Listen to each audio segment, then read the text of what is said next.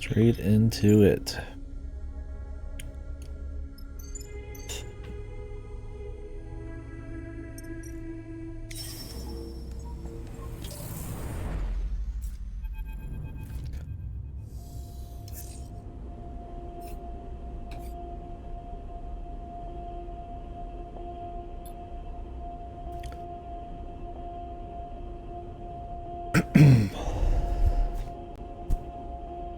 Well, when we left off, we escaped dark side.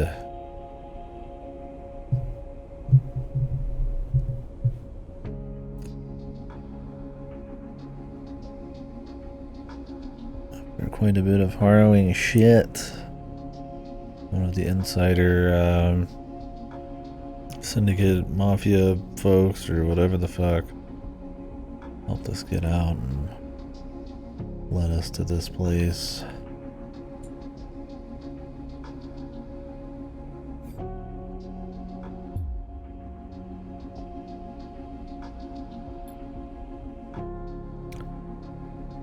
Whoever you are.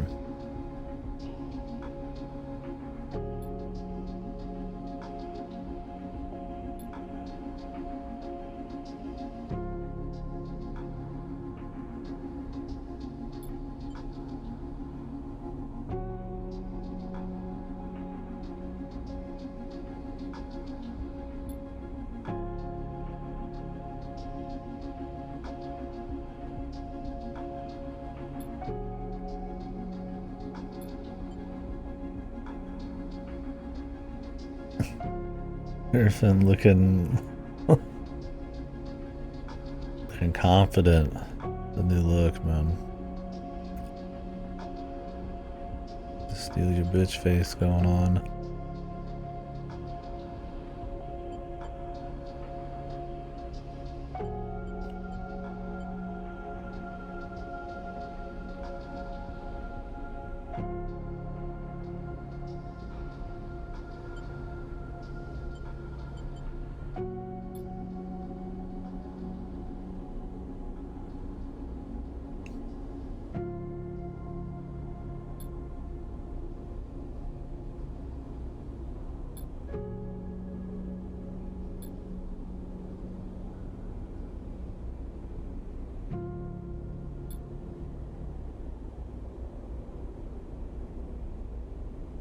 That's no gun. The big play. Carman. Like a fucking Death Stranding character. Well, because there was Tarman, I guess.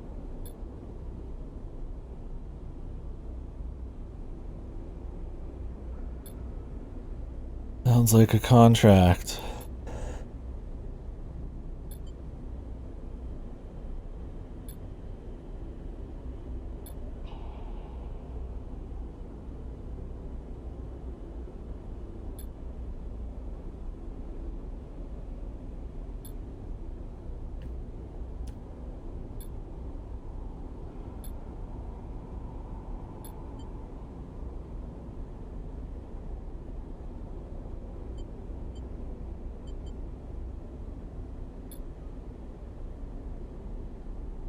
What are they doing? The mystery.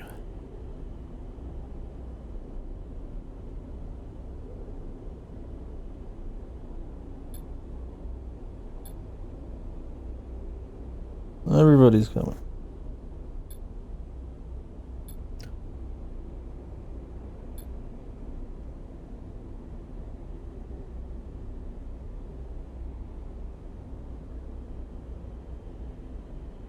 Has he got the hots for her? That was quick.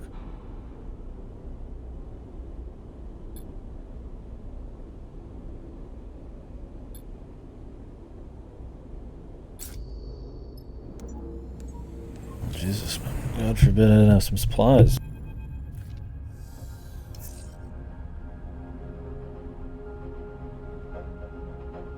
Fucking dog shit rolls off this bat, baby.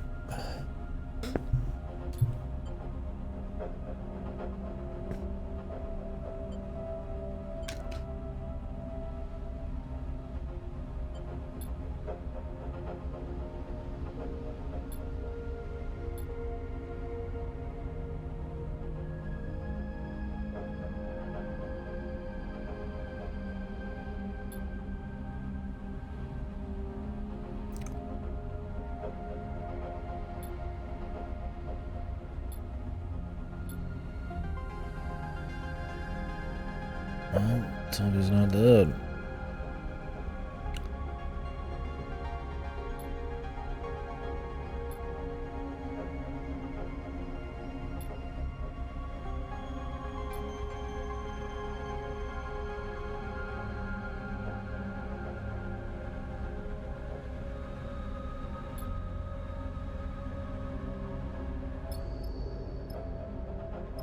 This one's kind of preset, huh?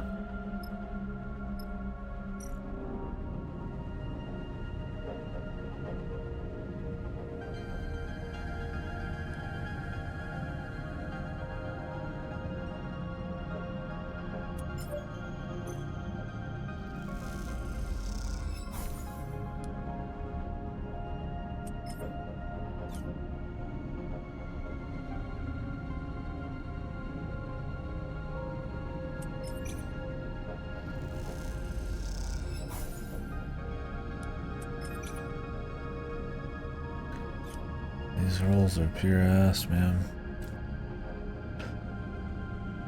We don't want just ass, bro.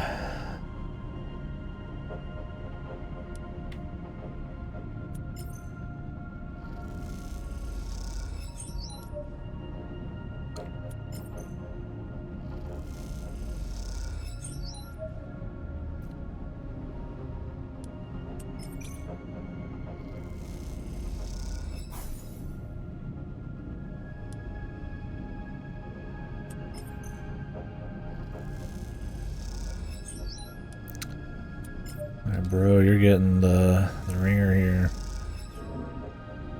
That's about what I'd expect out of you, boy. No skills and 4 stress allowance. You might as well be useless.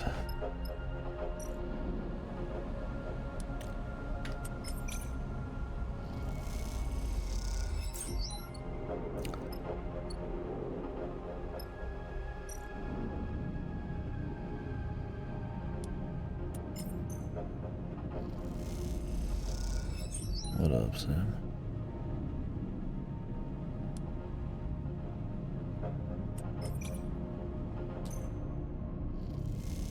What up?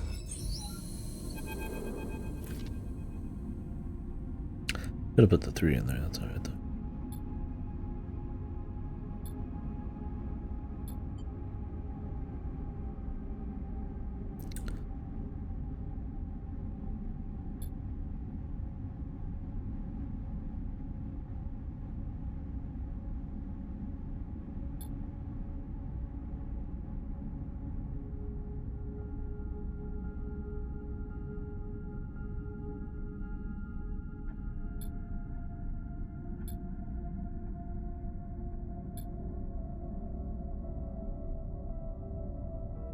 No, when I was gonna go for careful, I wasn't gonna say I skirt around it. I'd be like, they're dead. They're not dead though.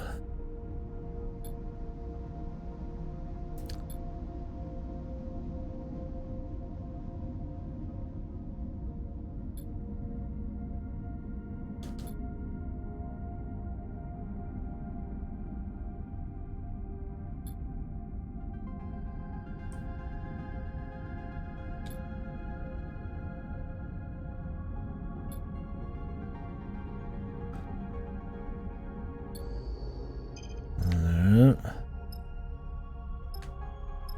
The debris.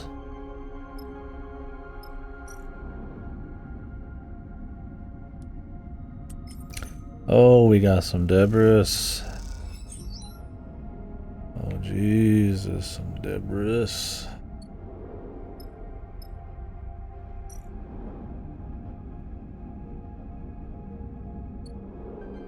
We're not really in a rush, so.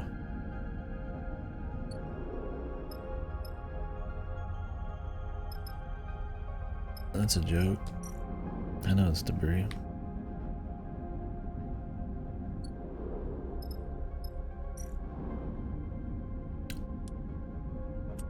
Debris.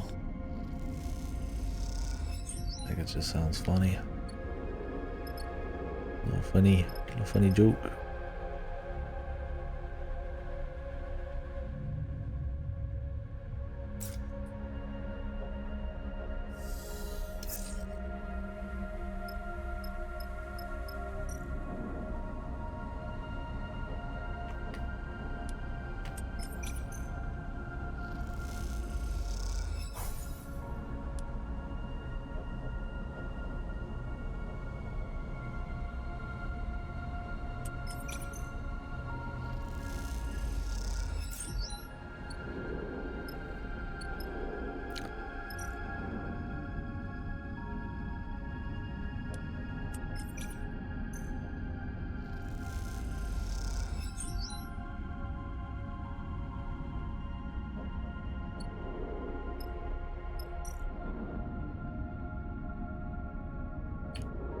Good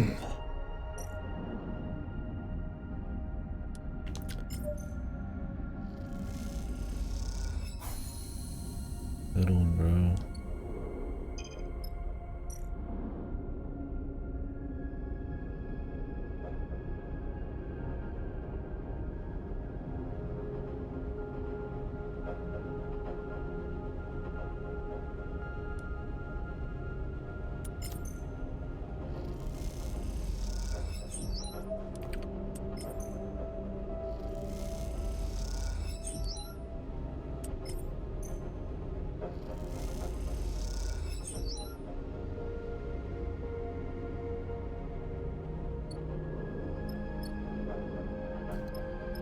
Time.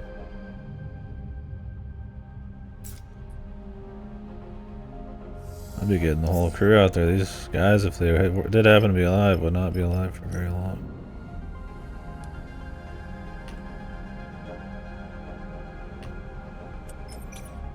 If you catch my drift.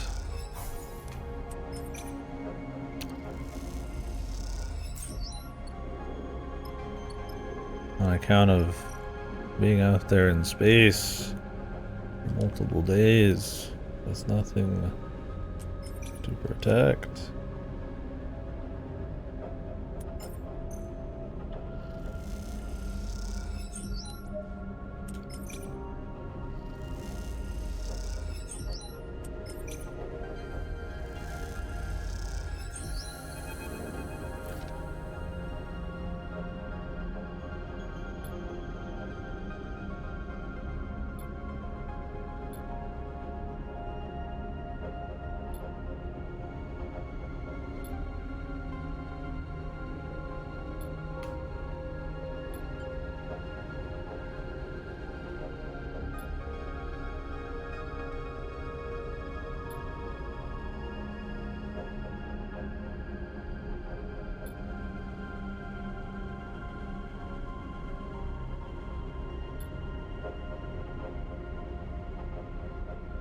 Car man.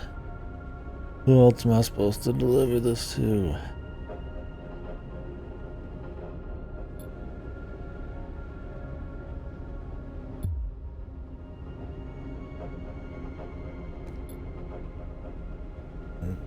What? Damn. Lost a little bit of action.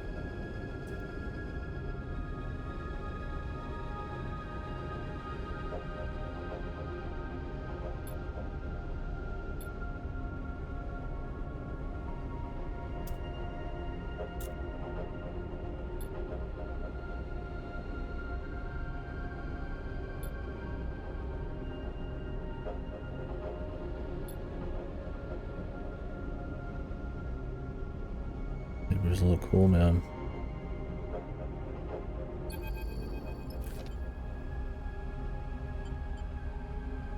Other than the needing the drugs thing and all the problems all of them seem to get. Pretty cool.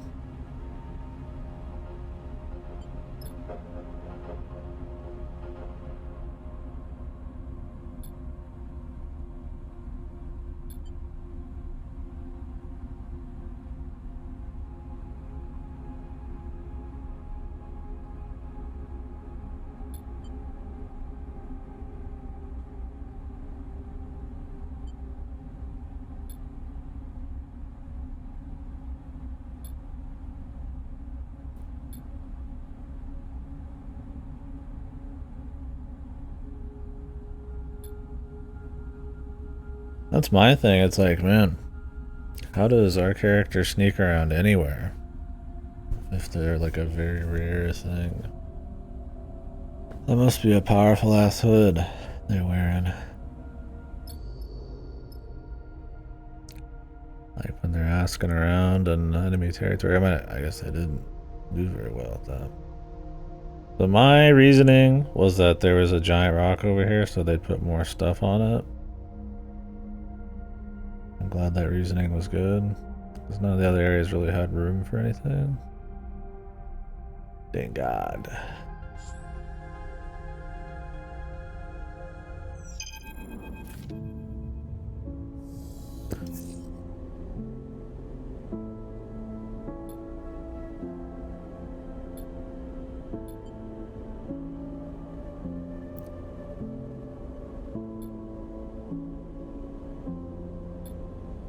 good.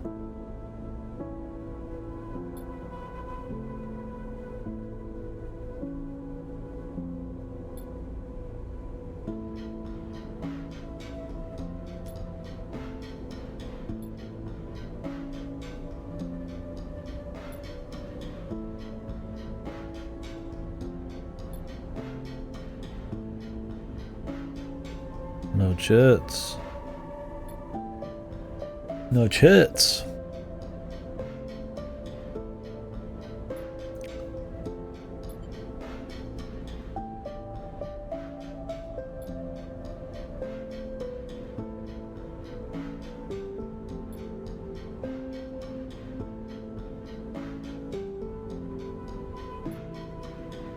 But I got so many chits.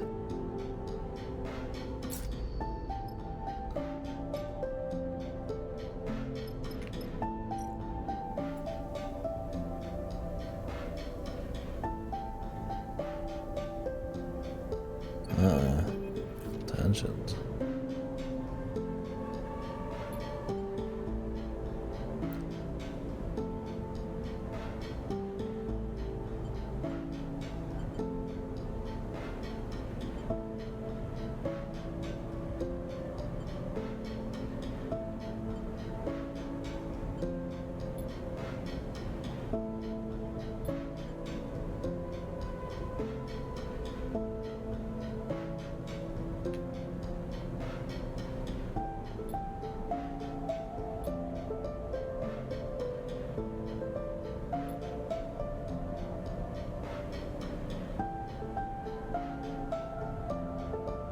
Could have been sooner.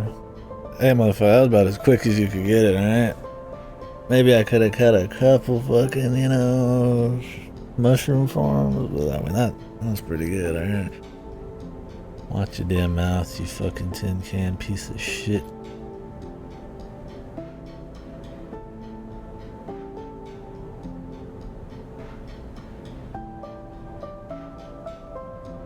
Crooked mouth.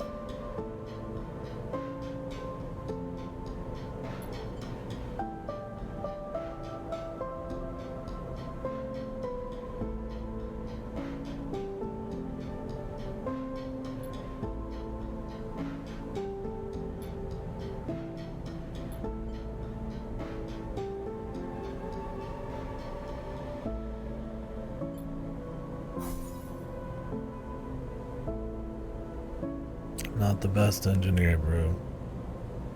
Hopefully the neutral outcome is good enough, bro.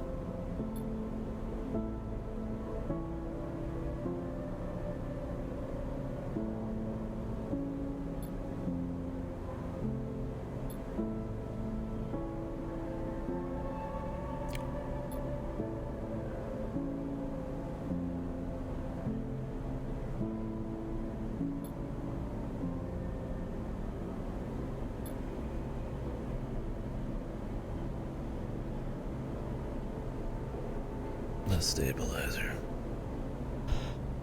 Shit's a little awkward.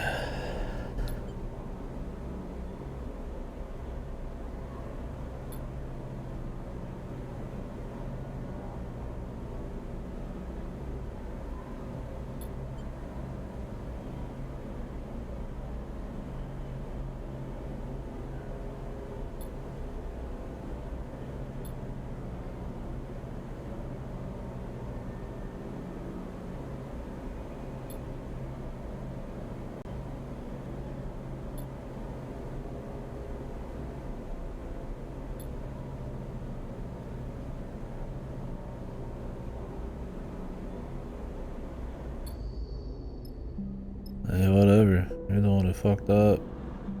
Suck my cheeks.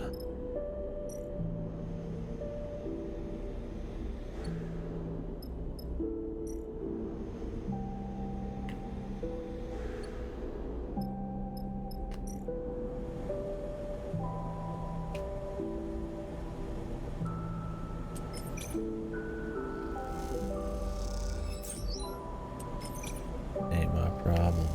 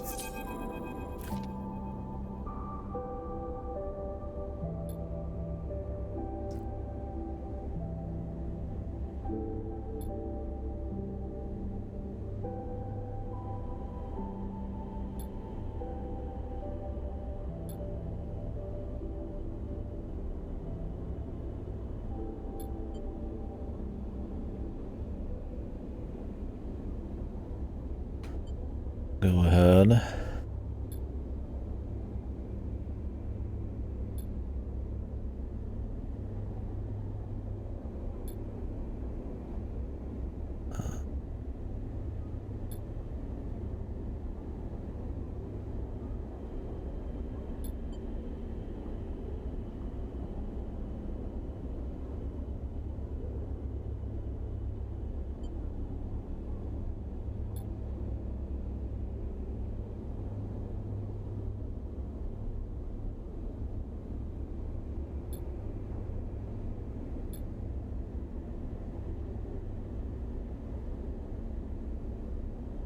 I see.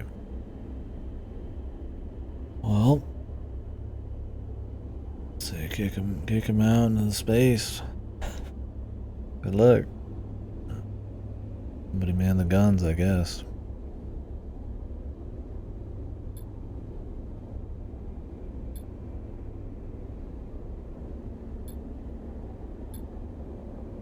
Yeah.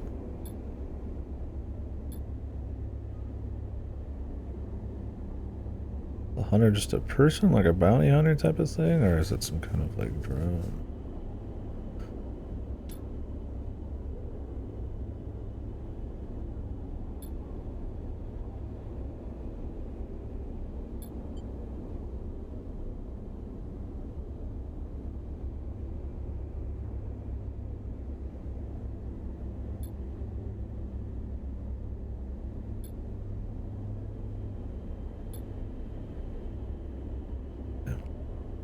Motherfucker's got gonads.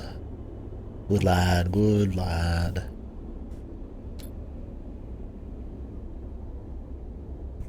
What is a bounty hunter?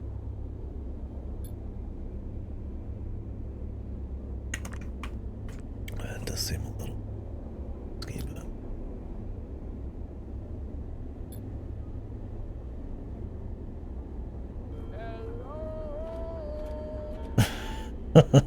Thank you very much, man. I just might be. Godo's playing it first. He's gonna report back how shit it is. And then I might follow that up with a playthrough of my own. Threatening streamies, yeah. The 2 weeks off after an entire month of 100 line. That didn't kill the stream. What could, right?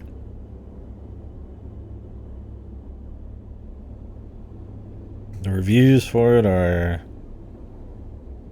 mediocre to okay.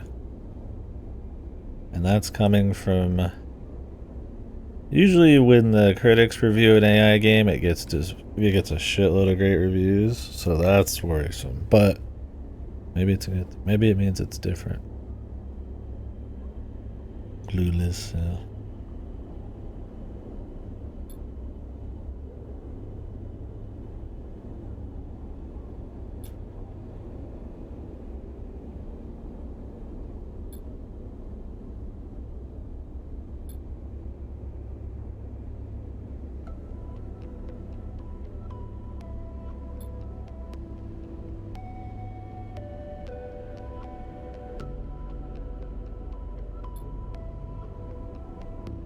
Yeah, I probably will play it.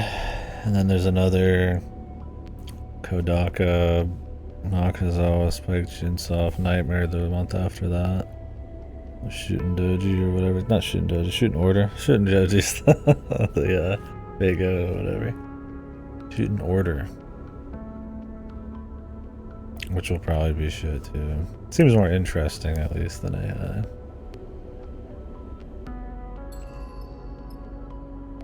In for a penny, I'm in for a pound and all that.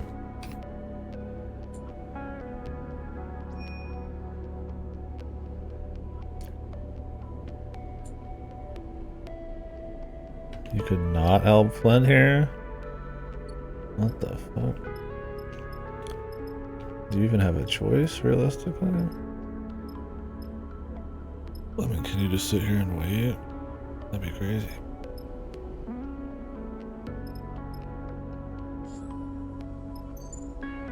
Danger. Oh boy.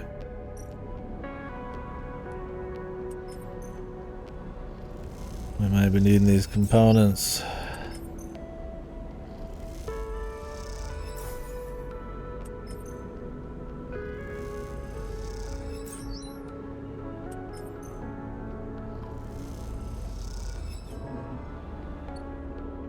What are you playing right now, buddy?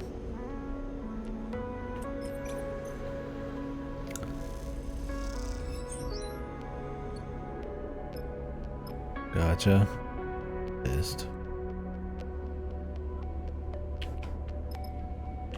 Are you on that horse shit? I thought I saw you on something different. Okay, you are playing horse. Yeah, I was like, I could have swore. With all the talk of Madoka and all this stuff, I wasn't sure.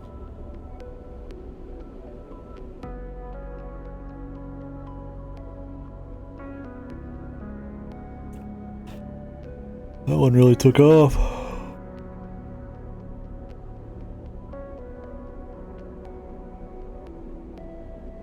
Blue Archive came out on Steam too, but I'm not fucking with it.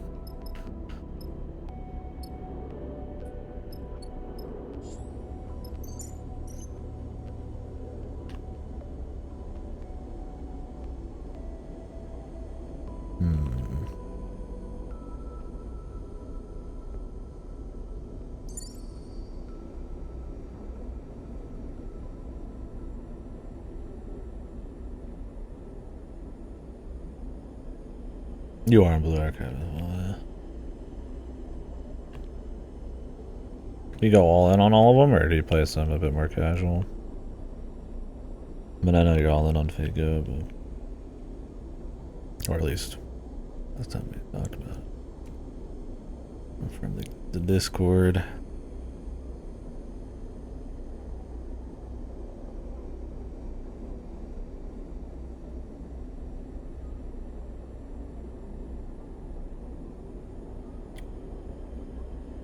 Yeah, but you keep up on events, right?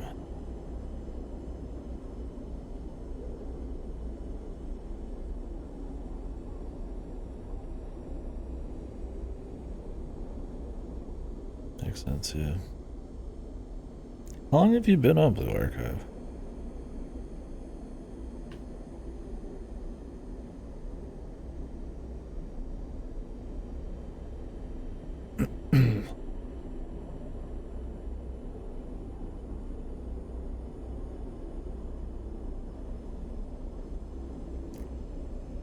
I could get an engineer with Engage. That'd be where the money's at.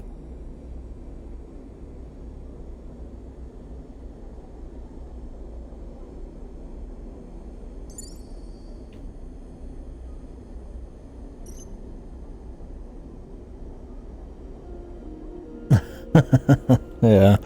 Yeah, Uma definitely seems like that. Like, if I was ever to play it, it would be just like very, just for like a few days type of game, right?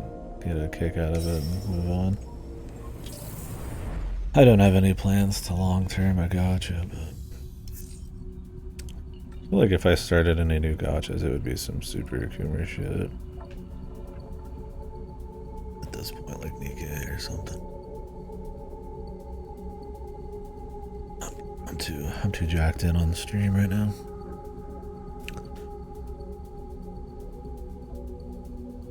I don't think I've ever seen any Blue Archive gameplay except the chibis. I don't know, is it like, what's the big appeal? Is it the story or the gameplay? I don't even know how the gameplay is.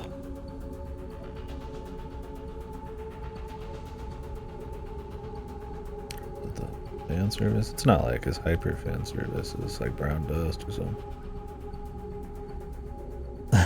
I swear. The longer you wait, the farther away you get from your goal. Yeah, it just takes so long to get through Figo story chunks. You really gotta dedicate like all your free time to catching up. If they're as long as like Camelot and all that shit was, which was like what, 20 hours?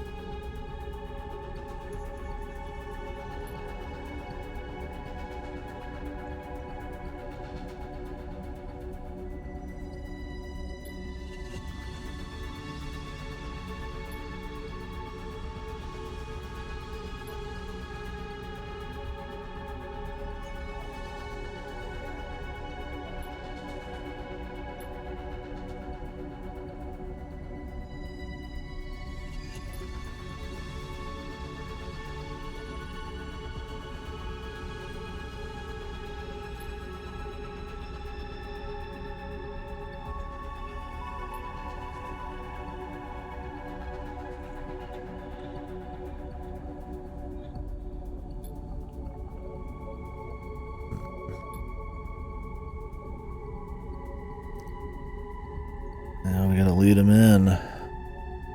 And we gotta get it done before they get here.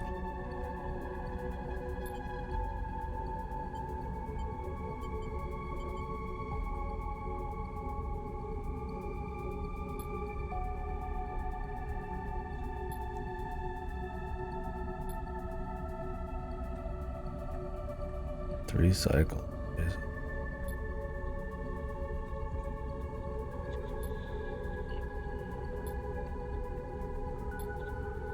There will not be a warning.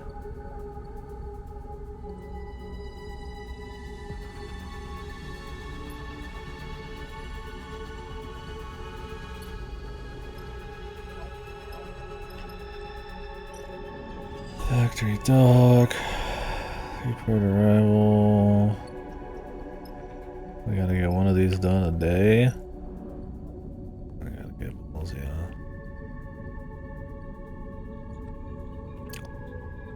The balls have to be out.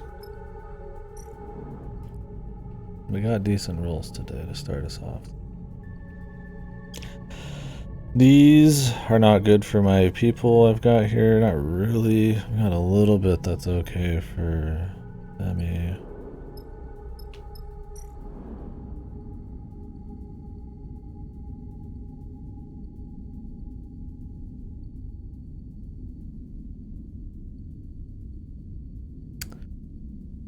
As exterior.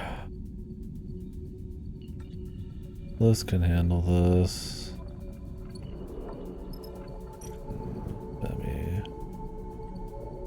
I can do some of this.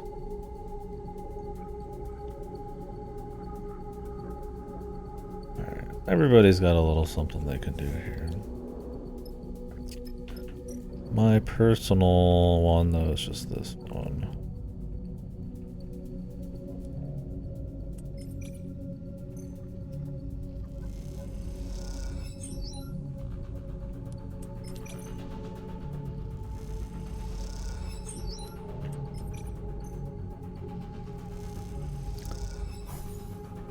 Little stress for the neutral, little stress.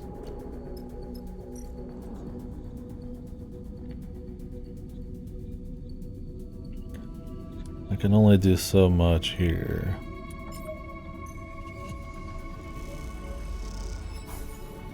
So I'd like to put as much on this as possible with him. I can only play into disguise exterior so much. What about the storage silos? These are both dangerous, so I imagine they move at a decent pace. And Bliss can do shit here too. They got it covered.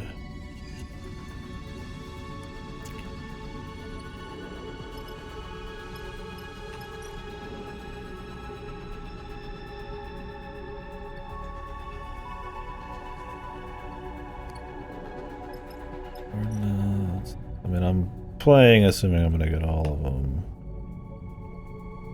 Most of this is just all me here, so I need to just put in on these.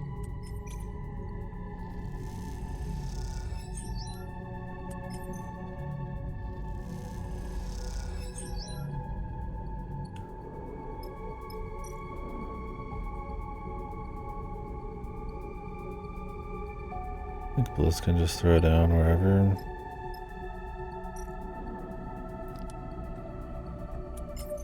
Slap a 6 on there. And then I might even go for a 2. The risk is lower, so probably some stress, but they can handle some stress. It was pretty good first cycle. I'm not going to farm shrooms. That's a pretty bad set of rolls. Good first cycle followed by pure ass.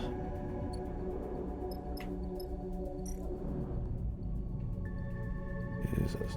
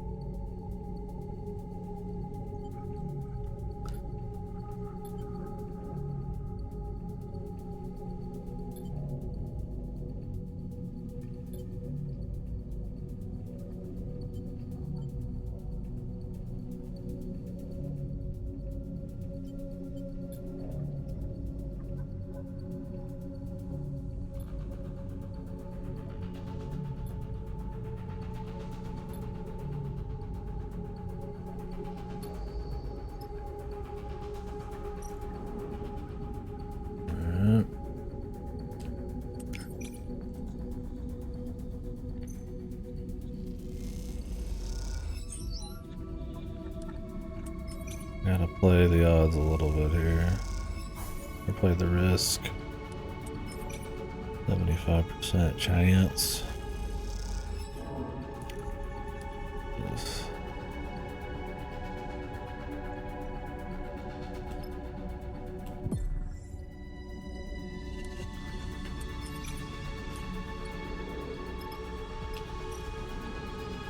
He's pushing.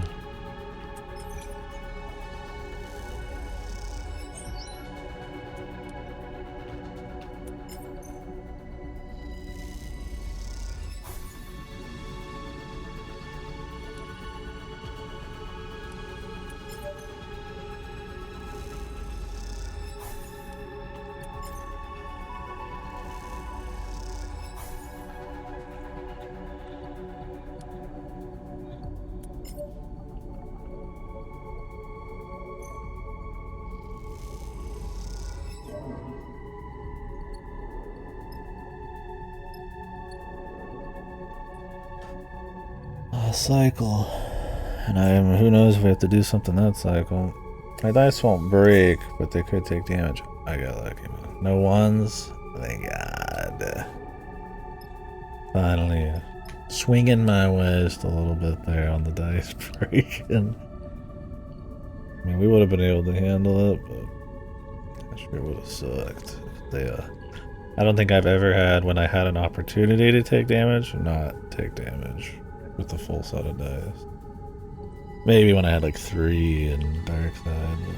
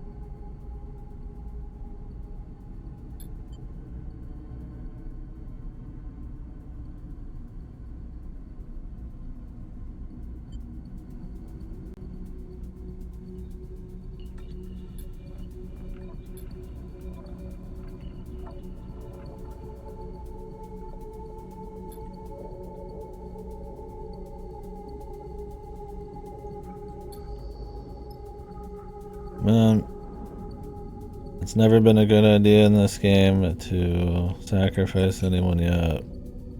I don't feel like it's probably a good idea now, but whatever.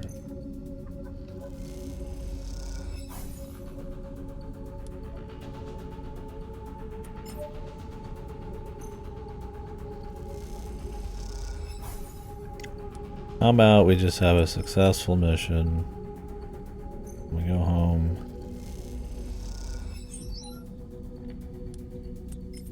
Sex with your wife.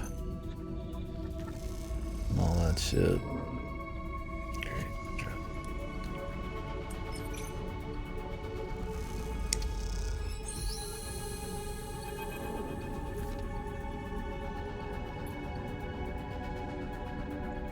Now I might take some damage. Should have done the guaranteed there, but I don't know if we'd follow that up with another round.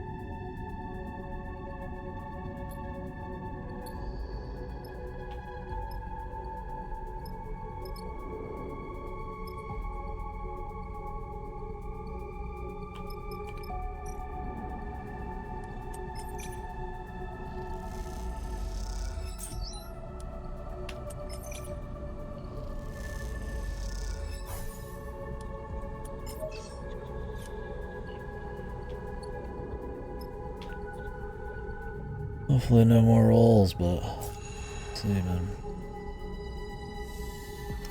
Ooh. Rolls. 1 damage. Wake up, sleeper.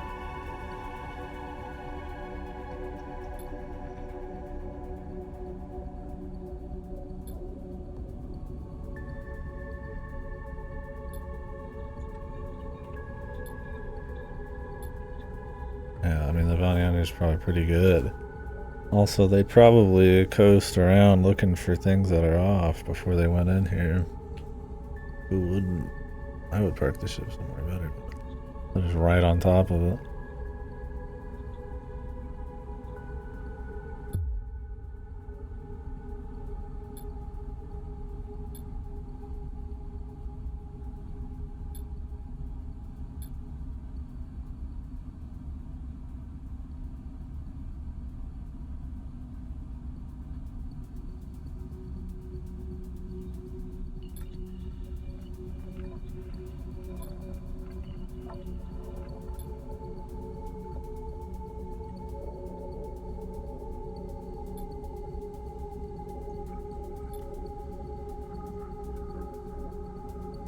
How come they just don't let them dock, realistically, you know, like if he thought this was a real place, why would he ever think you could just dock?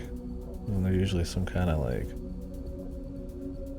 mechanisms or something? I mean, I guess you could dock anywhere and just jump out. I mean, that's what our character is. Fuck it.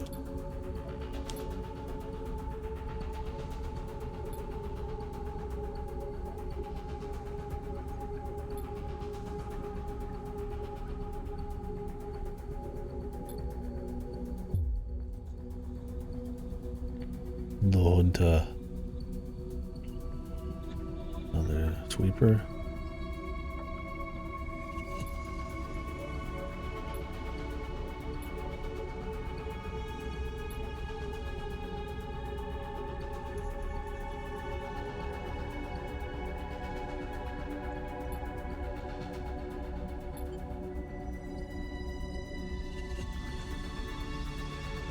Why does it change things?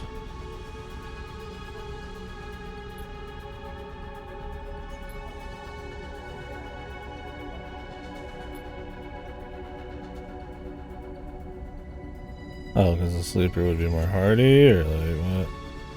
Because they're here against their will?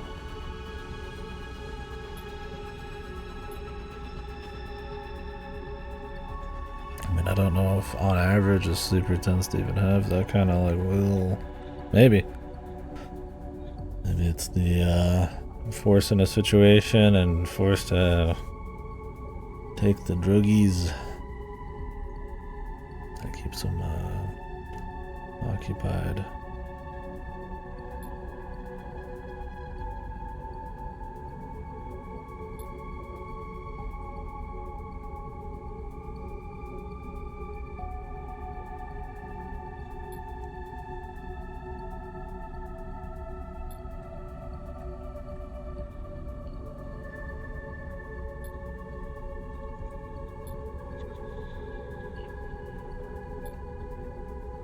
They've already fucked shit up before. I don't think they're gonna magically be cool just because they're sleeping.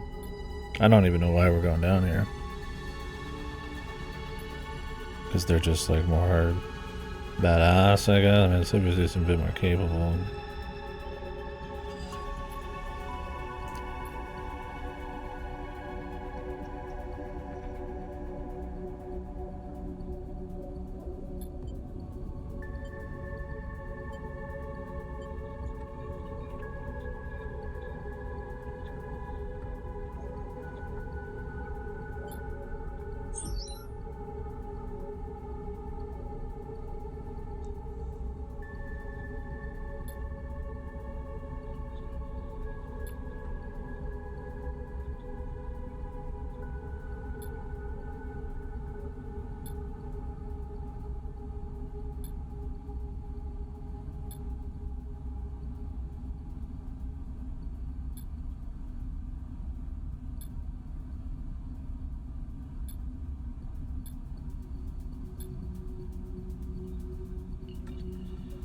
Guess if you fucked that up, it would have been pretty spicy.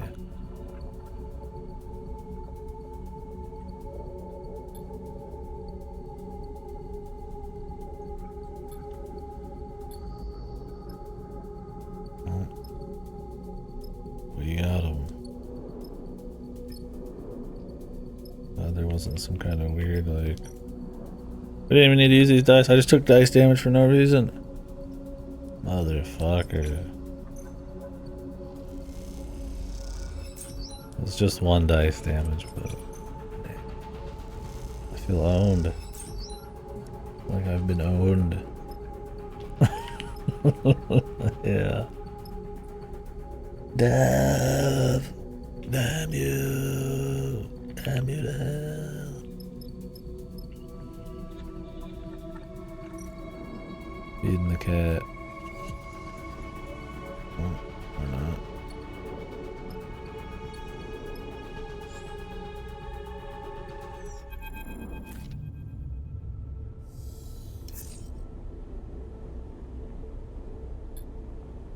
When they send somebody knowing the last place, sure. Dang, look at those rolls, jeez. Almost perfect.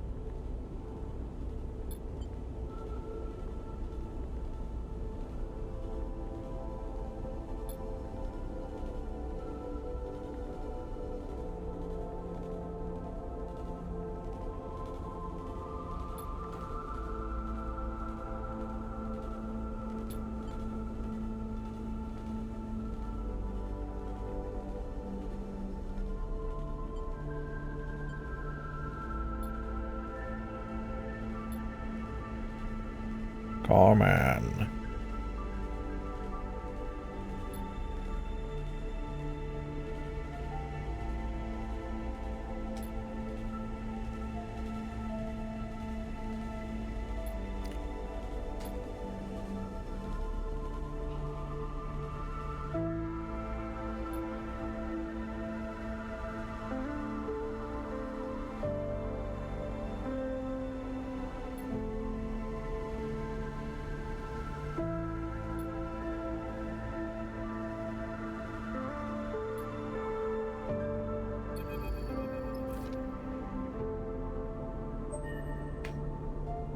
Point. About 2 points. God damn it. God damn it.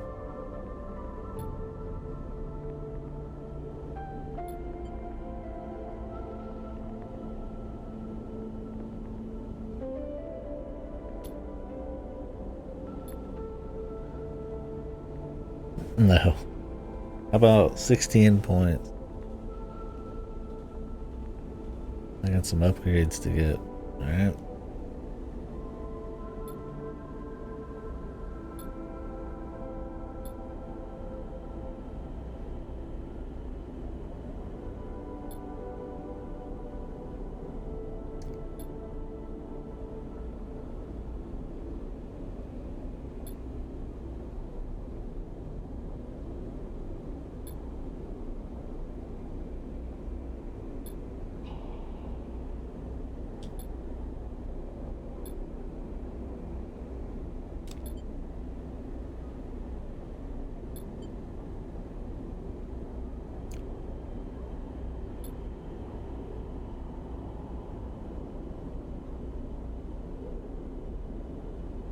Huh? Who?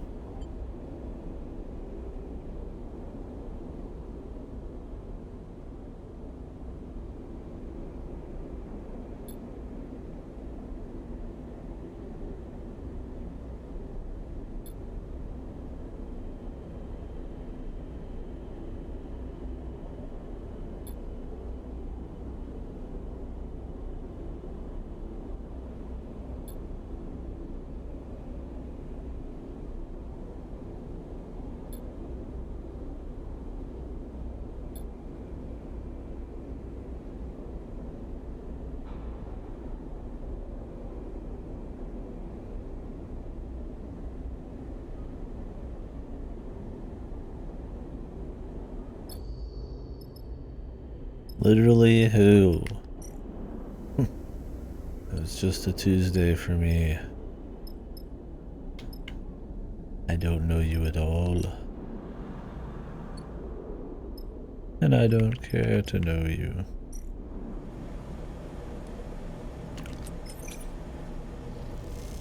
Flint seems cool. It's interesting that they know each other.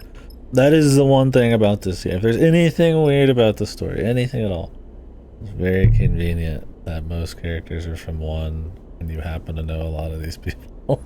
It's a big world out there, but it's not that big. It's more exciting that way. There's quite a convenient amount of people coming back to see you stumble upon. It's all in the service of nice little messages and stories, though. It's not a big deal.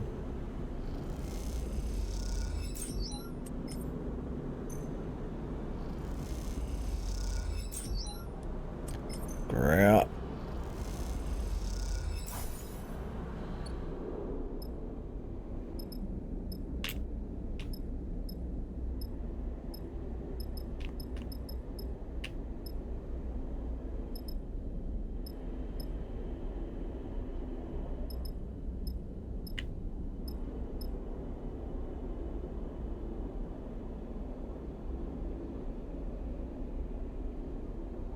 Mercenary Levy saving you, the rest is fine.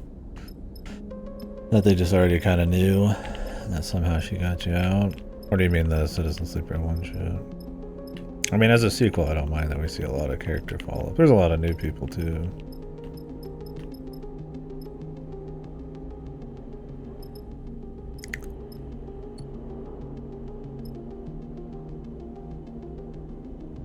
Yeah, it's that's kind of what I mean. Is it's a very small thing. I wouldn't say I would want them to change it. It's just like you really do just kind of like in the how it kind of like the believability of the world, how small you are in it feels a lot less. Not a lot less, a little less when you happen to stumble upon all the right people. But you get some gains out of it, so that's why I don't really mind. No, it's not like AI too. And that's what I'm saying. That's why over and over I said it was like a small thing. But yeah, I agree. It is just like a little bit. Just a wee bit.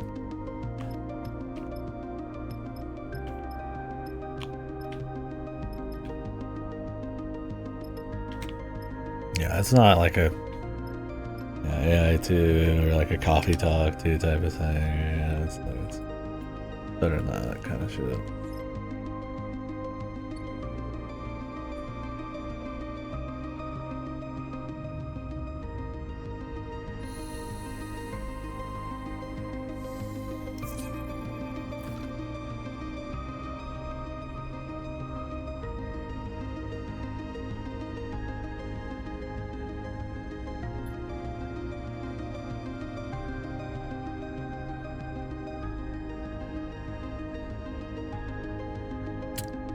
No, I just mean in the sense that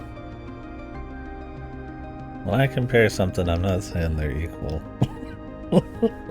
I say it in the sense that they bring back characters and don't bring a whole lot of like new ones. I mean, I guess in Coffee Talk it makes more sense the regulars would still be the regulars.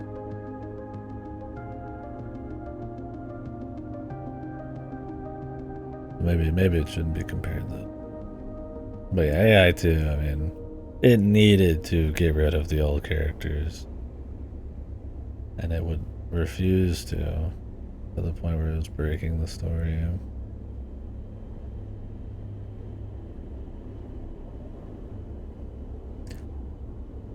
I've heard that the AI spin-off is mostly focused on the characters in the first game again. I can't wait. Yeah, for sure.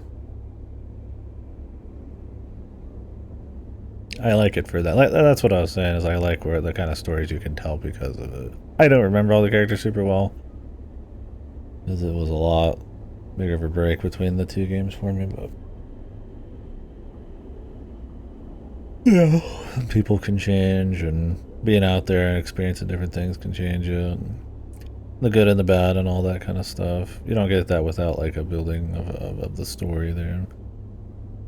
It's just a slightly, you know, double-edged sword with, you know.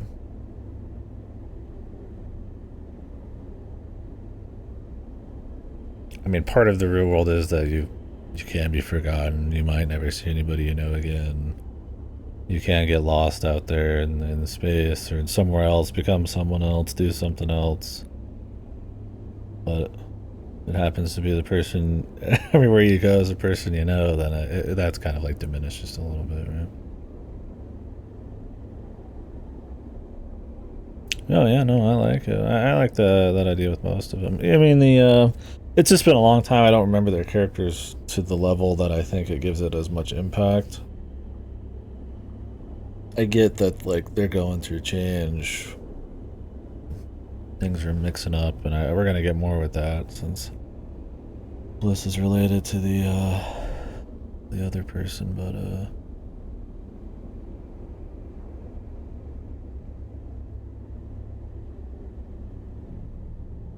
things that make sense and stuff, like the greenhouse area. It's like, you know, they were pretty big into trying to like kind of go do their thing on the ship and all that, and they still found a little place.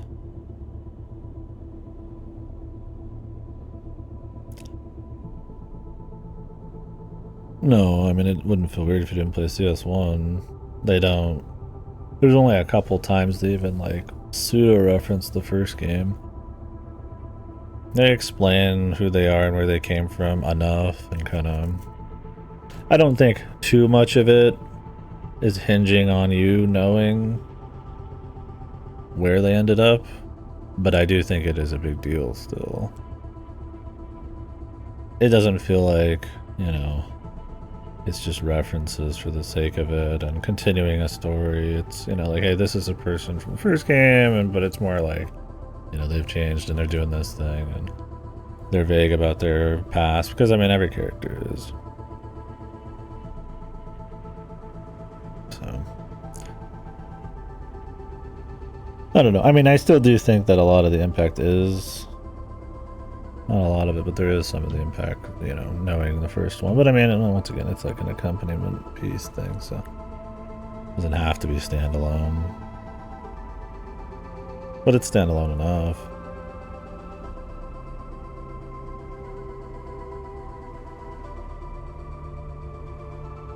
It's kind of just individual characters kind of continuing on.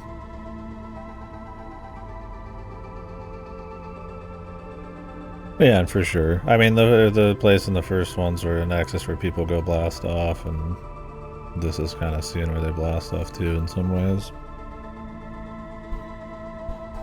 Freedom and what changes you and all that kind of stuff. I mean, that's part of the story, so I think it's fun. It is just a little convenient. That's all. I mean, it's not. I don't think it's like a deal breaker. I don't think it's even hardly a problem. It's just like, I see it happen, and I mentally notice it like enough where I'm like, okay, I see it, right? Because there is something to be said about, you know,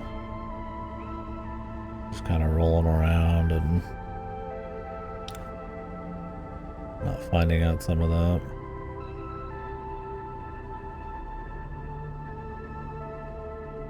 Yeah, like I said, I don't think it's a big deal.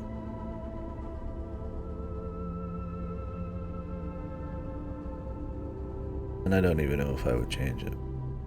It just has a knock-on effect with the feeling of like the vastness and the kinds of stories that come from that kind of separation and being away from, like, you know, different societies and stuff. And there's plenty of new characters, so obviously it's fun.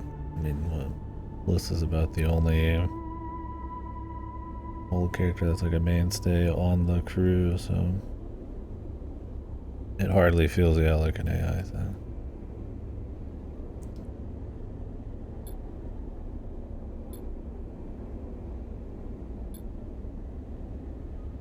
Utsubo, that's what they're called.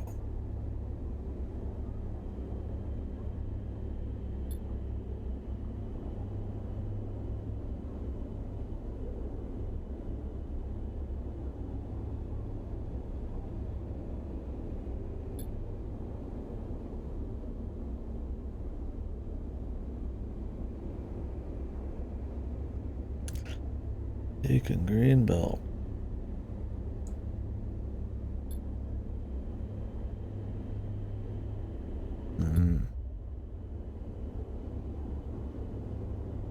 Pushing out.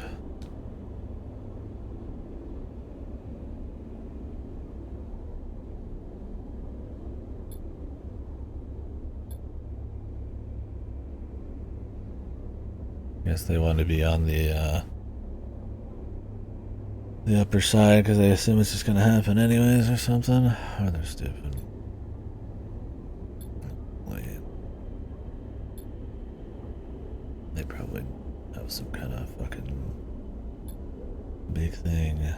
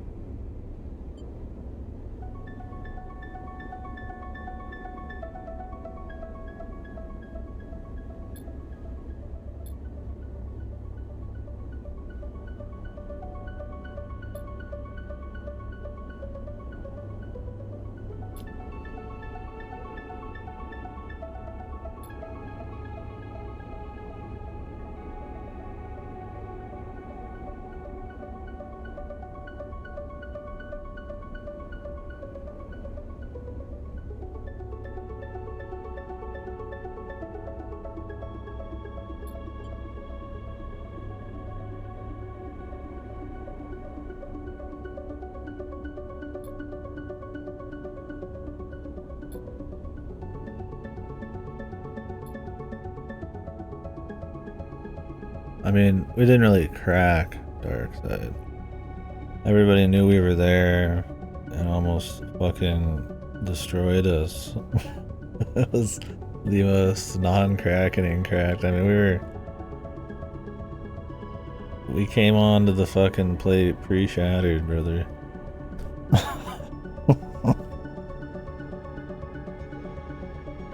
It's rough out here. We cracked it. Need that confidence boost.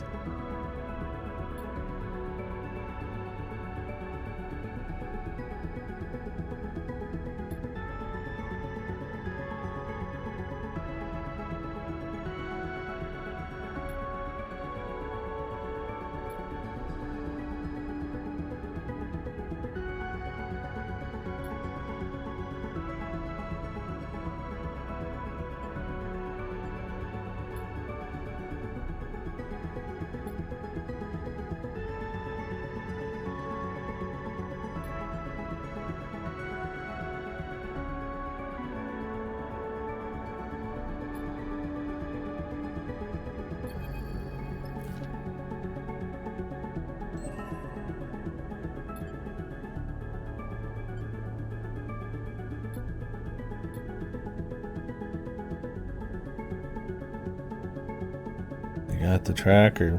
Much for the danger. Whatever.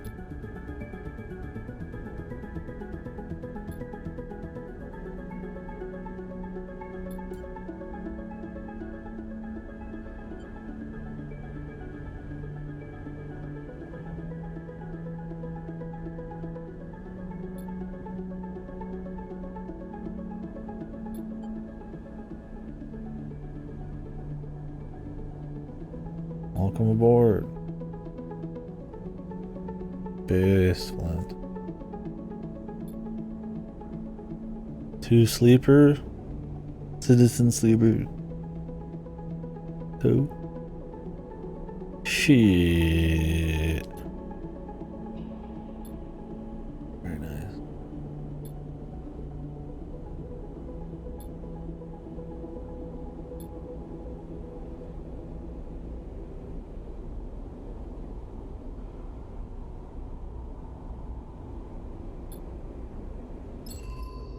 Very cool.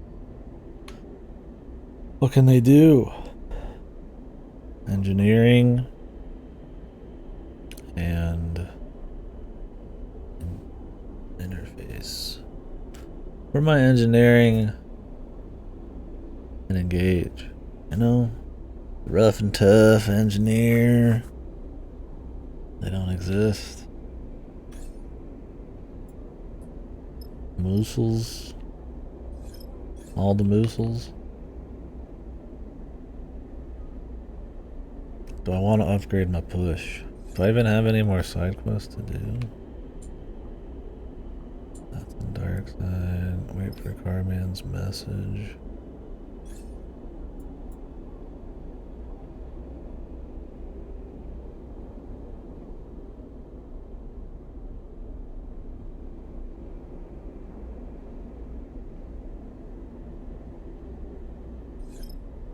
Oh. I don't need to do it yet. I mean, the safe pick is just do another engineering level, right?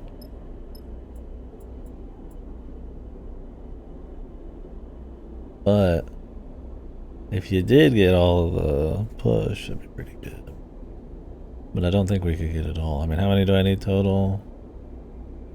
10? I'm at 5? Unlikely.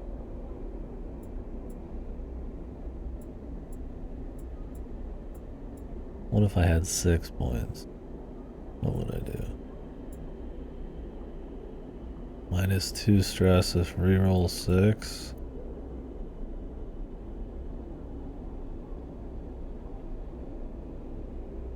Reroll +1 dice.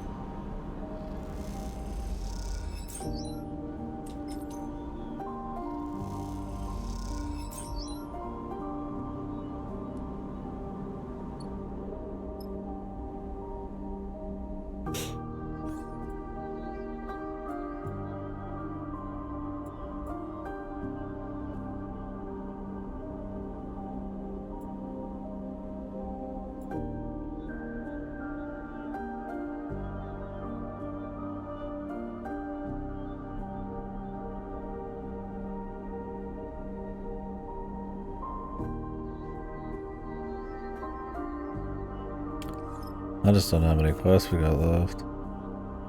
I think if there's nothing else to do but go straight to dark side,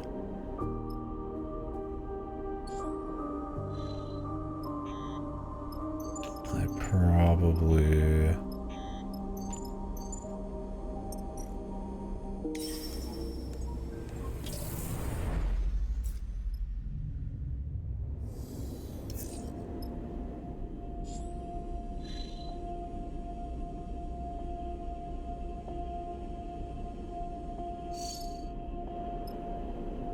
we'll just put a point into engineering, because I just don't know if push will be like if I get this -2 a free roll,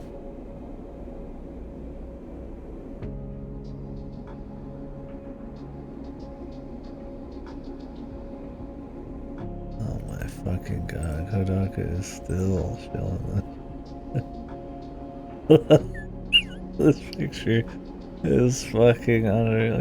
He's still going. I mean, I get it. He probably put a lot of years in his life into it. It's like every major game that comes out.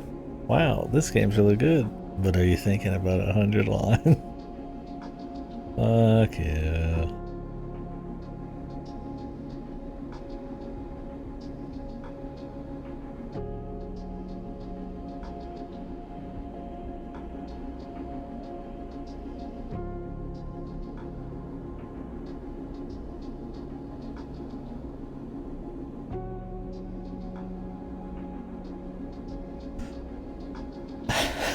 That's so fucked.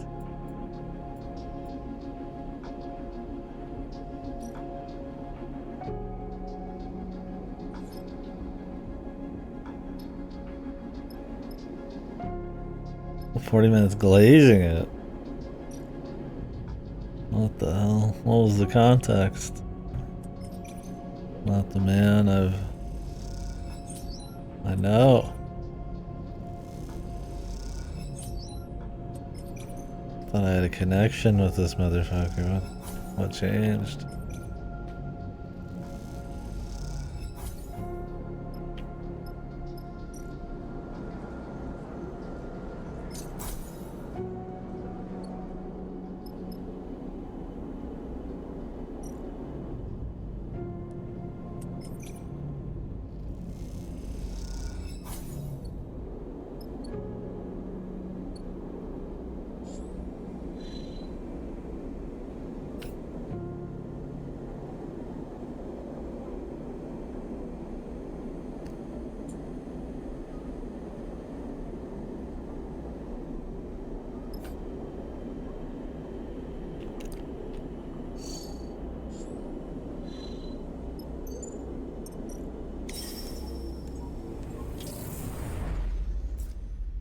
Are you talking about me? Me fucking, I had to reread that. It was impossible, so I didn't even read it that way. What the fuck was I glazing it? What the? On what universe?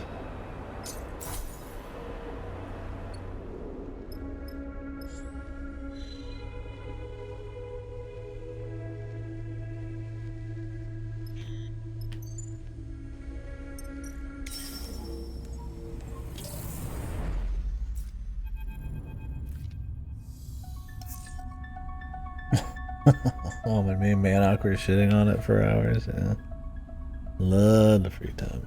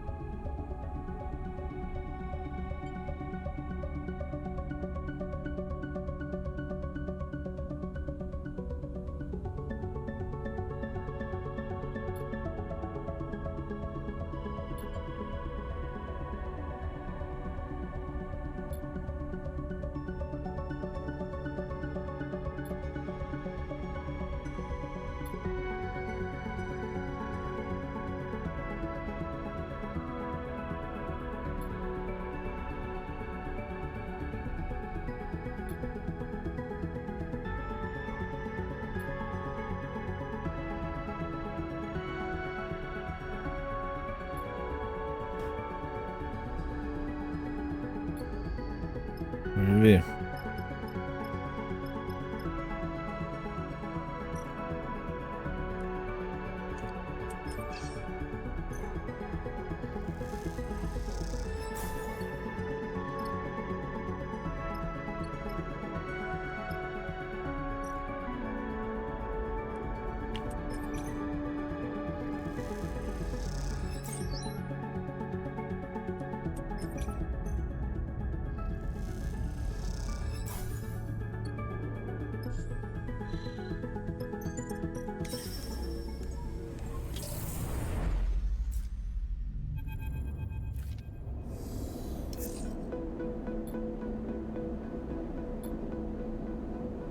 Carman.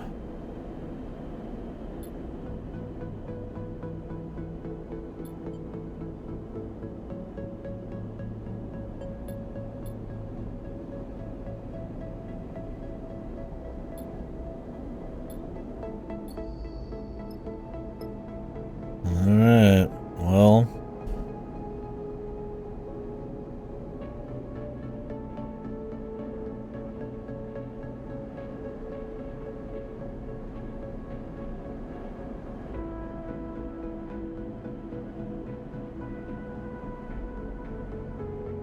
Do I want the engineer out? Or do I want the push?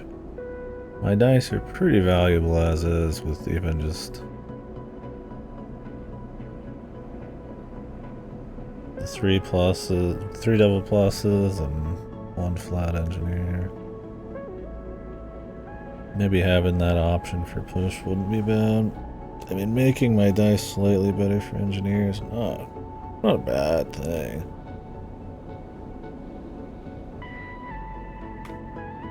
Yeah, fuck it. Let's play with push just to do something with it.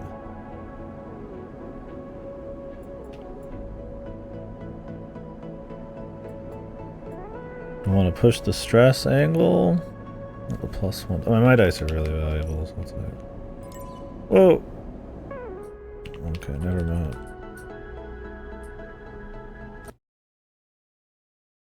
It does cost, too, to just swap. That's crazy. I don't know about pushing, bros. I don't know about pushing at all.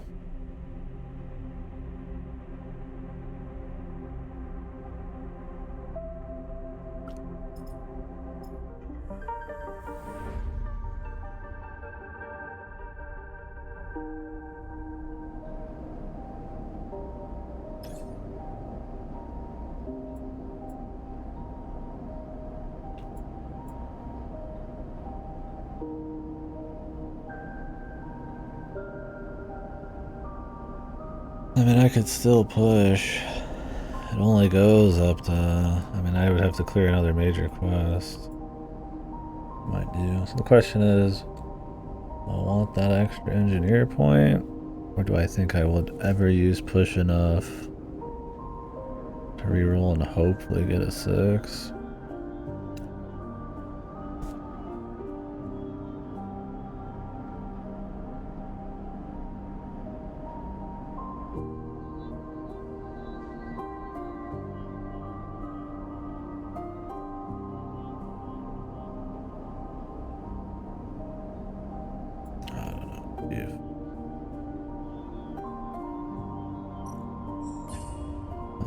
Skills.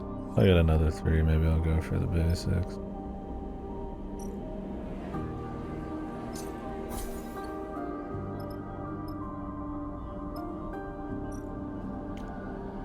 Grab some more money for fun, just to use the points.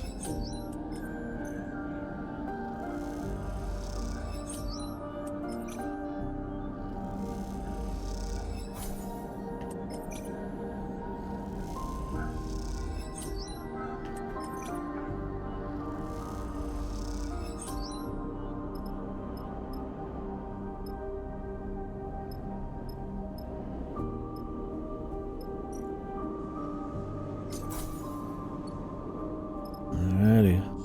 Well.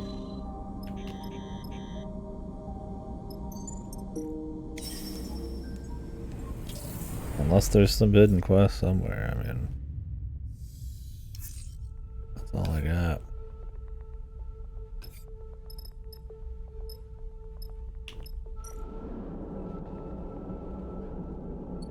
Feels like maybe there's something after Lane anyways, but maybe not.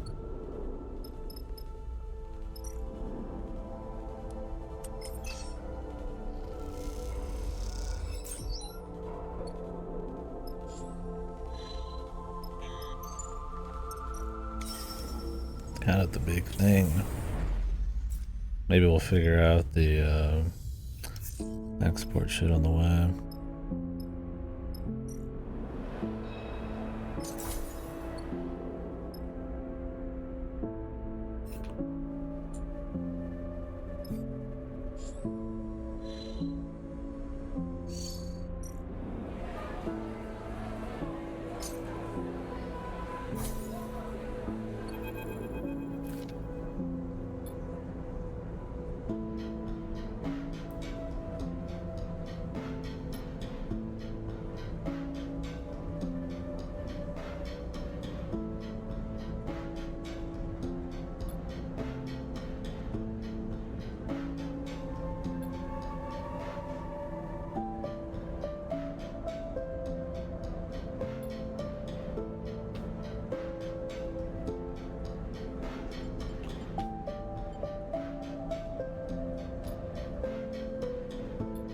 can tell that you like her.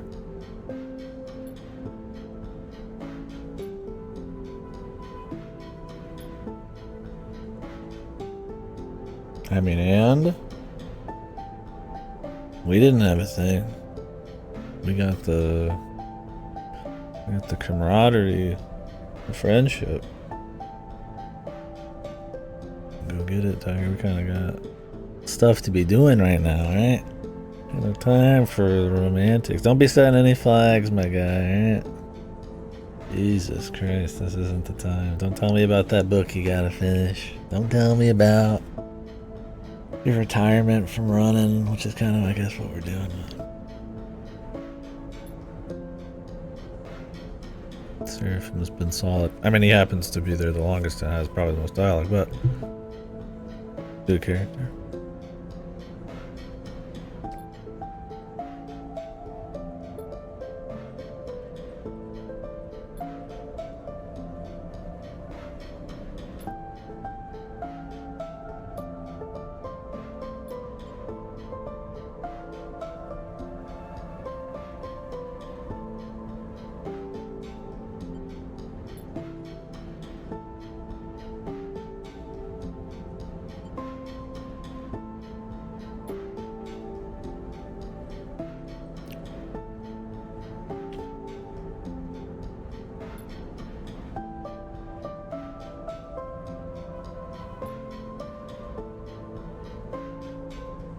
I mean, Lane knows when you're there pretty well. I mean, I don't. Maybe our character should say something about that.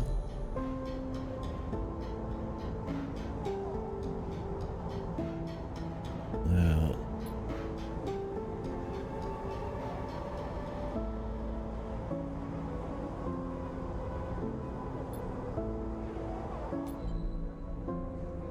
Explain it.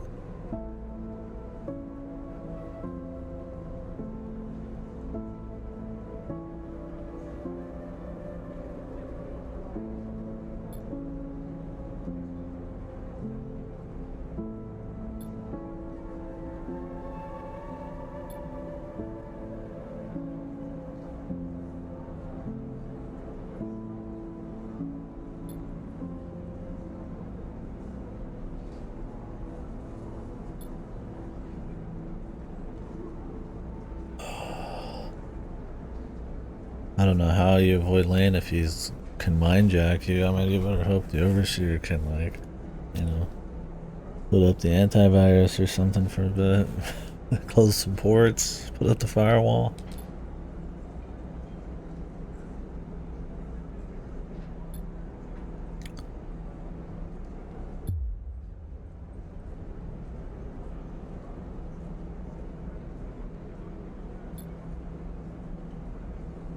Oh, he's just jumping around.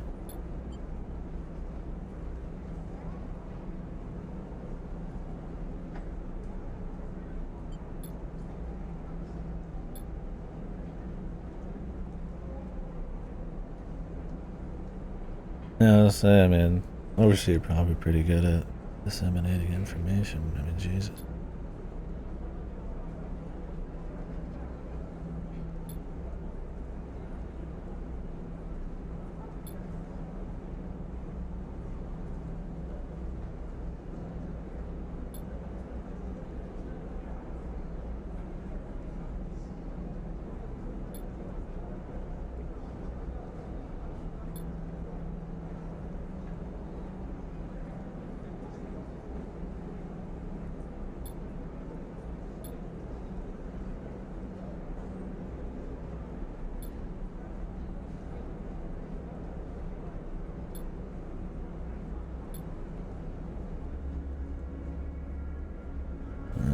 Let's see it. Let's hope what they've learned on the way stays there.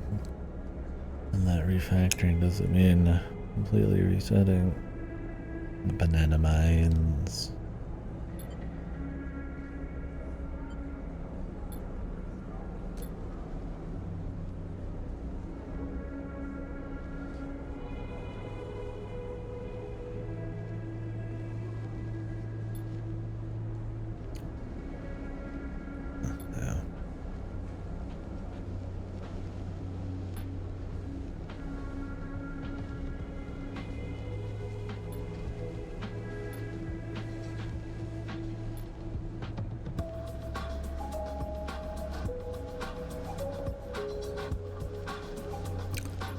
Bliss is coming. They've got drama. Potassium, yes. Naturally found in the mines. The children yearn for the potassium mines.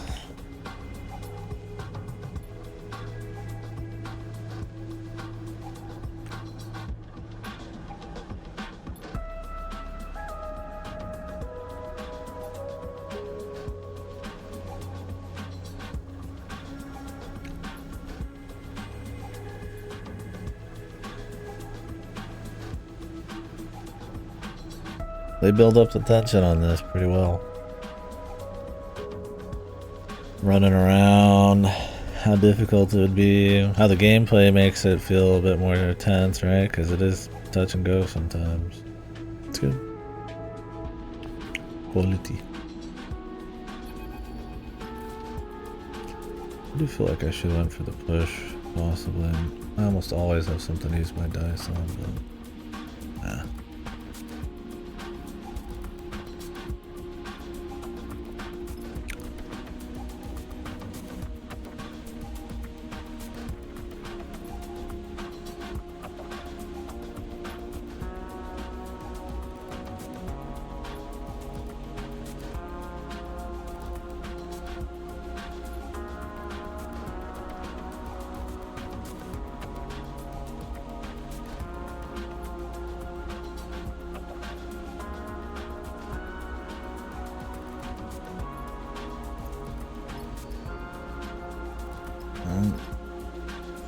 That was Boogie.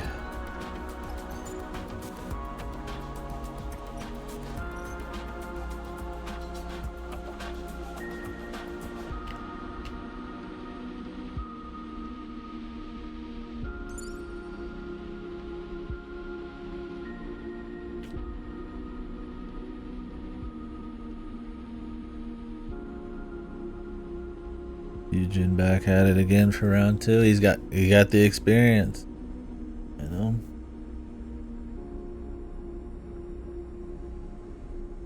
Got the experience.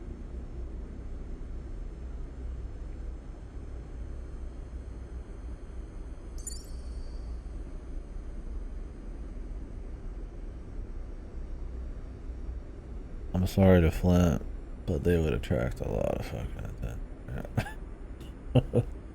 It seems like it's just a bad call inherently. I don't know how many sleepers are on that place, but a sleeper missing a whole arm, hanging out, probably ain't gonna cut it. We could use the engineering skill, I suppose. Really, the big play is probably Remy and Eugene, because then I can cover any engage specifics pretty hard, but I don't have a great engineer setup, so. And who knows, maybe we'll see that person and Bliss will be there. It's important.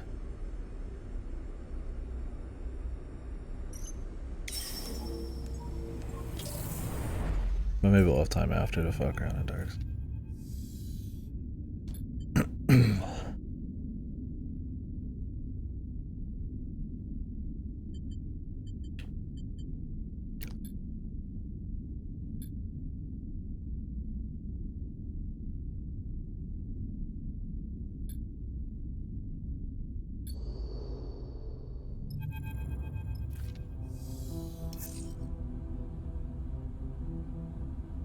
New music. New Amos.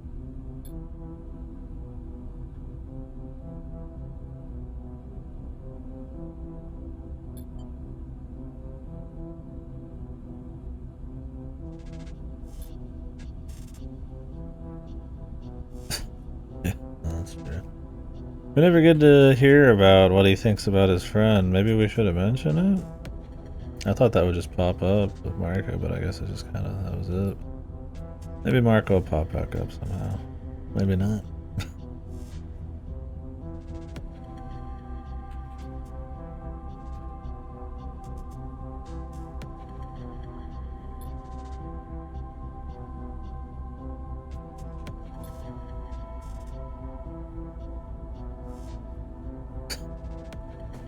base guy. Who knew after all this time I'd be using Nugent almost every run? Just happens to work out with an operator that you kind of need that, but I kind of enjoy the casual attitude. I'm bringing him back to dark side, kind of just, I feel like narratively fits. Round 2.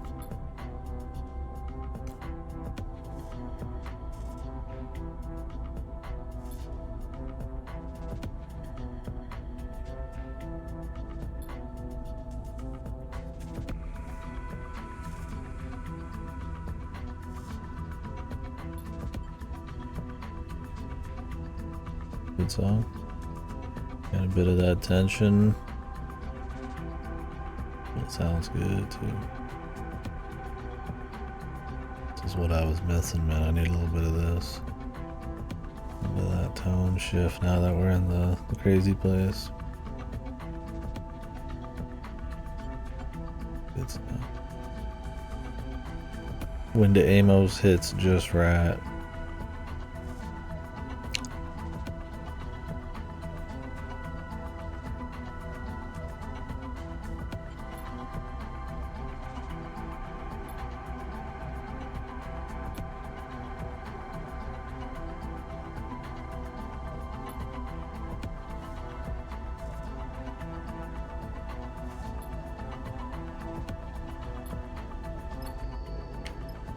We go.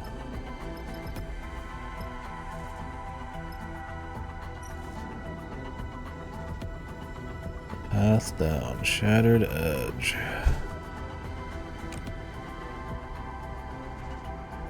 Gotta explore every path, okay.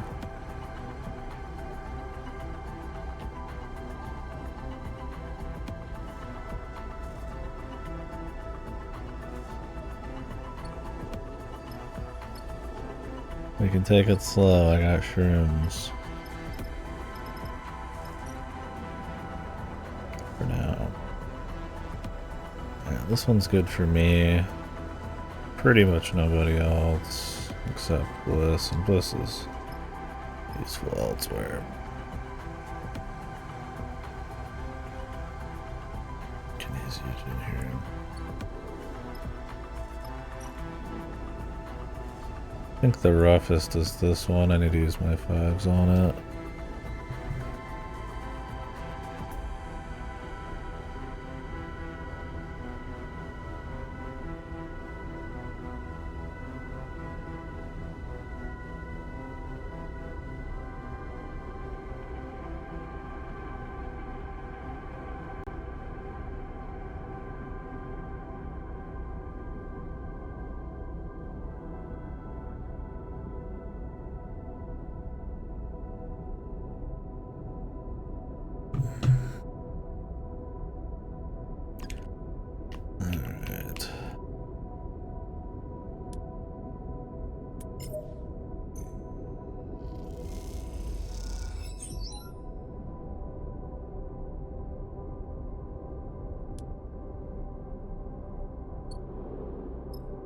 Some of these took a little more juice, didn't they? They're all about the same.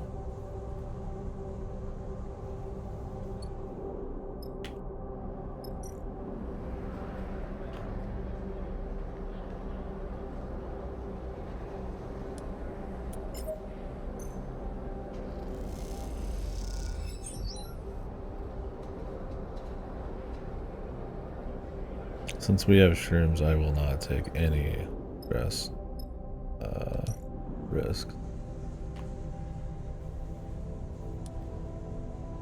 There's just no reason for it.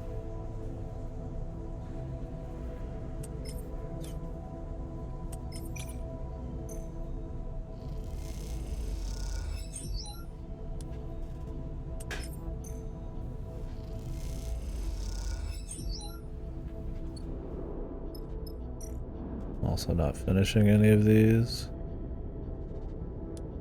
until I'm feeling comfy.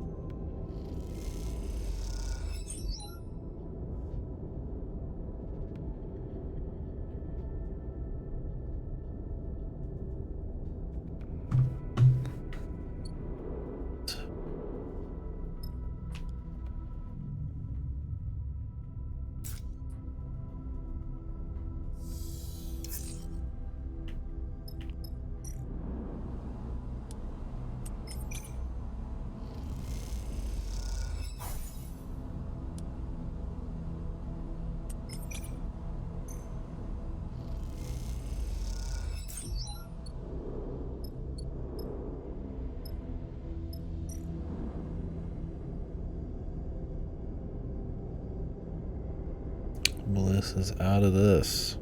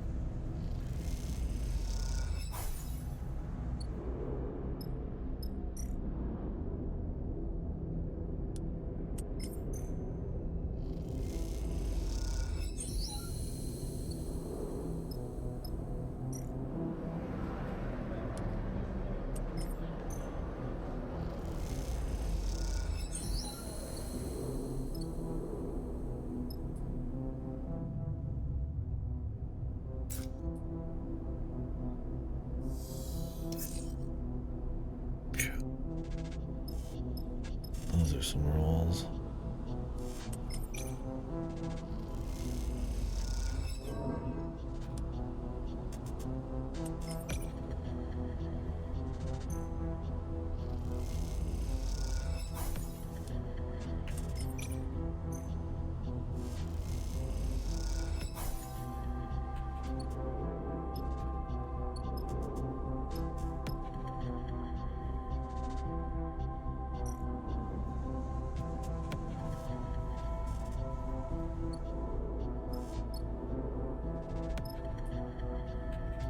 I'm playing it crispy, man.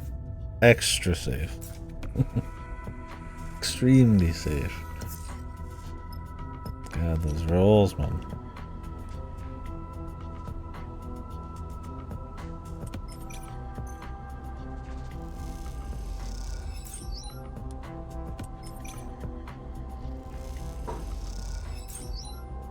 That was good.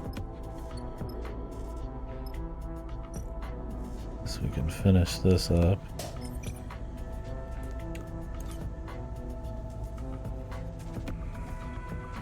My dice are more valuable than his. Not a good set to walk in on if something happens. Oh.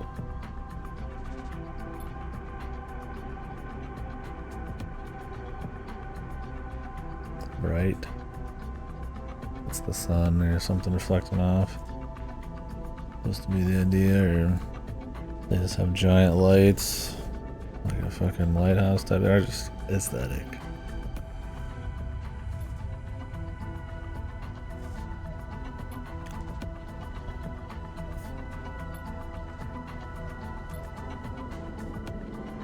I'm glad we brought Bliss here. That song fucks. It was crisp. Musica. Very fitting for the moment. I need to check something.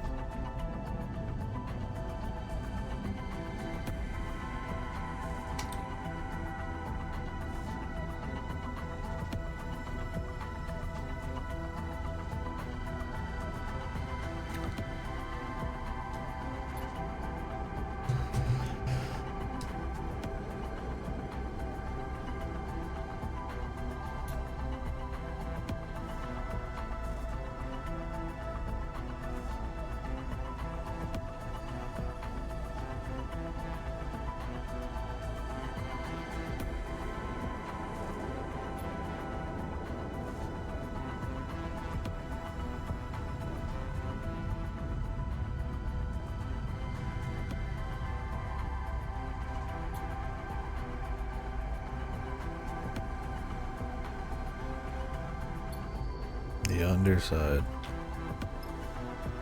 Oh Lord.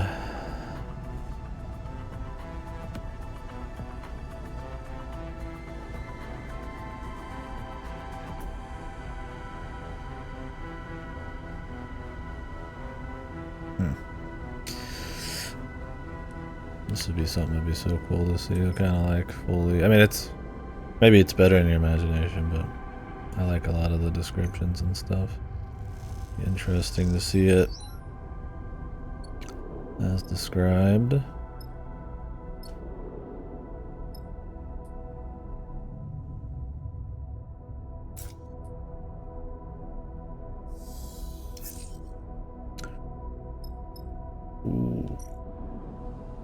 sexual rolls right there. Whatever that means. It means they're good. Powerful rolls. Well, powerful if I can actually get them to work. There we go. That's still good. If we don't have a ticking clock, then it's best to just play it safe for when things hit one of the fans that we don't want to see.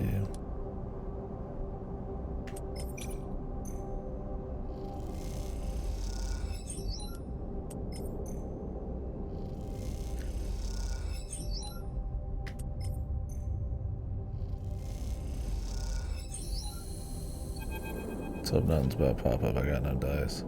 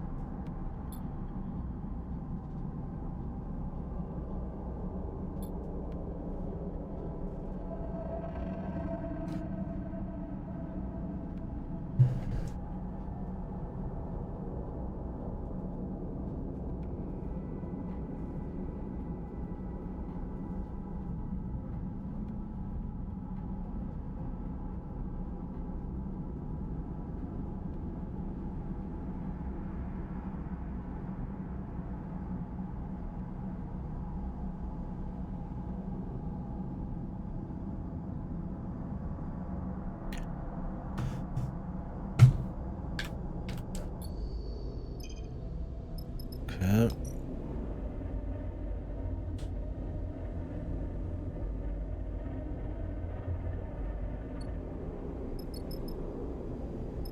Not much Eugen's doing there, so chalk this one up to a day finished.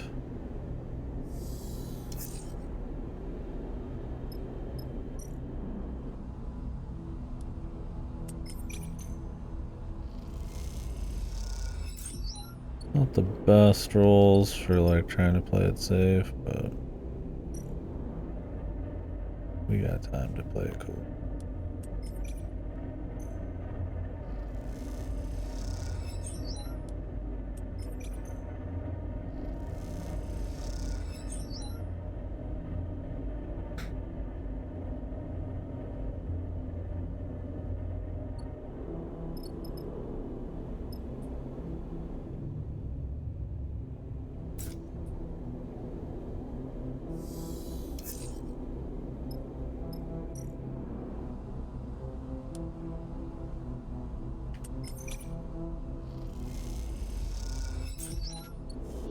These are godly rolls. So any 4s that I have are 6s. For where we're going. Partners don't have great stuff if I'm going for like 0 risk, but it's whatever.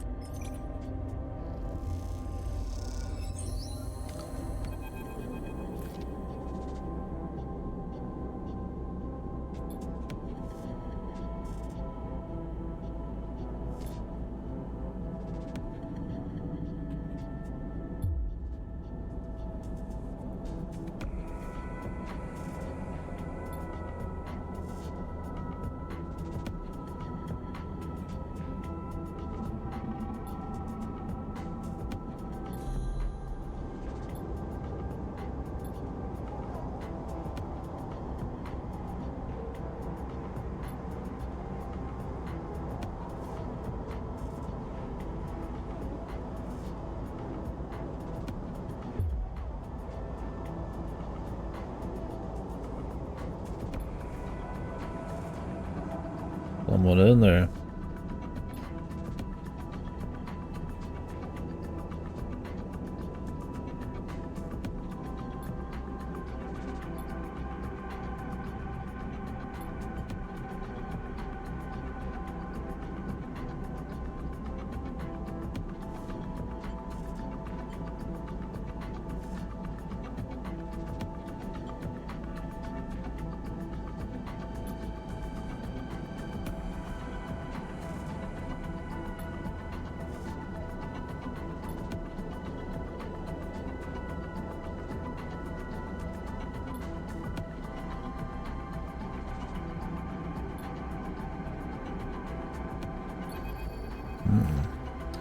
Hopefully he's alright.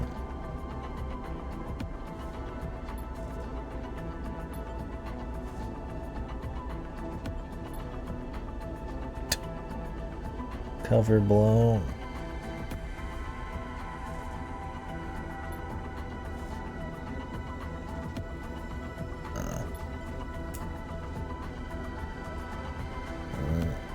Saved her.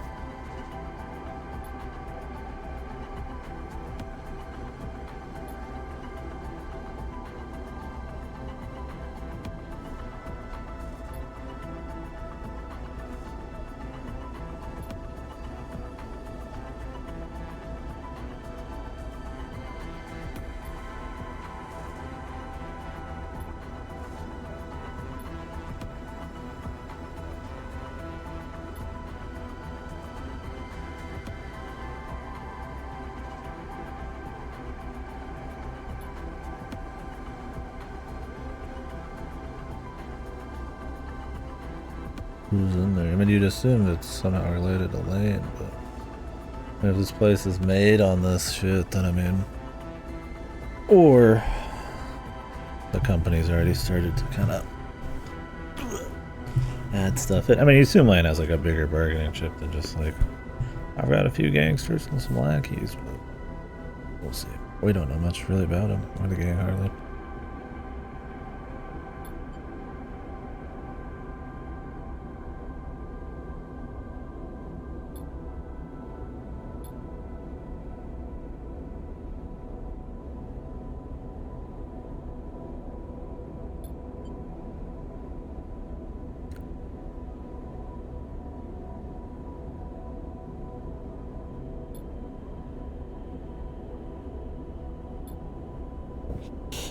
We're gonna get a bliss moment, or is Bliss kind of in another room right now, taking a shit?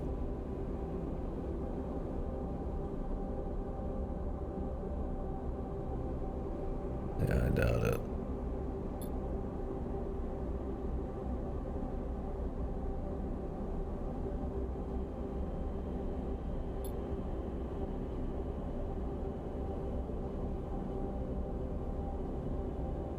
Thought you might need a resupply? No. I mean, you could resupply me on the side if you wanted to leave me here. Oh, I don't need supplies. Open the door to the shroom room. I'm all good. Just fucking just collapse as soon as one whiff of the shroom room. Ah. Daichi stress. Now we get some stuff going on.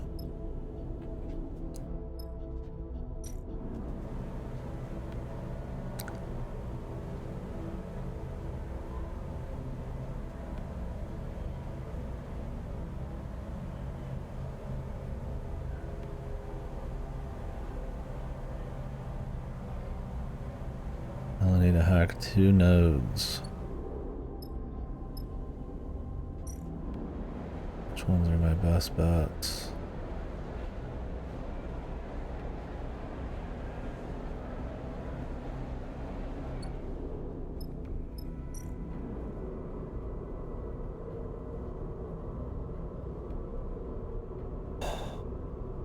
None of these are great.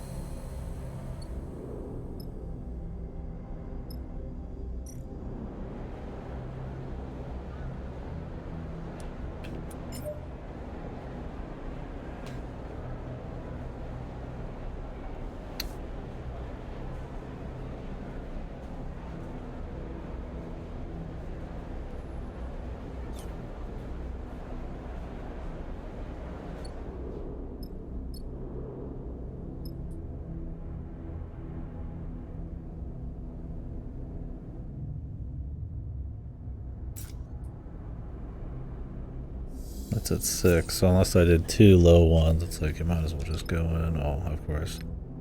The rolls would actually have played in favor to just go for it, but...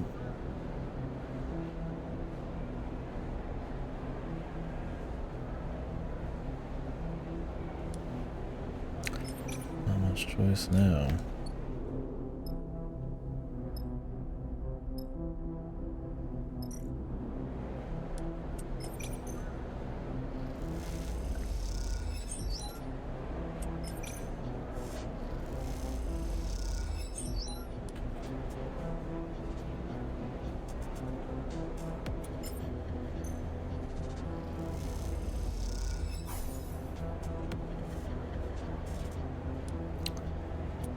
The Daichi stress.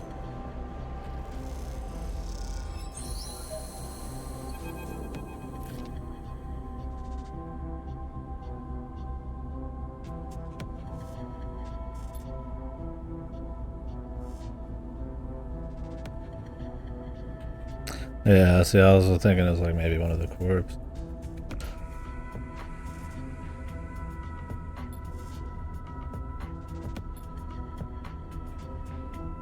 Yeah, this is super proof, dude.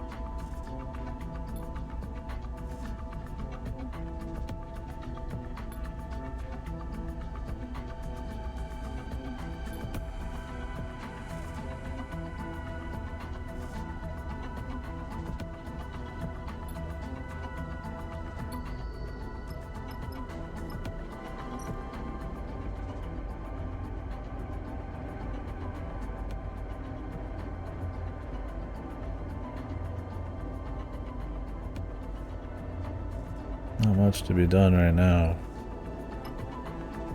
Although I don't want to play with Daichi too much either, so...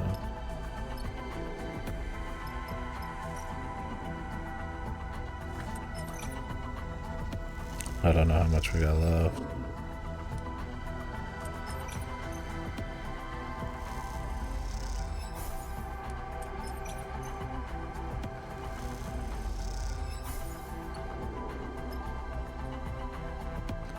Eugen's just not useful there either, is part of the problem.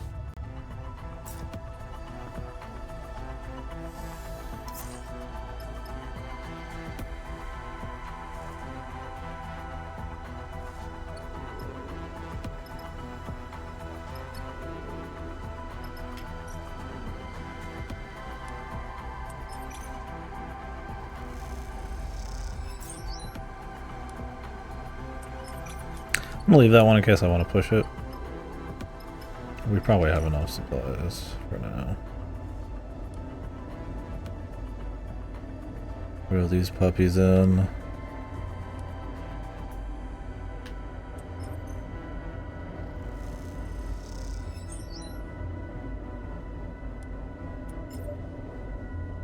Go for the guarantees.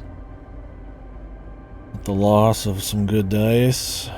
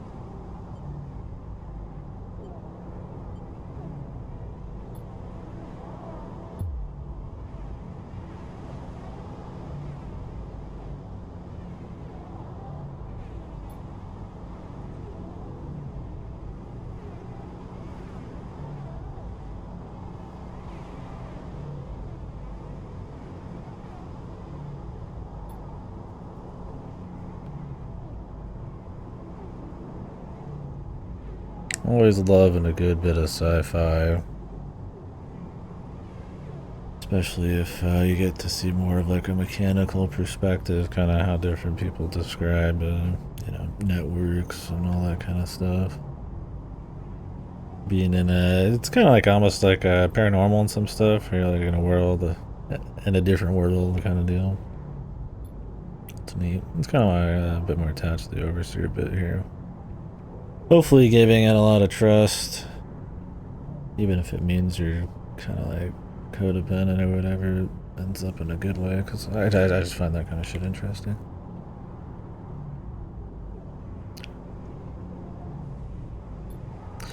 Or we get a DDS, become something different. The combination, I like that too.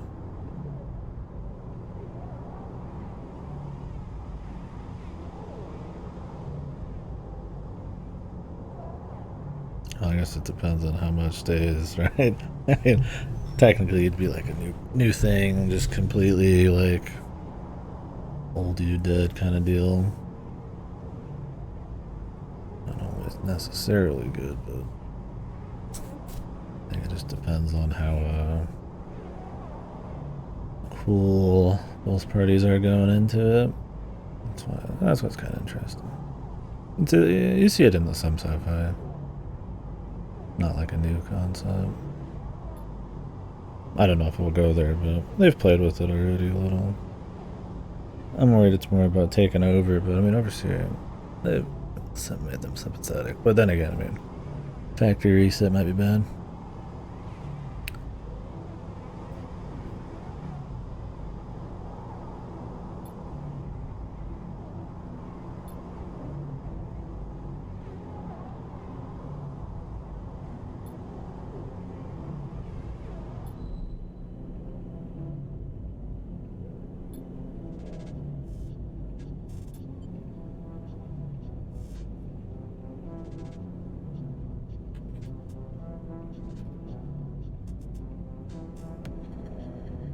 Yeah, do it. It's good.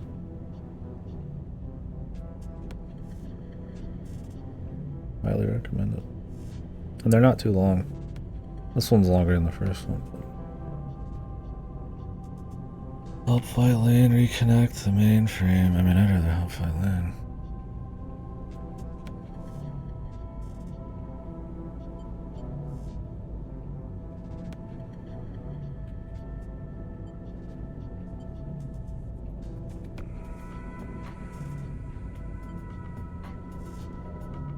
So you're sacrificing Carmen, and then possibly. I mean, where is the other person? Whatchamacallit? Really, they're still there. I'm not a fighter, so reconnecting the mainframe makes the most sense. This is the finishing touch.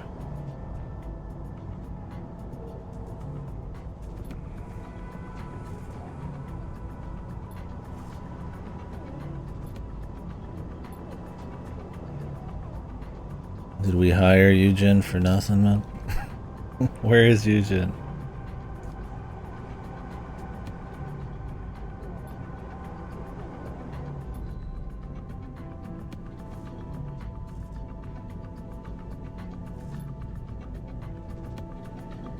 Yeah, he's at the bar.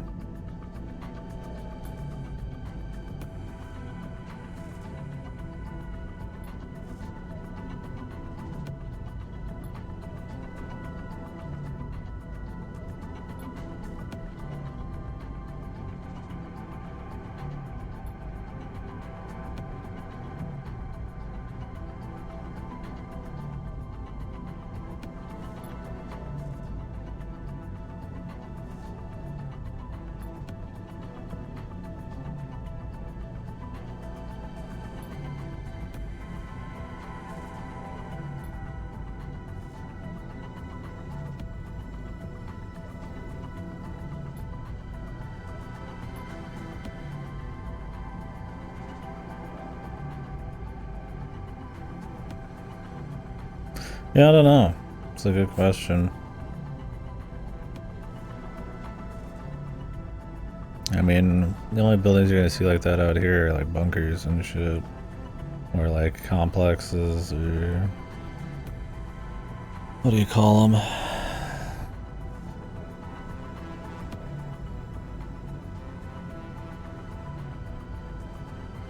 But I mean, that's about going into the earth, right? Yeah, just kind of like hanging out there. It's probably got something unique.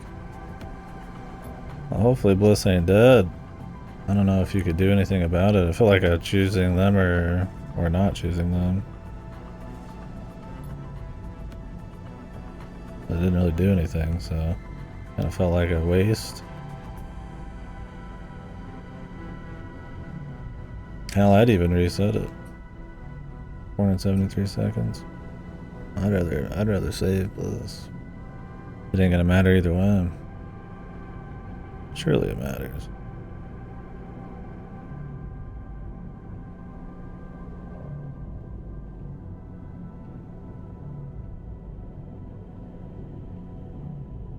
Only coward saves scum. Well, I'm interested in seeing the stories. If it's a Bliss is dead or not dead, I mean, there's not much point in seeing it or not seeing it, but maybe there's something that's changed. Right? We'll see. We'll rock it, I guess.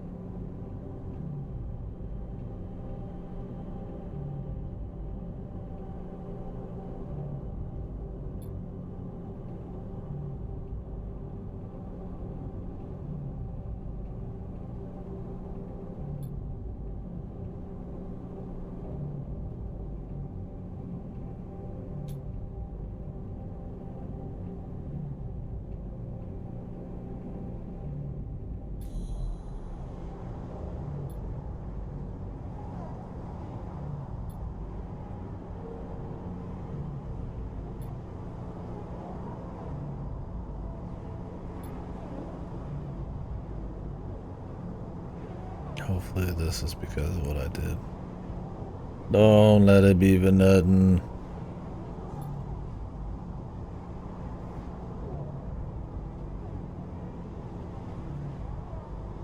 Although, I mean, I guess we'll see if they put a piece of story on it. Sometimes you just croak, and you don't get an ending. You're just dead. But I don't know if there's anything going on there with the stories. You could pull on that thread. We'll see.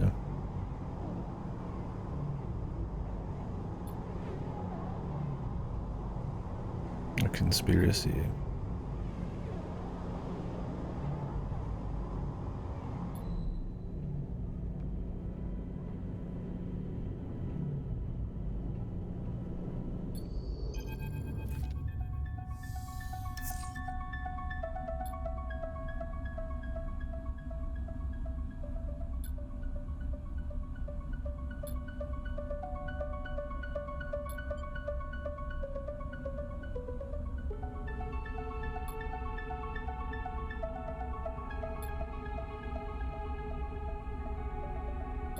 Okay, but did anybody die? We need to find them.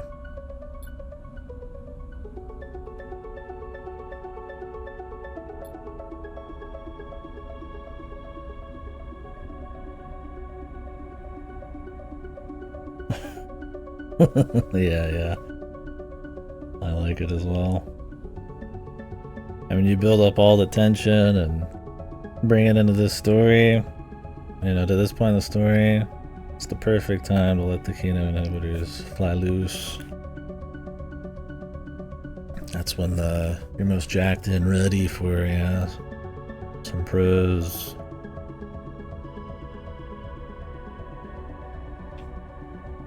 Yeah, I like when they said that it won't be the last time either. There's nice little kind of stingers like that to kind of, I don't want to say reveal, but kind of show the state of mind about what the character's thinking. They do, yeah. That's kind of what I've been saying at the end of each day, where it's just kind of like there's this kind of like melancholic, but not like in a sappy way. This kind of like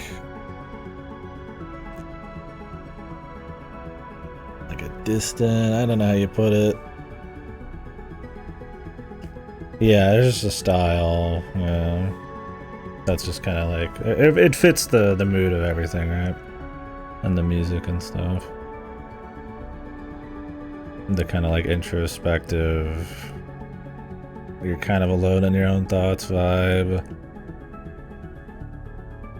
And that's kind of like laced everywhere, and not everything's super happy. It's kind of like, I don't know, there's like a feel to it. Yeah, a naturally distant, introspective, bro. There you go. I said those words, but they never came in one sentence. That's a much better way of putting it. Yeah, and that's what I like. And you make for a great observer then, right? Or, you know, a great vessel for choice, because everybody's going through their thing, everybody's kind of different, but you're like extra different in a unique situation. Yeah, exactly. Which I really like, because I'm really into that kind of stuff and science fiction. Even from like a younger age, I always found that kind of the line of mechanical and the self and experience and all that. And I always think that stuff's really interesting.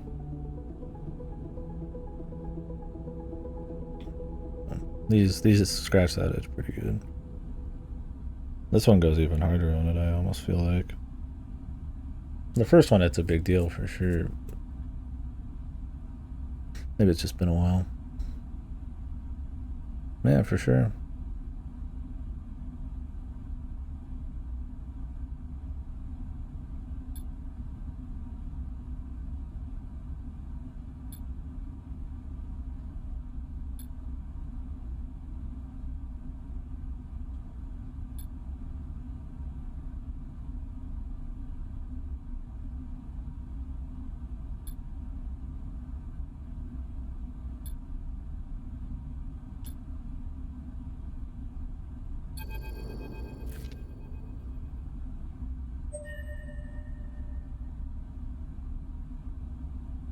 Gotcha, yeah. Yeah, the first game, it's all... I feel like there's a lot of paths to take in the first game, and that's kind of a big part of it. Like, so many endings. I mean, maybe this will too, but this one's a bit more of a linear thing for the most part. Find 2 upgrade points. What? So... and I think that works for the first game, right? Because there's a lot of like self-identity stuff, but also just kind of like discovering a new place in world and survival and shit. This one doesn't have as many of those worries, so I guess there's like a bit of like inner focus. I don't know. And some of it's I just haven't played the first one in a while. We'll see if I get an emotional hit like the first game. There was a few parts where I was like, damn. This one's just been really clean and engaging all the way through. But yeah, this one, that's kind of what I mean. Like the linearity too of some of it is like makes for pretty focused. Not that the first one like fully open or anything, but you know.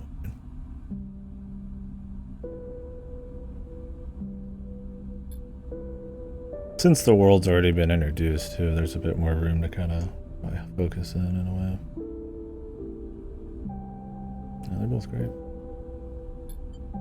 So is Bliss like alive? I mean, Griffin said we had to go find her, but I'm like, I mean, we're finding her corpse.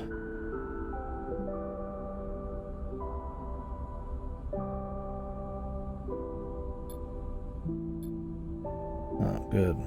Jesus Christ. Something got popped.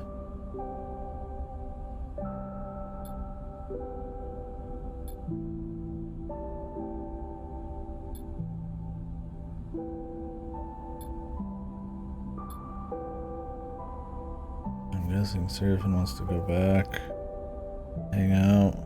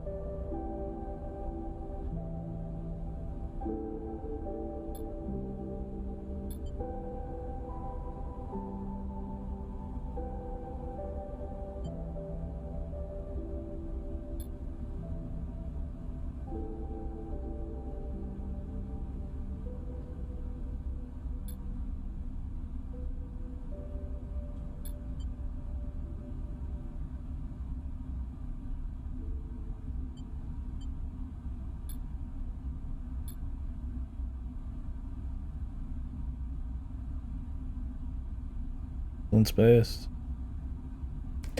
I think having another sleeper there to actually bounce shared experiences off of is interesting.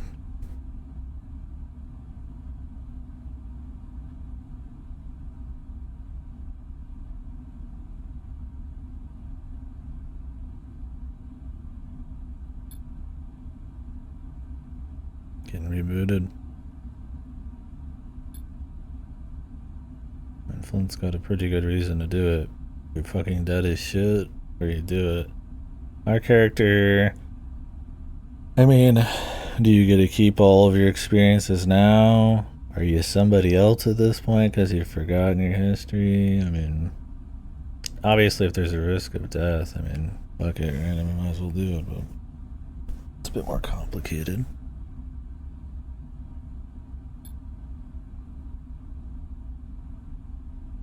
Yeah, you did.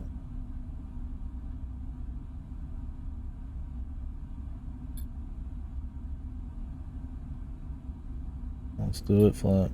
Based.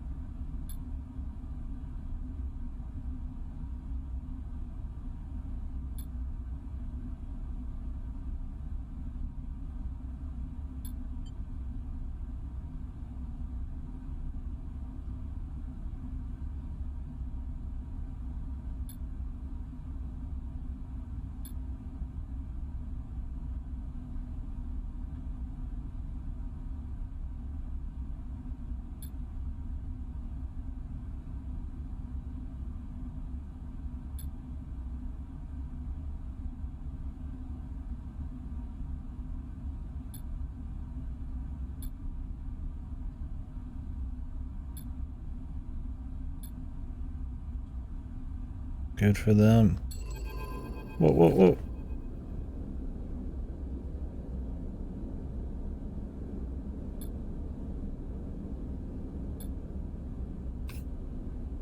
Holy.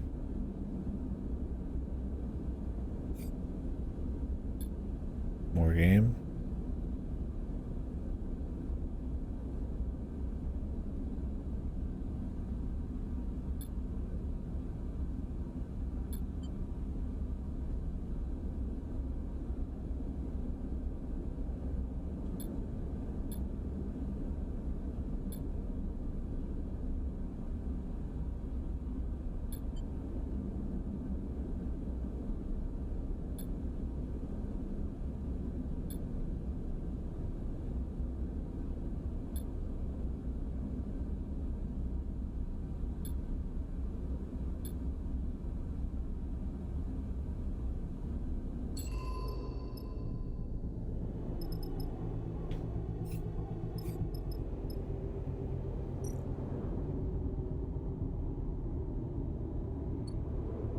Is everybody getting some big finale? Holy shit, how much is left?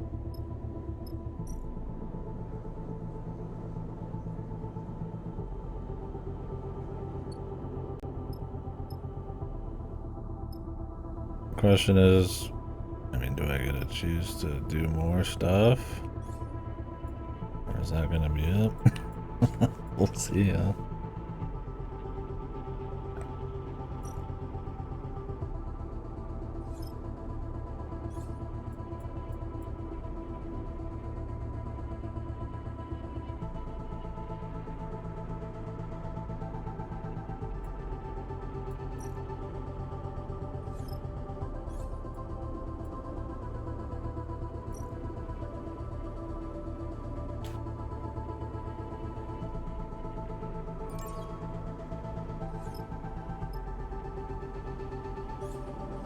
Because I'd like to see all the stories finished.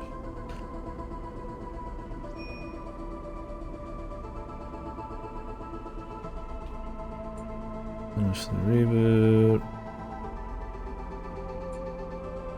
I mean, that shouldn't be exclusive. You reboot and then you can go do other shit.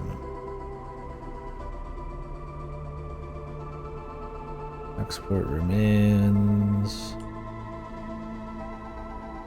I can go to Olivera too. Minor.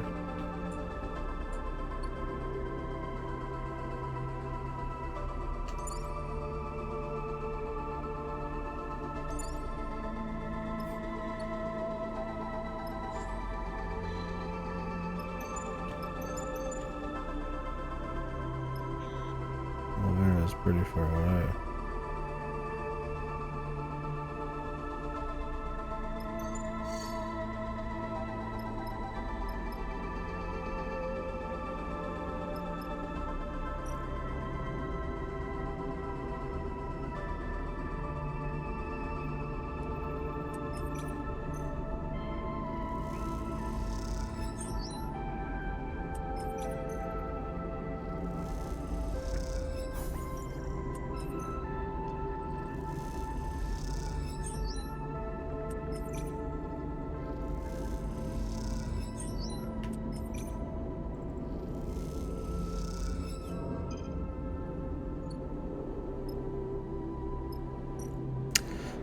The Dark Side Exchange.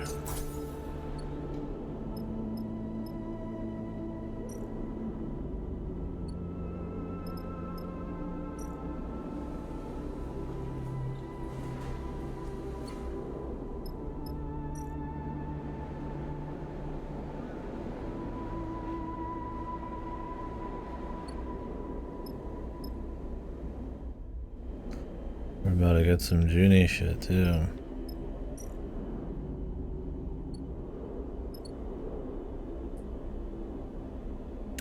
Well, I say we finish up this minor one.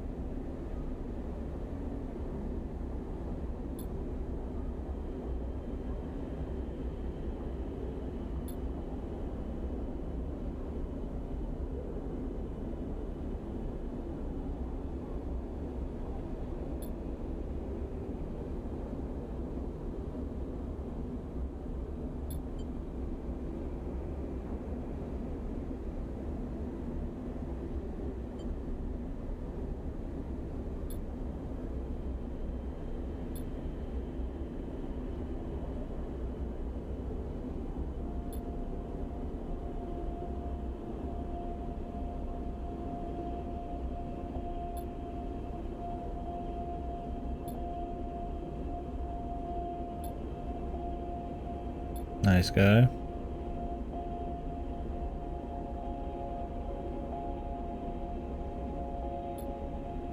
I could give two shits about deciding the fate of the city. This was a bit more about survival. Because you do one good thing doesn't mean you're like required to do all of the good things and carry the rock forever, man. What does that guy do? Nothing. Just fucking loser. He's an asshole who just propagated more problems. Fucking.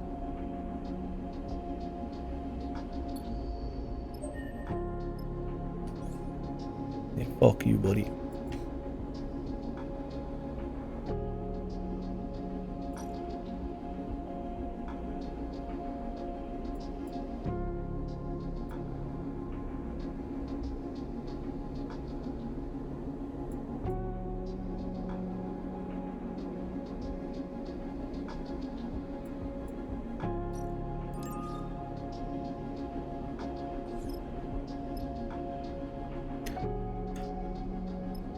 Hey buddy, fuck you.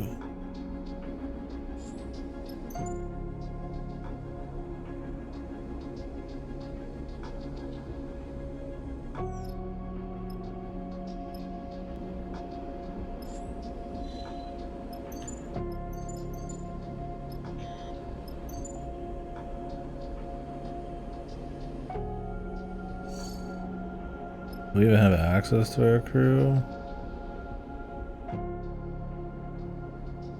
We wouldn't even have Bliss. We left now. Somehow we'd have Junie though.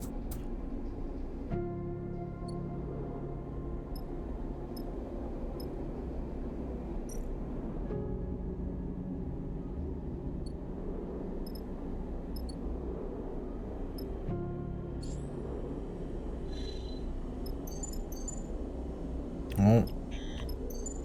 Let's go get some XP, I guess, see what's going on.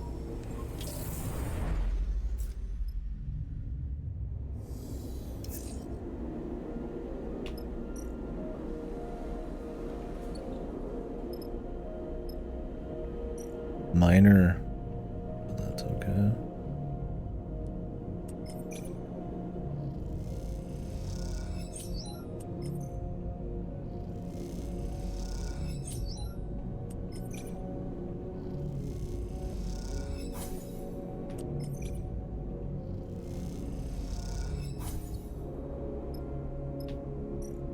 We just gotta be back in time for the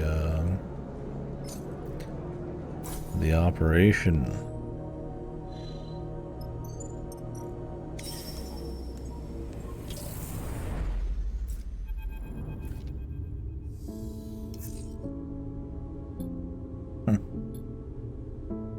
No saboteurs.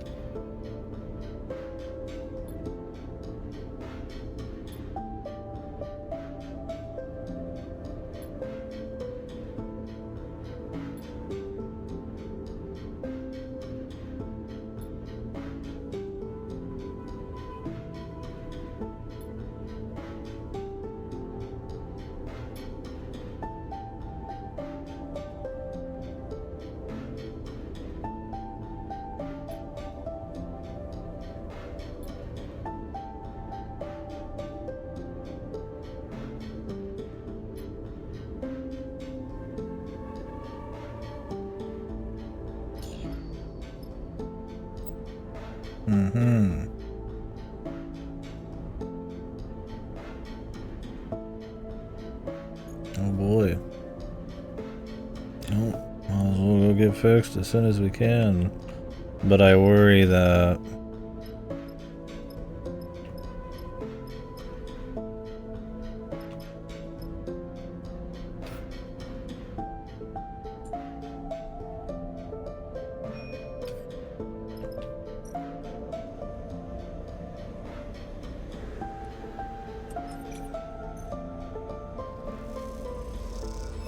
means you're not going to be able to get everything done. And frankly, I do not care about this part much. I just was starting with the minor shit. Work my way up.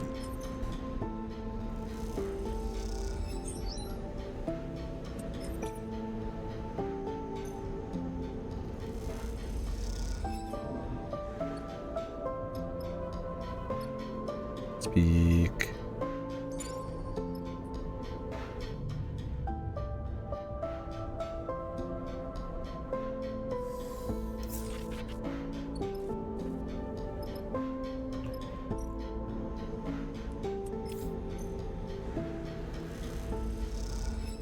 Sure as shit don't want to do anything risky.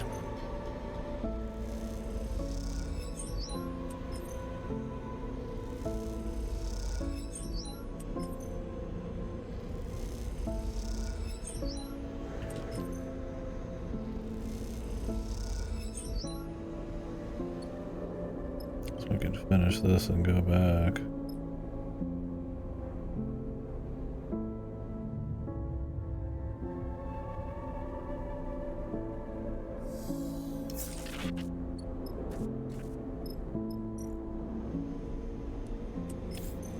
Because it's probably already about time.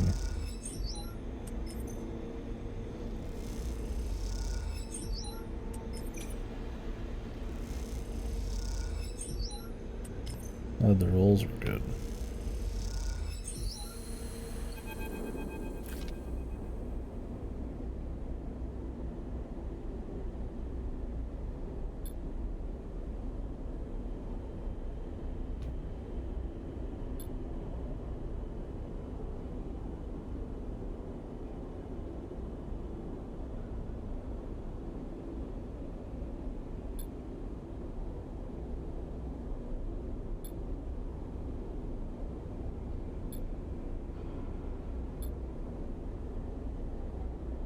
Since there's so much dialogue about the reboot, it feels like this can only be done before the reboot. Hopefully we get to see the end of the other people's stories. I mean, maybe they're gonna have like a deep message about that. You can't do everything kind of deal. You gotta really nail that though. Otherwise it's just kind of unsatisfying if you're invested in the characters, right? In reality, you get to, you know, probably know them more, see more of them. I only get to see them in like 10-minute intervals when they get cutscenes, or, you know, stories.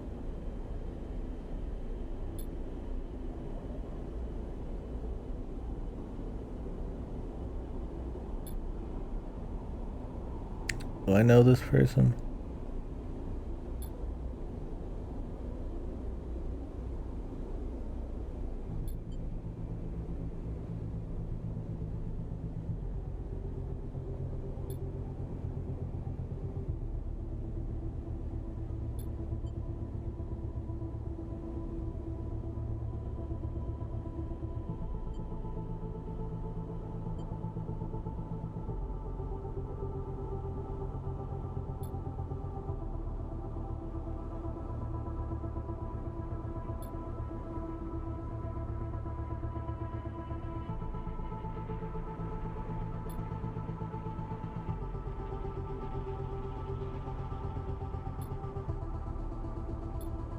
They're kind of nailing it there a bit.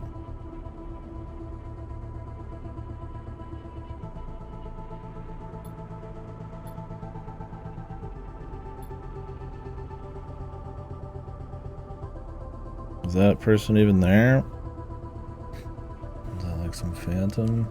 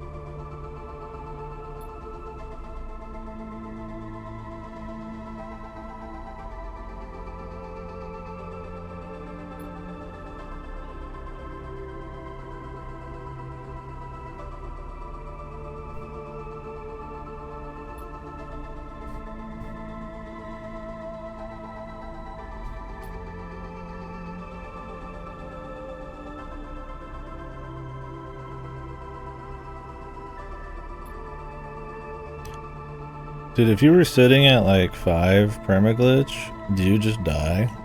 If you're on the hardest difficulty or whatever? Or is that only if all your dice die at the same time? What happens with max permaglitch? Just explode. It'd just be funny, you just explode after you just hang out for a few days. Yeah.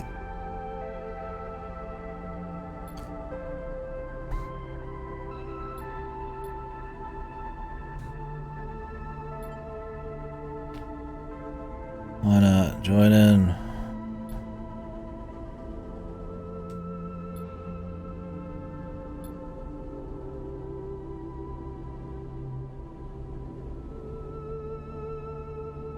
You get permanent glitch. And on the hardest circle, do you die? Or do you die when you get all permanent glitches maxed? I know there's no permadeath on this difficulty, but you're just done. Okay, gotcha.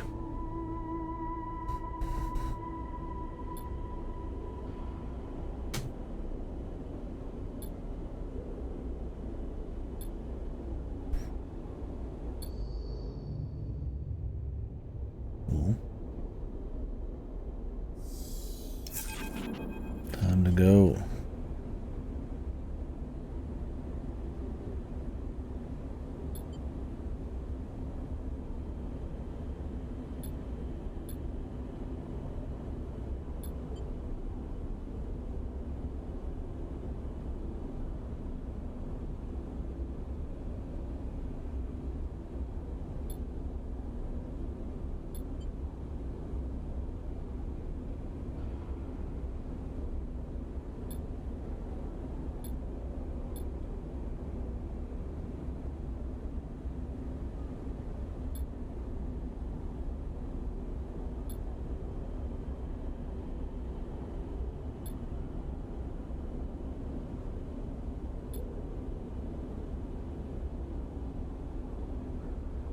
Okay, gotcha.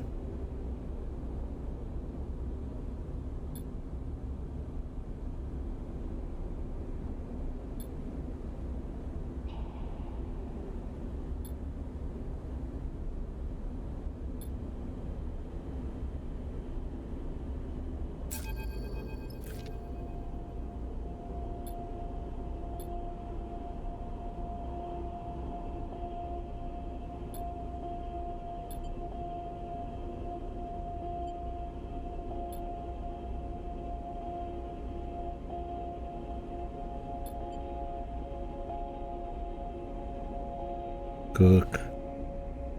Let them cook.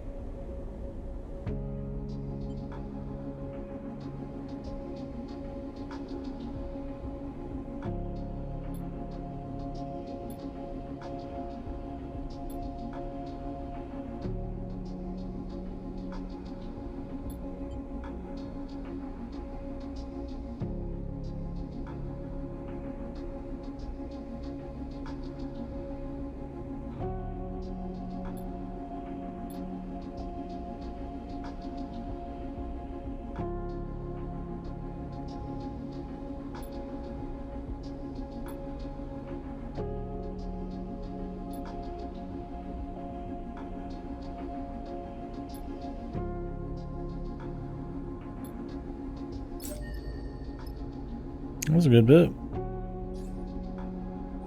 I don't know if it being a minor story makes you think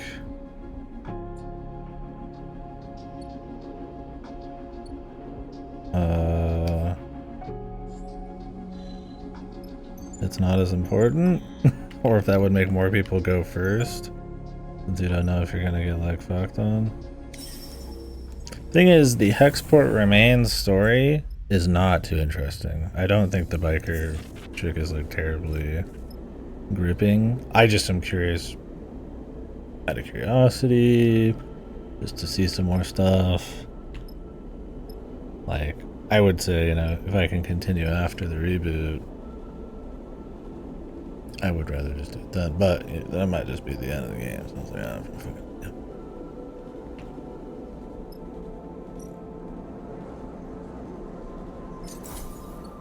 I'd be curious on the Junie shit.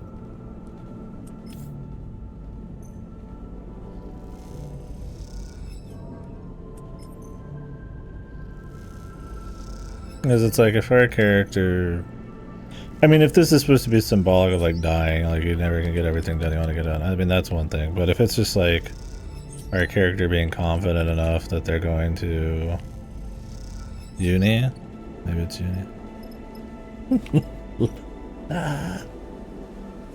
But like if our character's like confident enough, like, you know, not running from it. Like they could just, you know, whatever happens, maybe they're confident that they're gonna be able to remember everything.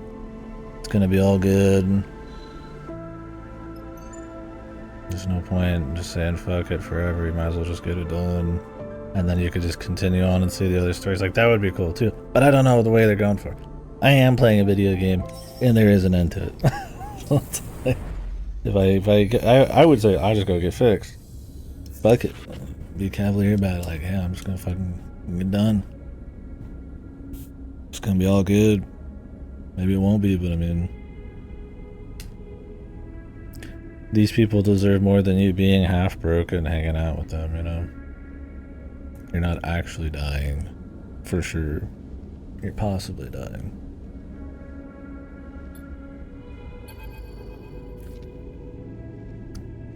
In the sense that your memories might get wiped.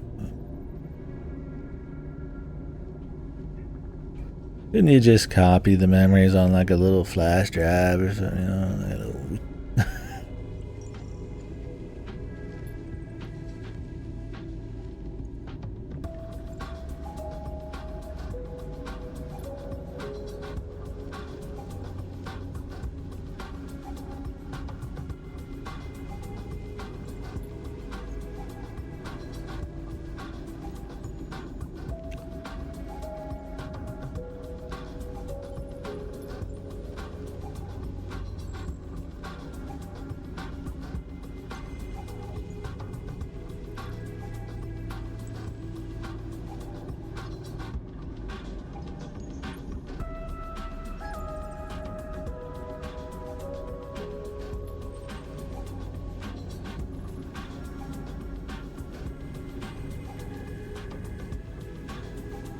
Sounds like it could be abused. You'd imagine most corporations already have that kind of info.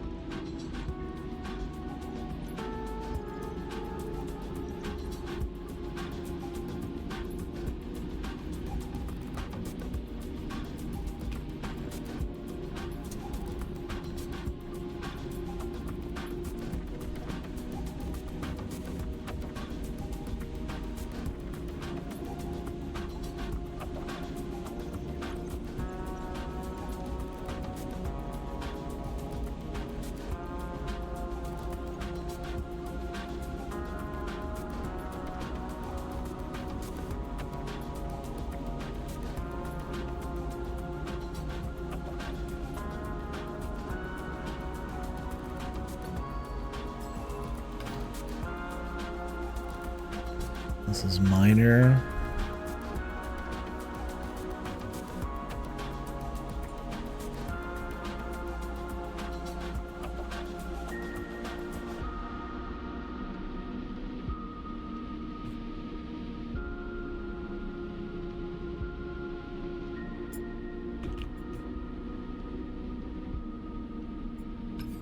Oh, you get items for this shit. I need my friends' fucking their fucking energy to get through this thing. Okay. I've probably gotta fucking hit all of these before I reboot them. What's the most optimal order here that will not kill me? We should probably do a dangerous export thing first, I'd imagine. Or maybe it won't just be Seraphim, maybe it'll be something else. If that's a minor, I probably don't have to do a contract. I probably should do the dangerous shit first. We'll rock it then. Oh wait, I've got data right here. Sometimes it's just that easy. I've been farming data for eons, Junie. Uni. Didn't you know I was sitting on 20?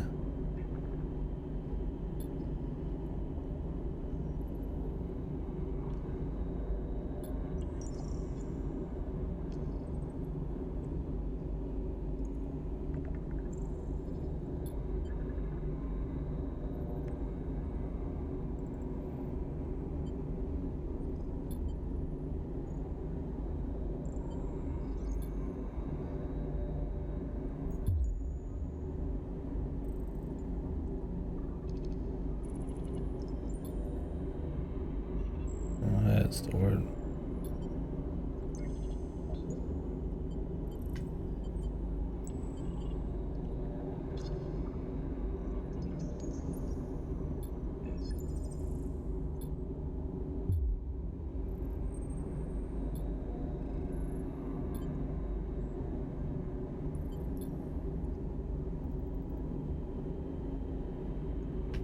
I'm sure she feels a little something about this thing that may have gained some sentience at some point. But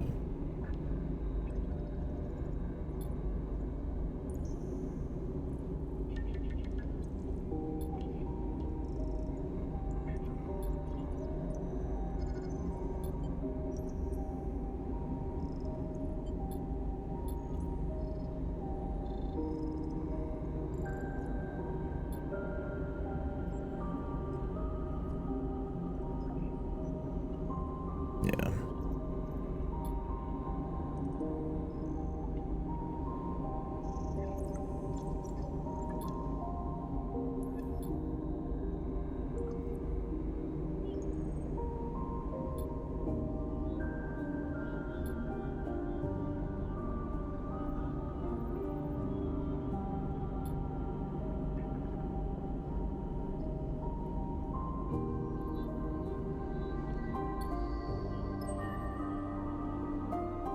Cool.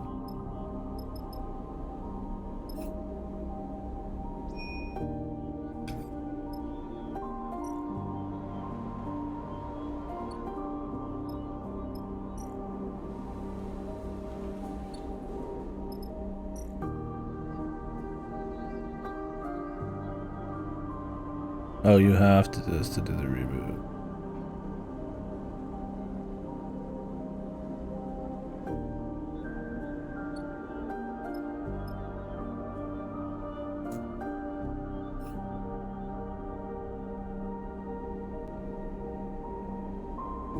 If these are both major, does that mean they both have to happen?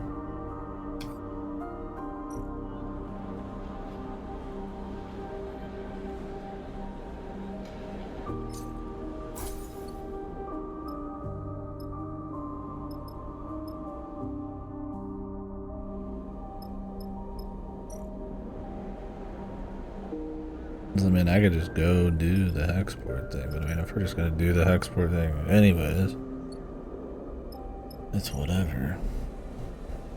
Like I said, I feel like there's a way to like interpret the ending or go in with an attitude where it's just like, you know, you're confident about it. So, I mean, but maybe there's a way to read it where that's just kind of the end of it. So we'll see.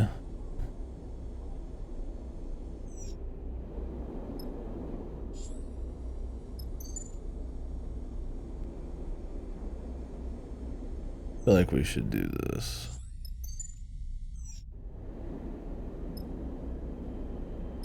Or is it okay if I don't?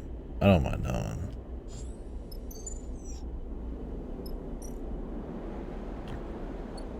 Grab shift. Anything special here? Extend exchange.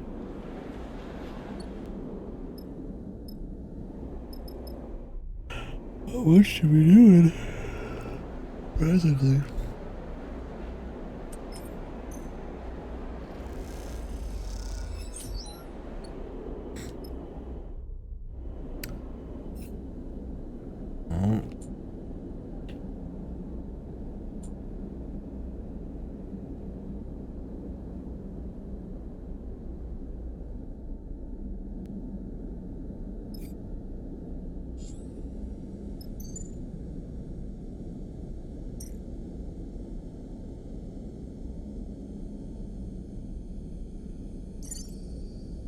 Okay.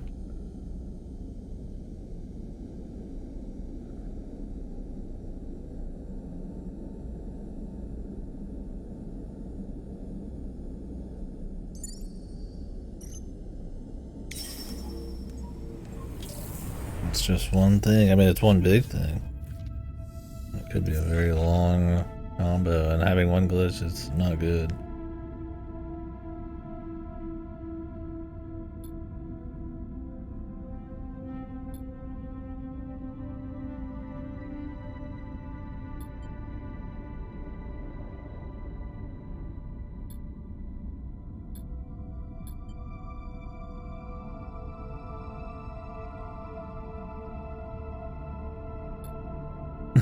Oh, I expect to be able to do it. It's just one of those things. Just why not? Why not reboot first, right? But I get if you're supposed to feel a little more fear. The character's supposed to feel more fear. I feel like there's a way to like RP it though, where you're just like, there's some fear, but it's like you've got some optimism about it. That's probably a good way to go into it. And a good character building moment, you know. After all the fear and the uncertainty, and just being like, you know, it'll work out kind of deal. And there seems to be a lot of dialogue options for that, but I don't want that kind of RP to get in the way of actually missing out on anything, so best to just do this.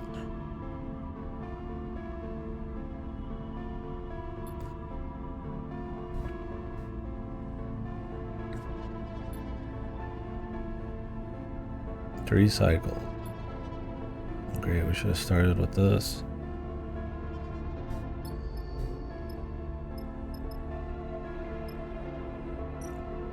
Gotta play ballsy. I'll be rebooting anyway, so fuck it all.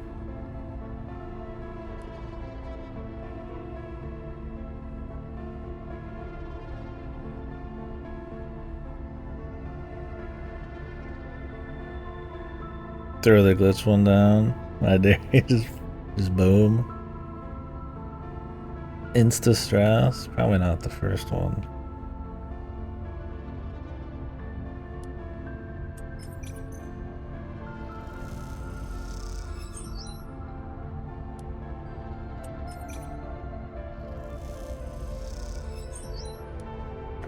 I've only got 3 cycles. Well, we won't be touching the fucking shrooms.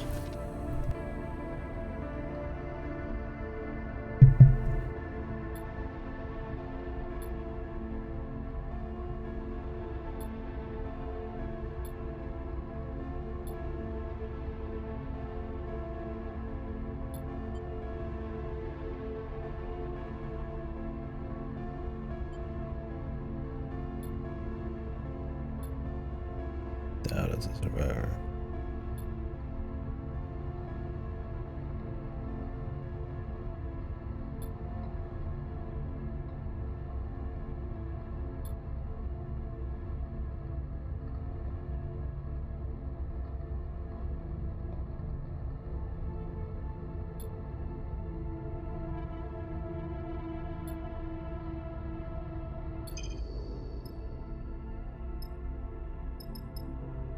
You gotta choose.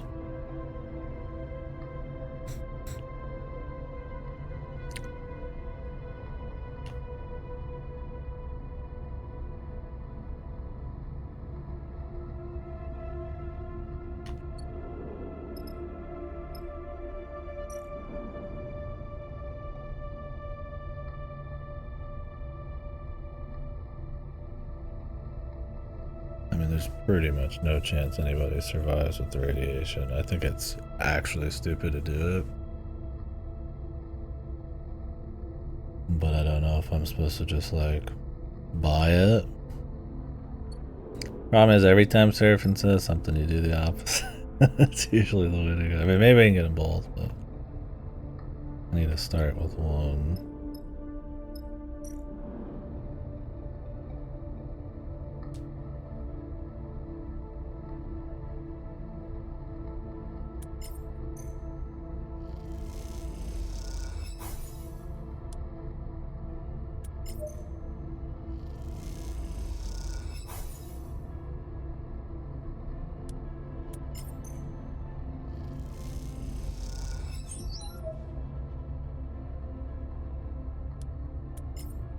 Kind of roll everything.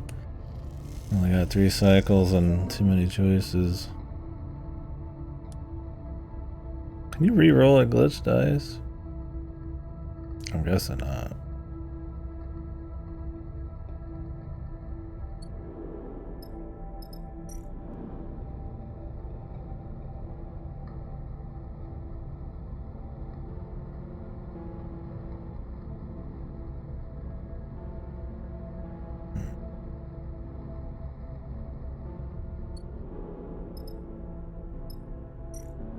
cadets rolls to have no value. I don't want to like overdo this.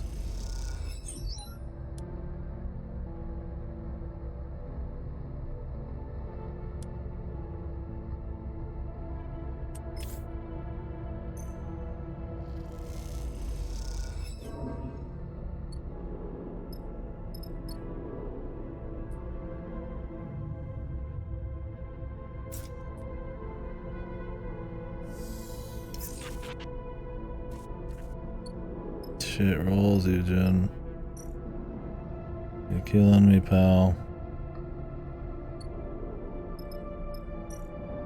Your ass.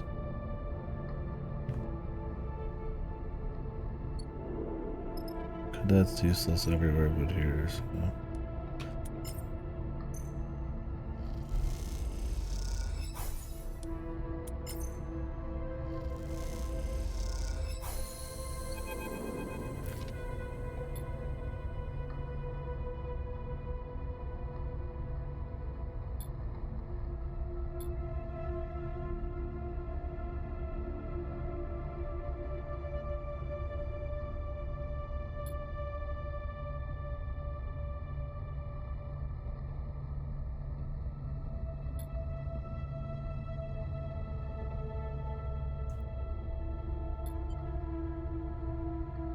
Put it all together.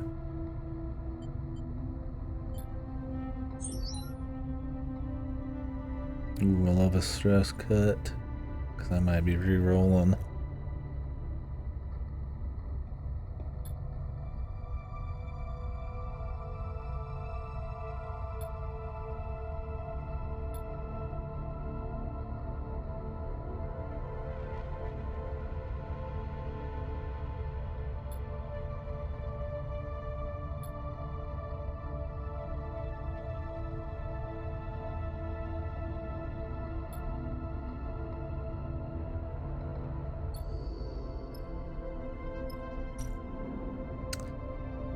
Keep it rocking, man.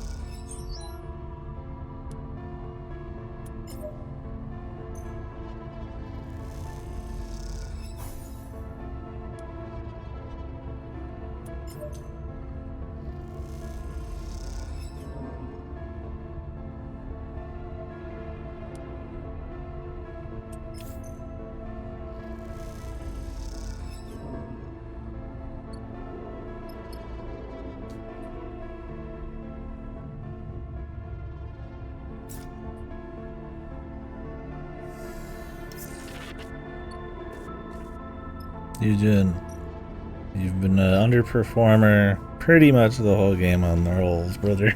Jesus Christ. Eugen coming out with the snake eyes back to back, man. We're playing with the odds there on a way I would rather not have.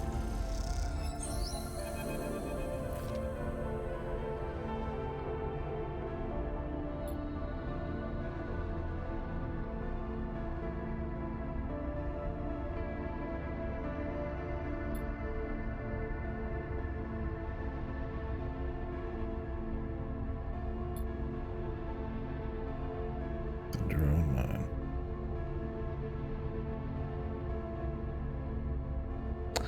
Phone down. Yep. Can hit me up on the other one though. Feel free.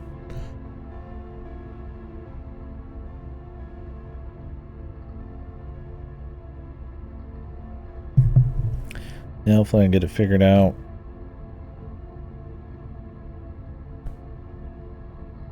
Pretty annoying. We'll see.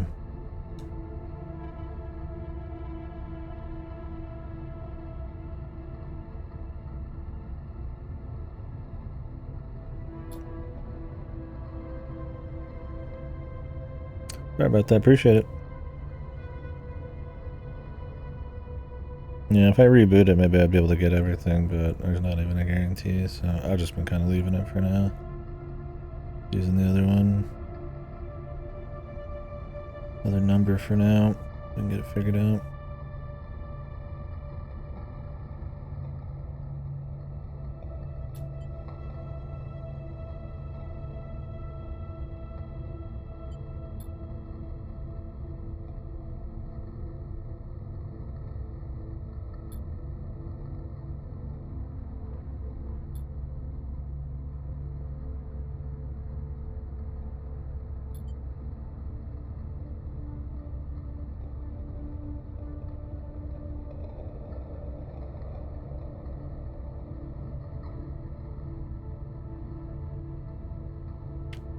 I'm not a Conway.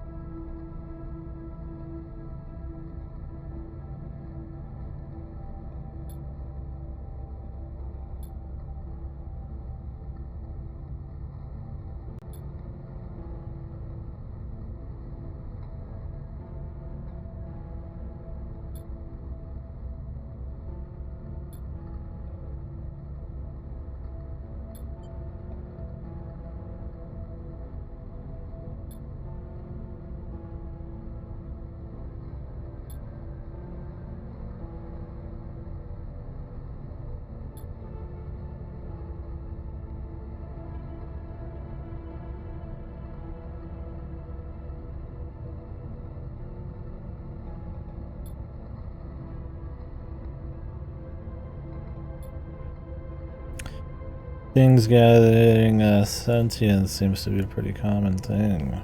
A lot of these minds and AIs and all that.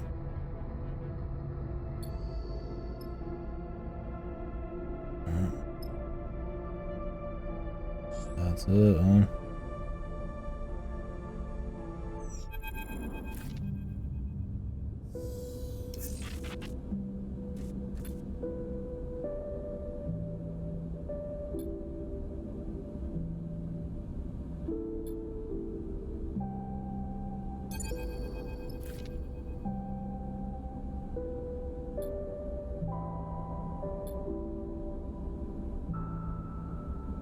Pulled the plug on it out of like a hatred. Feels like, I mean, if you go with that, the usual writing is probably more out of a mercy kill.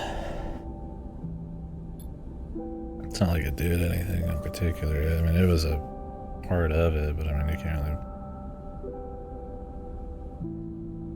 to blame.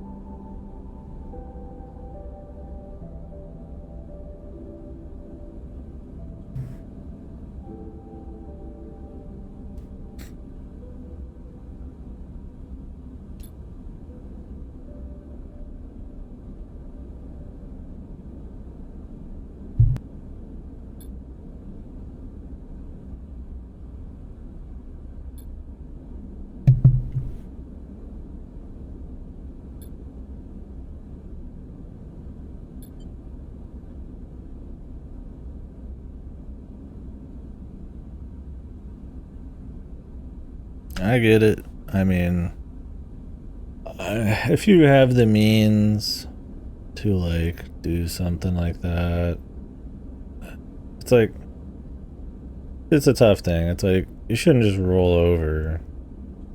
You should be aware and be ready to like, you know, effectively be able to do stuff. But like there's something to be said about, you know, just to be able to keep on living and just move on and all that stuff, not be obsessed with it.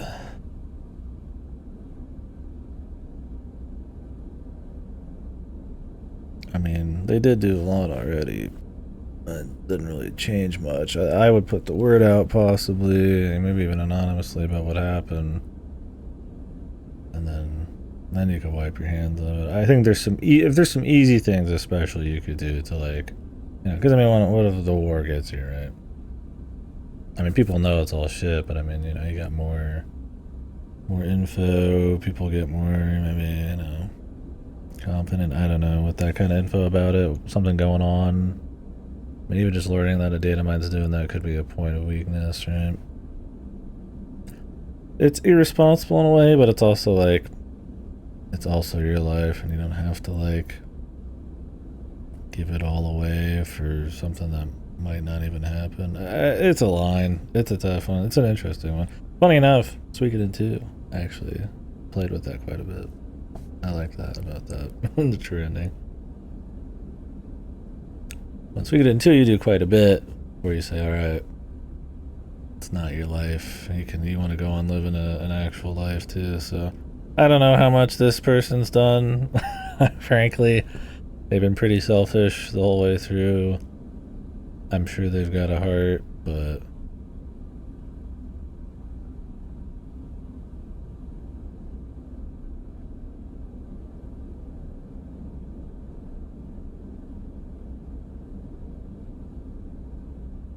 and after that big speech, how can you say no?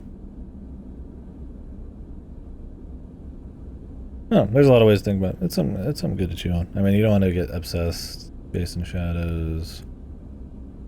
But, I mean, if somebody doesn't take any stands, then, I mean, who is, right? I mean, that kind of thing. It's like, you can't just always roll over, because then, you know, the Gigacorp, that they're, you know, war or whatever, I mean, it truly would take you out. But on the flip side, it's like, you know, the right to live your fucking life and understand things that truly are outside of your control, right? I mean, we're not all master of the universe kind of thing. But I don't know. It's a tough one. I don't know if this choice really matters.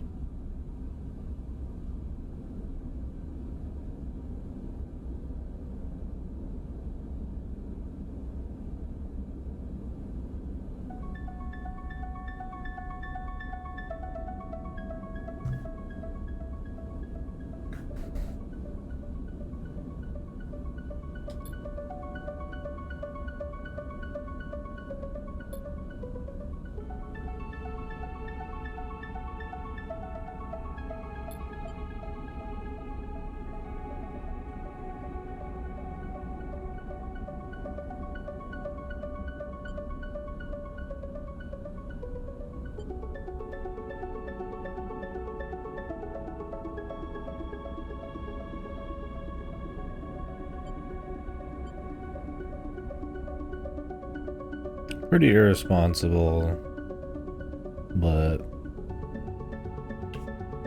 who's to say I have anything to do with it? Also, I mean, I guess knowing whether you're cut from the right cloth, but that can be kind of a bitch out excuse, right? I mean, some people kind of rise above their station there. They think they can do some special things. I mean, I guess you could say they're inherently able to do that kind of shit. I don't think that's always necessarily the case. Also, you gotta worry about their regrets, but whatever. If that's what they want to do, I mean, that's...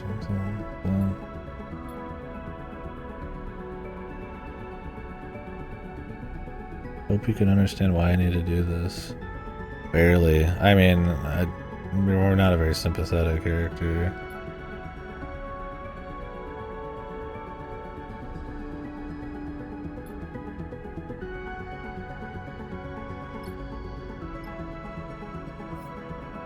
Deal with the drive.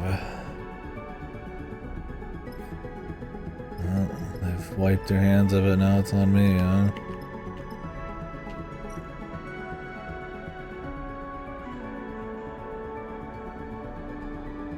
Should we wait for her?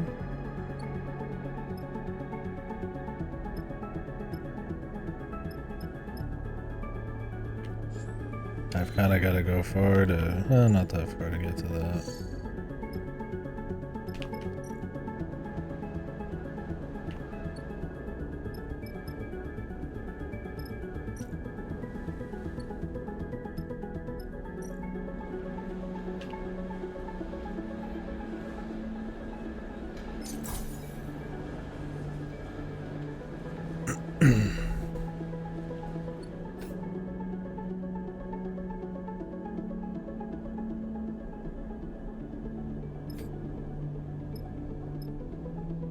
We could just chill.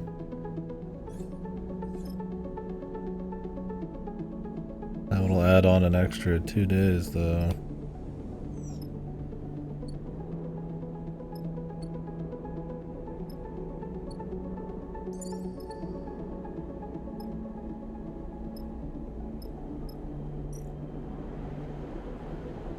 I don't know if I want to sit here and give them an opportunity to like change their mind.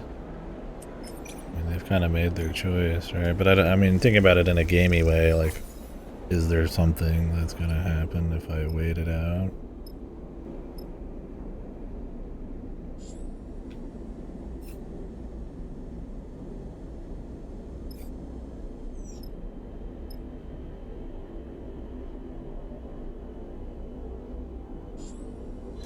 Whatever. Gonna go. You can't just wait forever. I mean, thinking about it in a gamey way, it's one thing, but if you think about it in kind of like a more human, it's like they've kind of pussied out on it. And I mean, it could go both ways. There's a good reason, there's a bad reason for it. Kind of pushing it on someone else is sort of lame.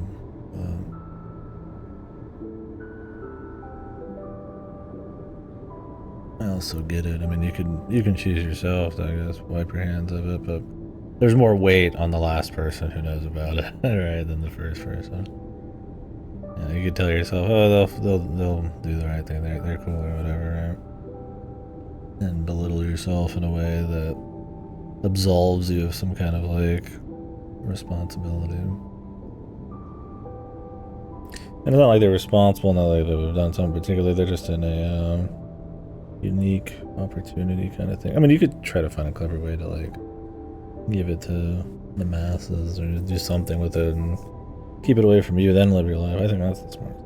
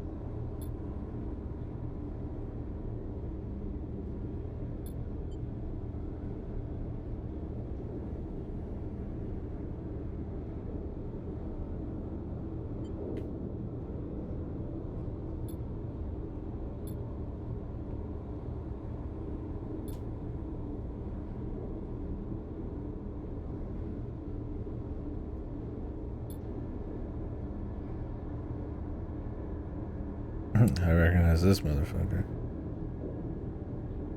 Was this... He was kind of like not a good guy, but he kind of was a good guy. Was he even like an actual Person? I don't remember how it worked with this motherfucker. Did anybody refresh me on this motherfucker? He was a mysterious soul that was was all over the place.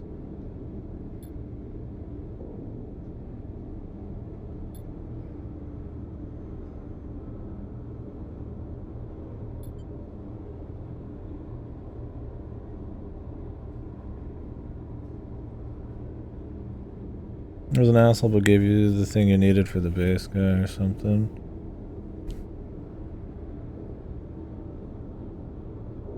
Yeah, was he like a giga government guy? I can't remember even.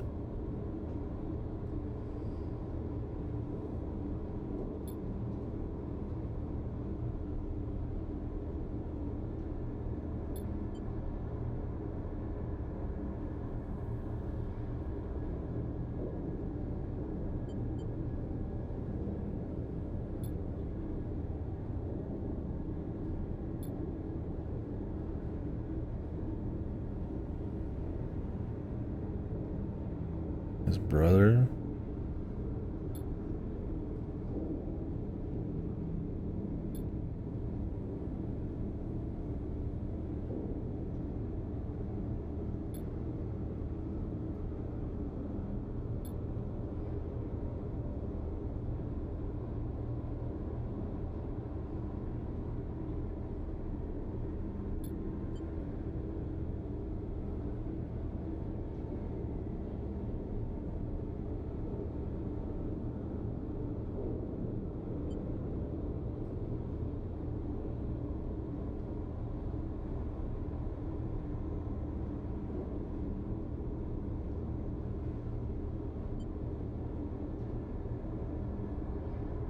I mean, the war being over is good.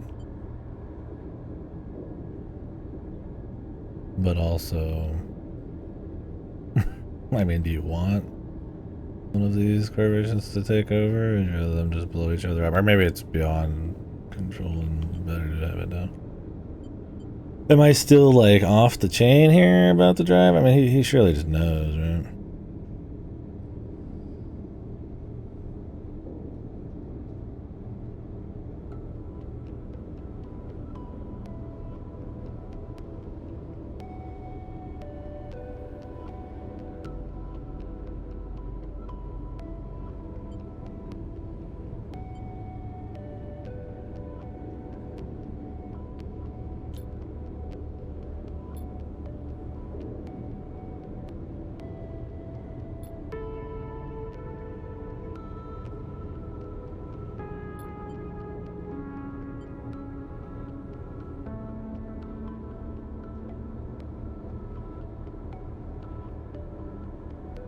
I don't really care about the money.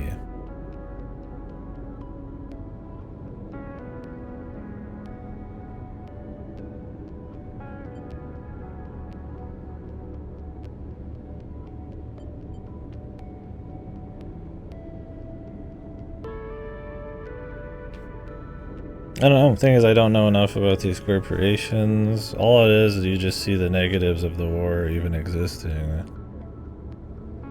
I mean, what happens when one wins?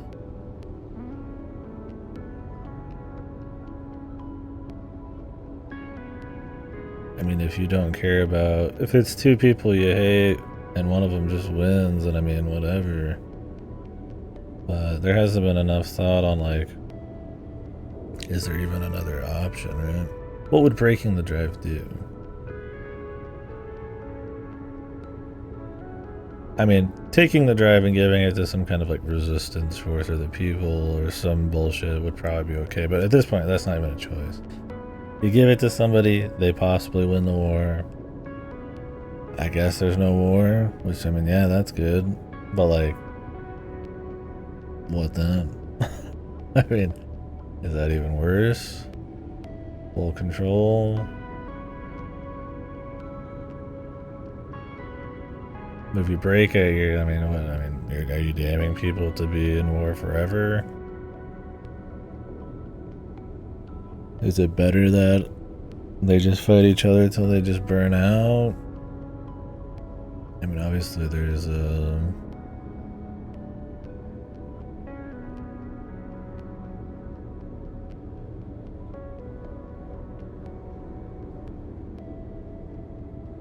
And the thing is, if you break it, it's like, I mean, they'll just try to find it again. Doing it or not, it doesn't embolden them which way or the other. It doesn't. I said just give it to. The thing is, I don't care about the cryo. I care more about the, like, more like, I mean, at this point, just give it to them. I don't know how bad the war is. Seems pretty bad. But it'd be pretty bad if one of them won, too. But that's also just kind of how bleak it is, right? I mean, what happens if they win? Do they just come out here and take over everybody anyways? Yeah. It's Senate side who's doing it, aren't they? Who would win here? Because this is Conway's, bullshit. I mean, I guess you've seen what Senate side's willing to do.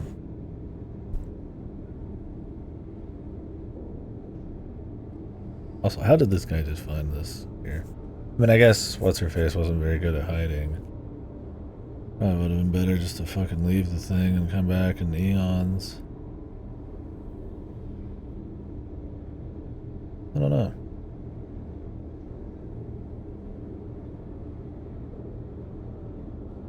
So this is the other guy's brother? Or does this guy just work for Senate side and the other guy worked for Conway? I don't remember. I don't remember the corpse that well in the first one. Maybe you knew a bit more about some of them, but...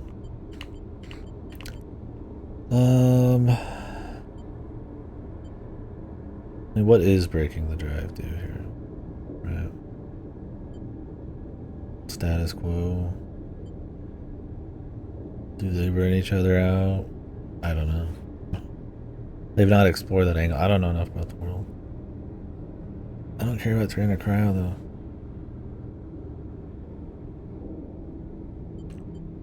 I don't want to pick this because it's 300 cryo. I would pick it to, like, possibly end the war, but I don't know. I mean, do you want to end I mean, the thing is though, it's like, I don't know the players. Is Senate I mean, it's Conway like, are they good guys? Are they cool? I mean, it seems more like it's just two pieces of shit who own all sorts of crap, duking it out.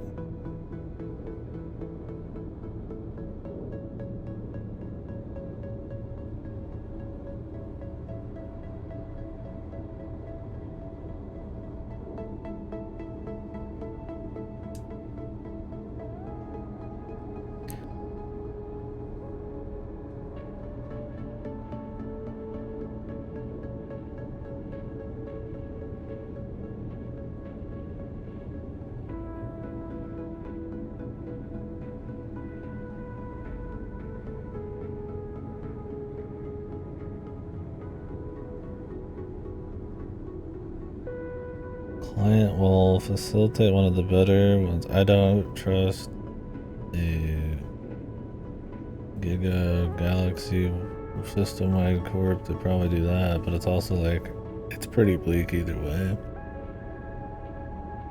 I think if you only cared about the belt, you've probably got like maybe a lifetime, maybe not quite a lifetime, where you could probably just kind of like, maybe they can ignore the war. But I mean, if one of them wins, they'll just probably come out and take everything. But as we've seen, I mean, the war was already kind of spreading, so. And I don't know if everything's beyond corp control or not. I mean, it seems kind of like, I mean, outside here, maybe not, but. Because you're kind of damning the belt to do this. Because why wouldn't they expand?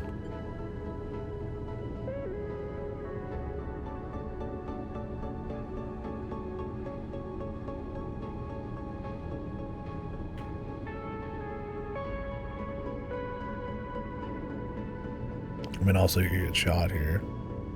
I don't know. Frankly, I don't give a fuck much.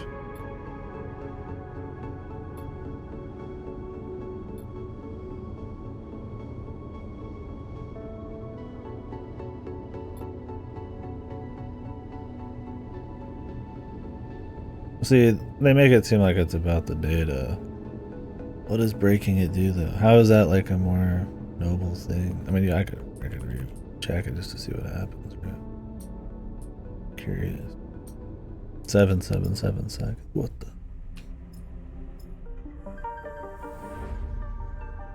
Like, I wouldn't pick it in a survival sense. That's not what I would do. More just like a why are you doing it kind of thing. Sadly, there's no option to just like get it away from this guy and then be rid of it. The smartest thing. I actually wonder if you sat and wait for her, what would happen?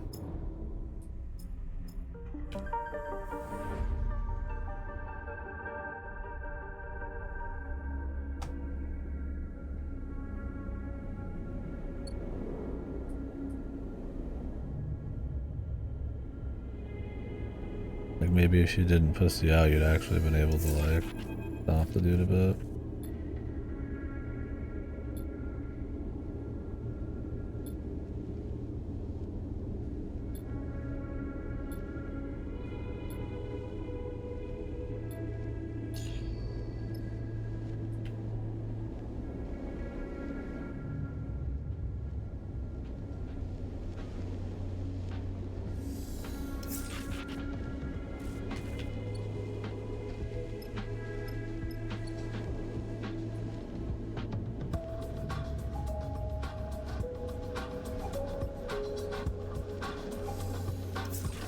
Uncomfortably familiar. I like that line.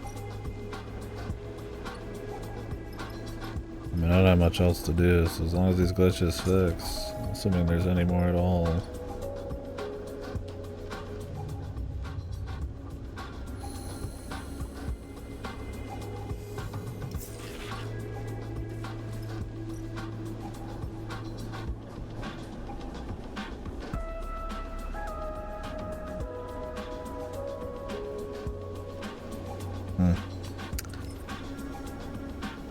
That's it, huh?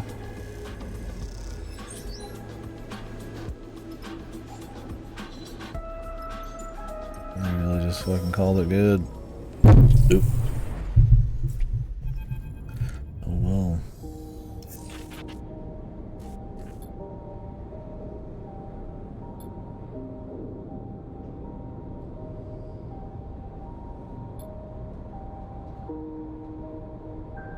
I think she's an interesting character that I don't really like her as a person much. I get what she's about, and in some ways I can agree, because I do think there, you know, absolutely, like there's a point where you should just live your life, right? You know, you can't be obsessed over things that maybe aren't in your power. But on the other hand, it's like she's really selfish.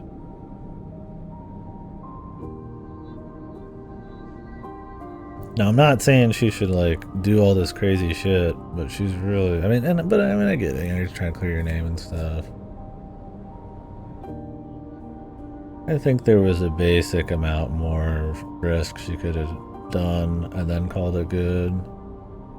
But yeah, it's an interesting character in that way. Maybe there's a bit more delving into her you could do, but then again, you just wiped your hands of it.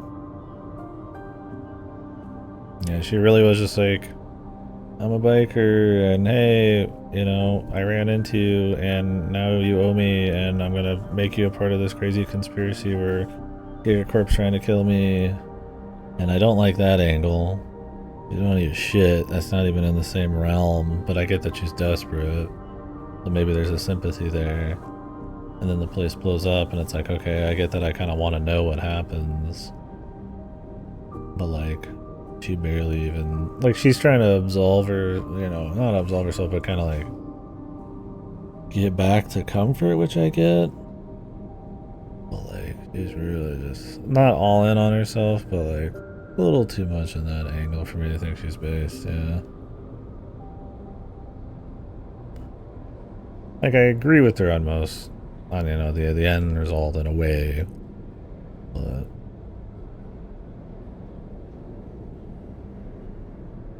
Yeah, it's kind of weird, though. She's not... Definitely awesome.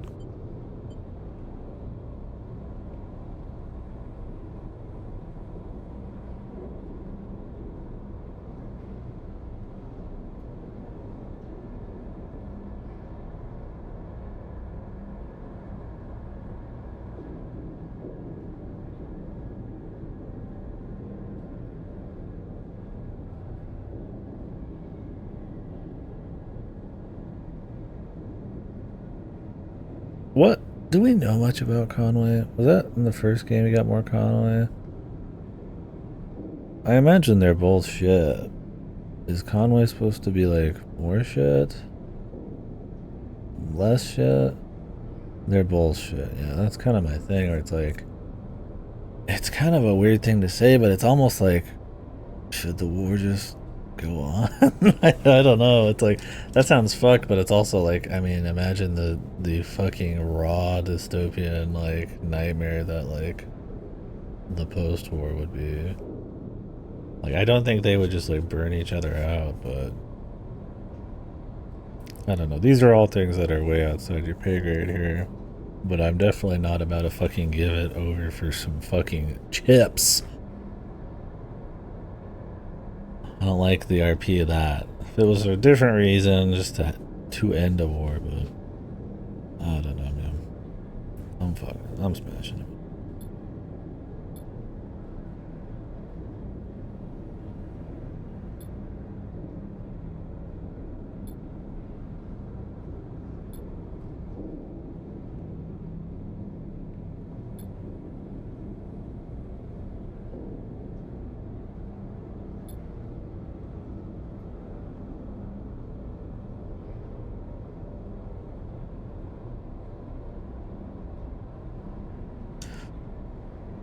There will be no reckoning, but there will be a life outside of the future they want for the build. That's my thing, is like, I do not think they are looking out for the belt.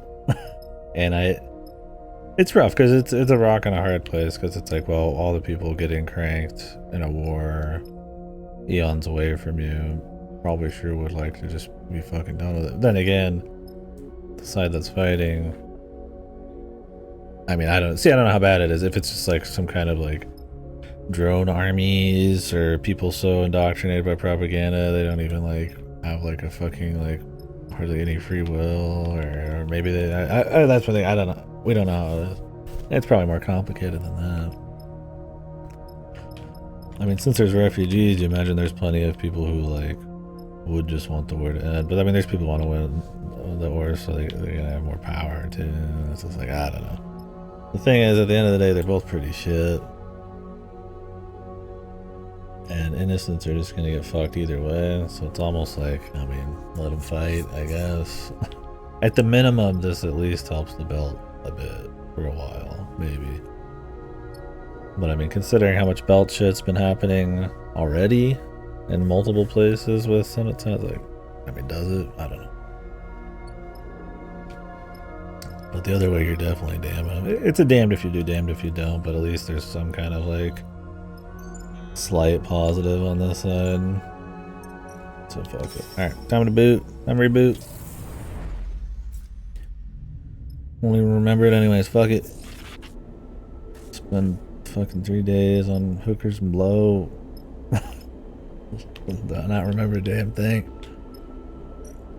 My last memories are working at some loser's pizza delivery joint. Ah yes, my finest memory.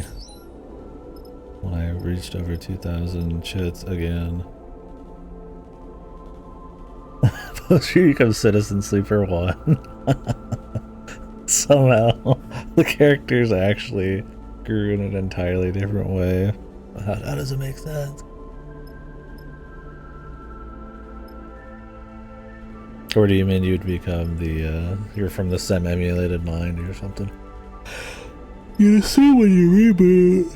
Well, yeah, they said when you reboot you don't have to worry about a lot of that stuff. Some sci-fi bullshit.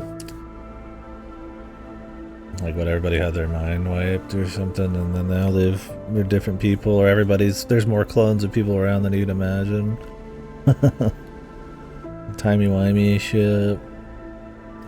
When you reboot, your emulated mind goes backwards, or that you're emulated from the same mind actually would be kind of cute, and you just didn't realize it.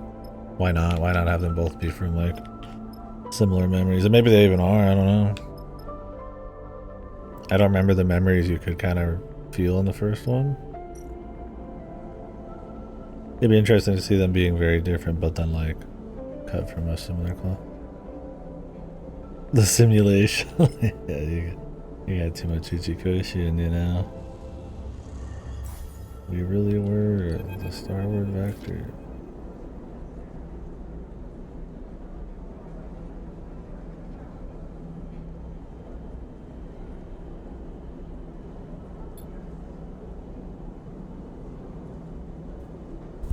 Right, but I'm just saying like the same person.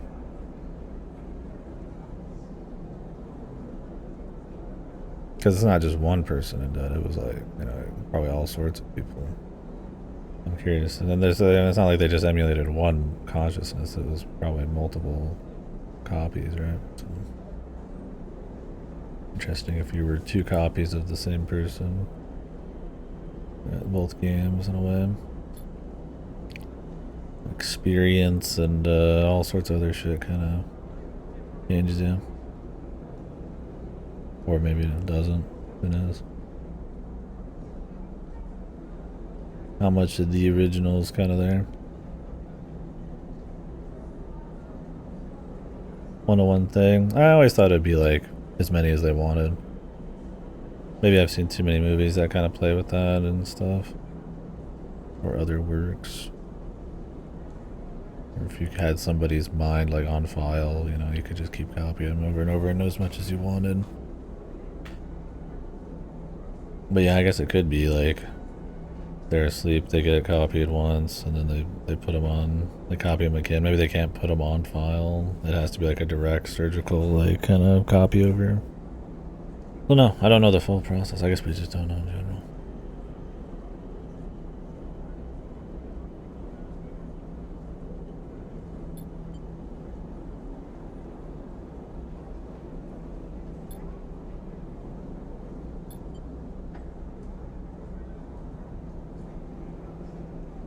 I think so. Or are they just being copied one by one as they sit there until the death? I mean, what does the death paid mean too? Right? So, who knows? Might be thinking too much about Cyberpunk. The original Cyberpunk stuff. The story of that game has a lot of stuff about being able to essentially just copy a personality onto a piece of data or, you know, a piece of hardware.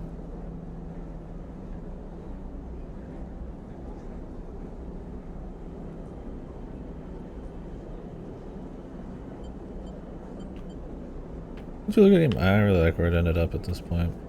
Maybe not as it's thoughtful in a different way. There's more of like a punk, like stylistic thing going on in that than like a thoughtful introspection like in this. But there's a lot of human stories to chew on in 2077. Would recommend it. A bit more wild than something like this, but it's cool. Would recommend. The original release seemed fucked, but I quite liked where it ended up. Or at least my playstyle I gotta do. It was fun. Good stories. Bethesda like. Yeah. Kind of. Bethesda GTA. What are you think, yeah. Yeah, I mean, way better than Starfield. It's a different beast of immersion. Well, I thought it was really immersive. I really like the aesthetics and the amount of detail, and that with the new version of it, you can really build like what you want to do. Like I was kind of like a stealth, like long range kind of. Like blades kind of thing, but you can be like hacker man or like punch man or shoot man and all that stuff. Oh yeah, no, my PC ran fine. It was pretty well optimized. It ran pretty good. It looked good. Yeah. It's come a long ways. So. Yeah, I played it on PC, my 1080 Ti or 1080. Don't know how much of the CPU was good on that one, but I mean it was still really old. Yeah, the DLC, the expansion I don't like as much as most people. Oh, you'll be fine. Pretty sure. I thought it was also kind of rough in some ways, but it was still good too. There's some stuff to chew on there, but it's more about how much I fucking like don't like certain people. But the main game has some really cool side stuff. Me Lies of P. This weekend. Made up numbers. I mean, yeah, there's so much wacky marketing too.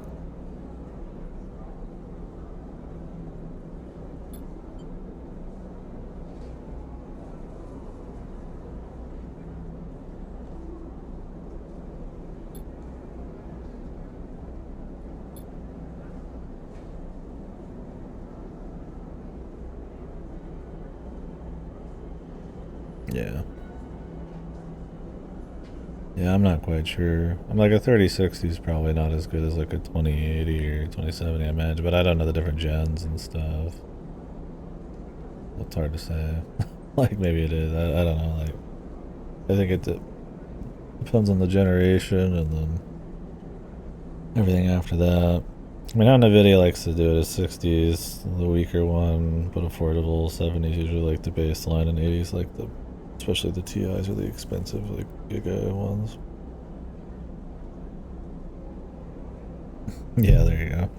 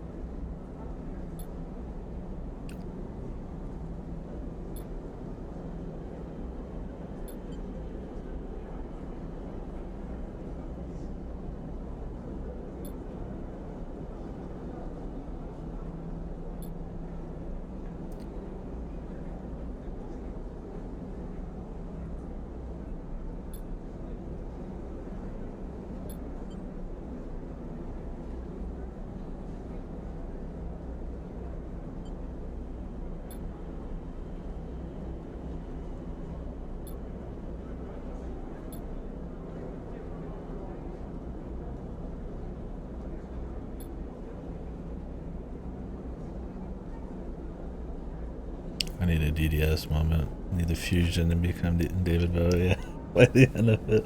Yeah. I mean, the overseer is not there anymore. I don't think we're getting a fusion moment. The digital devil saga of David Bowie fusion becomes something greater.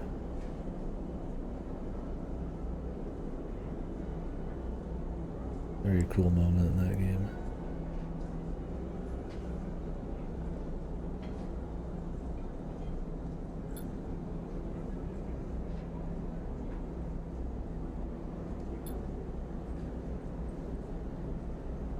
You don't got much choice. You're either fucking dead in a couple weeks or let it rock. Is what it is, right? Probably better go in confident. I mean, not easy to do, of course.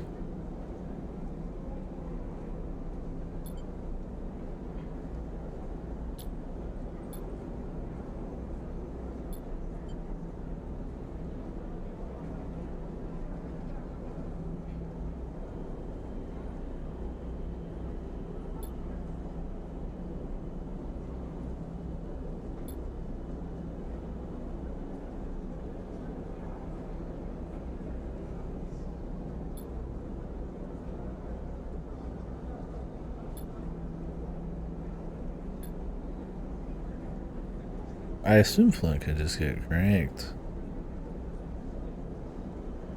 And he just don't get any of this. But also, can you like not even do Flint's side mission at all? It's considered minor, but it's like I don't even think the other guy would wake up in time. I mean, maybe he does after a bit. I don't know. I'm very curious if he did very different things or failed on more stuff, how the plot would really sell it, Or if they're really, you don't as much.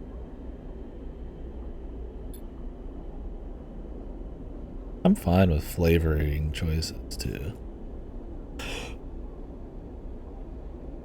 That can be fun in a way. Just like how you personally handle events. You know, your characters kind of, especially in something like this, your inner thoughts on stuff.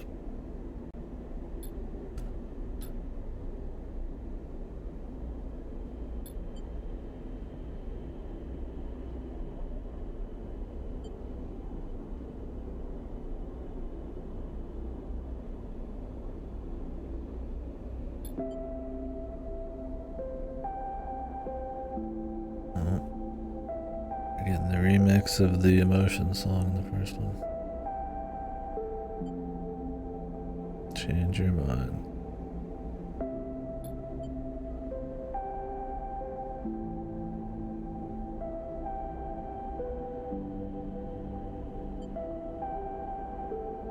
Eugene.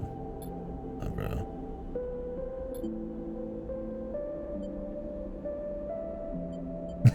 Eugene's a cool guy. I'm thinking just roll, man. I mean, I guess you could go with Eugene. What are the other options here? In the first game, I chose to stay. And then live out a whole life. And that was pretty fucking intense. That was pretty intense, and I was like, what? Go trucking with Eugene. Eugene's cool, but I mean, the journey would be more about kind of taking it with your buddies, not just Eugene. Although, I mean, I guess there's a lot out there. I mean, what, are you gonna go to the war, though? He's based.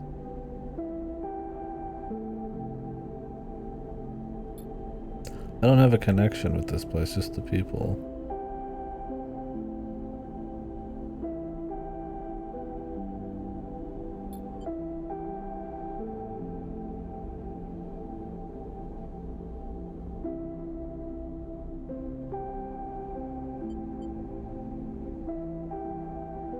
My boy Seraphim.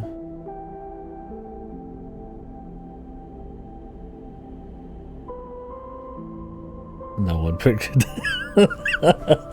Imagine how lame that would be. Cadet in the Couriers, really? I'm gonna go deliver fucking pizza, dude. Pizza time for some fucking, selfish prick. Not really a prick, but... I mean, Bliss is cool. Seraphim was there for you. And the crew, I mean... What are the other options? The belt. Oh, you're kind of choosing for him a bit, huh?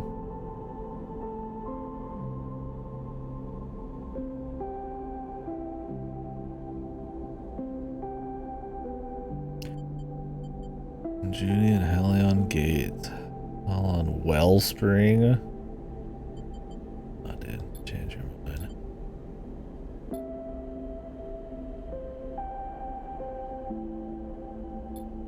Yeah, Seraphim's just good. You know, at the end of the day, this is probably the only choice that is always here. I bet that you can fuck up everything else. It's probably one of the few, maybe the Bliss one. But in a way, I kind of like that. You meet all these people, do all these things. At the end of the day, you come back to the squad, you come back to the man who was there from the beginning, and you rock it. You know? All that stuff's great and all that shit, but you got the core, you got the goats, you got the bedrock, man, you know? I kind of like that. An A crew.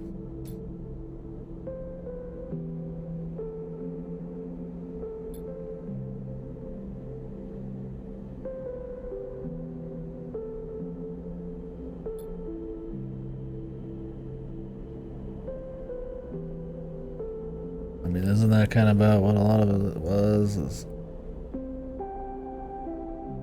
the freedom to go do stuff, the people you like on the crew and all that. Dark side be your home. I mean, he seemed to want to hang out with that one chick. Hey man, maybe we could persuade her to come with us.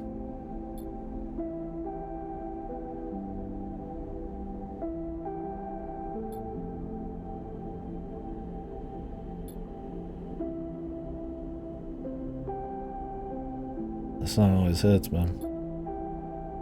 It's good. I mean, so is the writing. I like how they're handling the end here, but instead of kind of going off doing like a very specific event, like in the first one, it's kind of where you imagine yourself. It's cool. It's different. I think in a cynical way, you can look at it as like not as fleshed out, but I like it. It feels purposeful, and it also means you get to have a more focused story for most of it.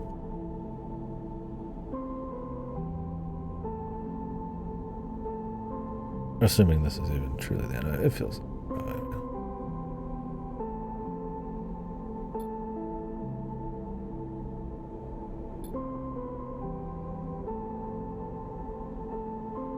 And the thing is, I wouldn't call it a failing of the writing, but Seraphim just, I mean, he's just got the most writing. He's rock solid. He goes through some bad stuff. You see him get more confident. He's got like 3 fucking sprites. You know, as he starts to get way more confident. You know, he essentially lost you and still stuck with you. I mean, the sister thing, that he wasn't just doing it for the sister, like the fucking pizza girl who just kind of decided that it was all about her. Like, he stuck with you and really risked it all. Like, he's kind of based. He's a unit. And I think coming back to that is big. And maybe it's because the other characters aren't good enough, but I kind of like it almost thematically, or as kind of like a full circle. Whatever, man. Maybe I unlocked the other ones. I don't give a fuck. I'm going with the Seraphim pick, man.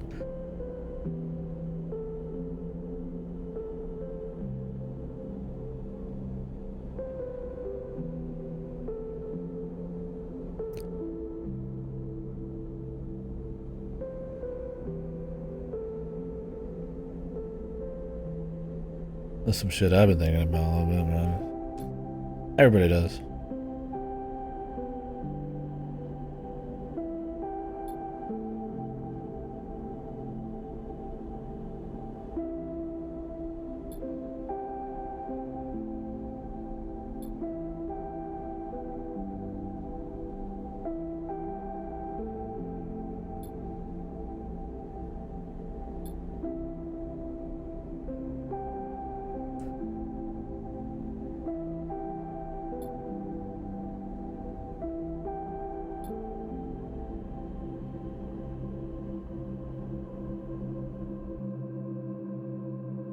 Damn.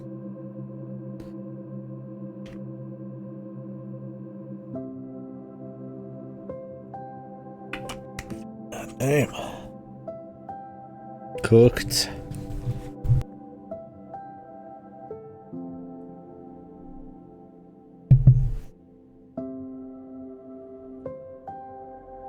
As a bit. I'll check it here in a minute.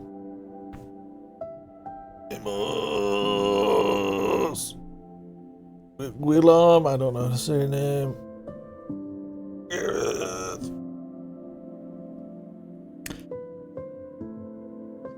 These other people. Where are you at? Copy editing. Oh, really? Game is bad about all typing. Okay, here we go.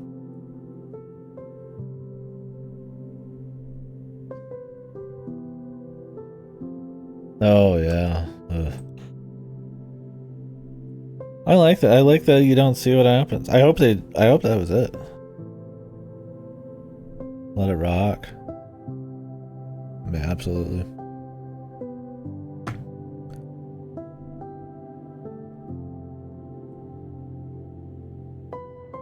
It's kind of what I was saying. It's like, whatever happens, happens, man. I mean, can only hope to be content with the way shit happen, right?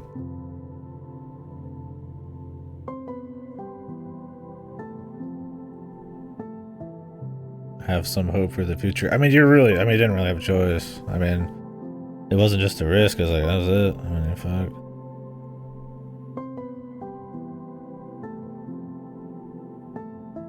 I really liked the ending I picked in the first one, where you just kind of stay there forever. But it's another one like this, where you're reflecting on everything that happens. You're seeing everything move forward and decay or not, and just kind of move on and shit. And I think that was really heavy duty. But I've always gotten really emotionally rocked by the idea of like a life passing by really quickly in a, you know, some piece of writing or art or some shit. So that one really got me. But I think this is really good too. I think just leaving it, I think that's good. I think that's the way to do it. I think closure, people would be like afraid of not having enough closure. We'll see what happens here, but good. That awesome. Very rare. I mean, not very rare. I think it's big nuts to just, yeah. That's crisp.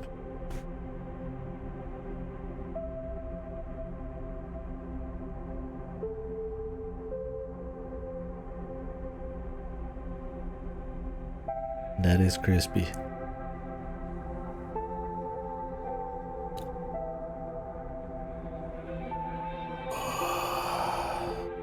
Crispy. Cool. I'm gonna take a quick piss and then I'll be back. Yeah, it fucks. We'll talk about it for sure. I gotta let that one soak. Be right back, guys.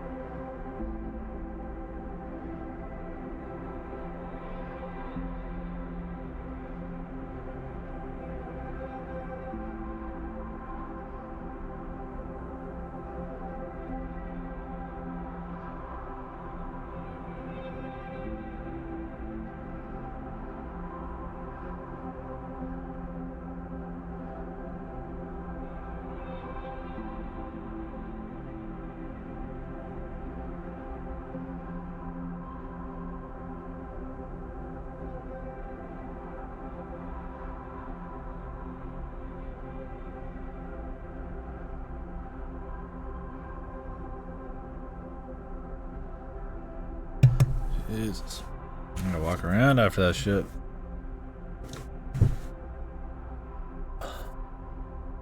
Keep it together for a good little discussion.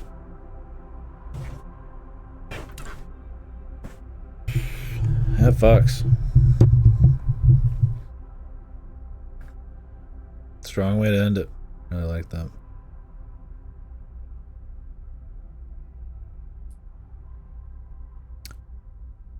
Using the music from the first game, but like a bit different. Yeah. I mean, that it has a different track name even. Oof.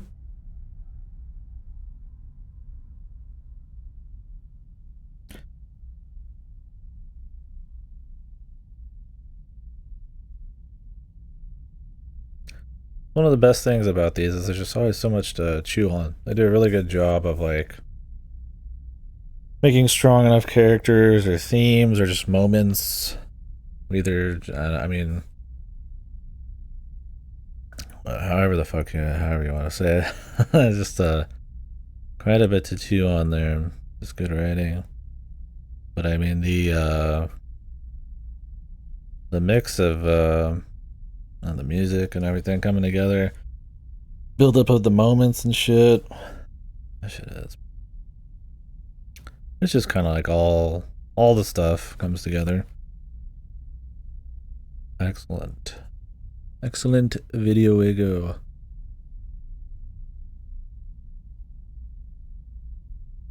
Yeah.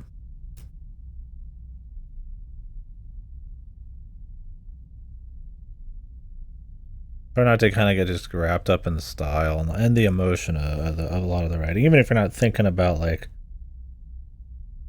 an empathetic, the sympathy or the empathy kind of way, where you're really thinking about the meat of what's going on, or the philosophical kind of, or ethical, or whatever the fuck. Because there's a lot to chew on. Some of these things, it's like with the war stuff, it's like, I mean, some of it was like a rational, something to chew on. Some of it's, the idea of like what these kind of tech will do. It's why I really like near future, like sci-fi type of like, but more like human kind of like, introspective type of sci-fi. There's a lot to chew on there, and people really get that. Can make some really cool stuff like this.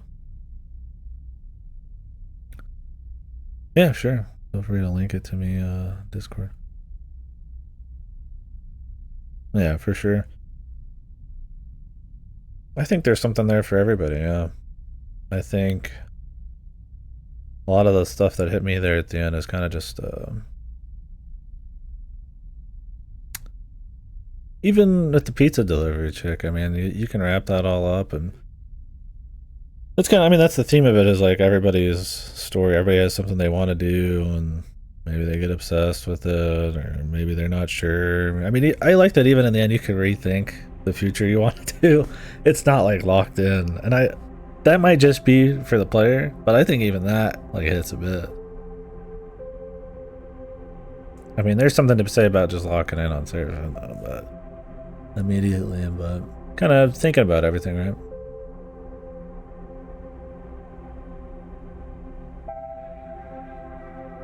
Oh no, I can feel in the first game you could too. The personal. I mean, that's good art, right? I mean, I guess you don't have to feel the person, I suppose, in it, but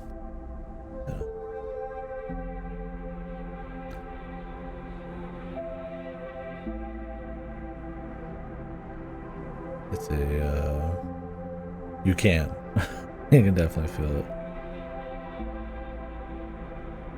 Very personal. Very relatable. I think you have a fucking ounce of empathy in your fucking soul, there's something to chew on in any of these. Or just something interesting. I mean, even just if you want to think of it as a more just like a piece of entertainment or like a philosophy thing, where it's like, just the technology of it. For me, it's like, I think thinking about death, futures, regrets,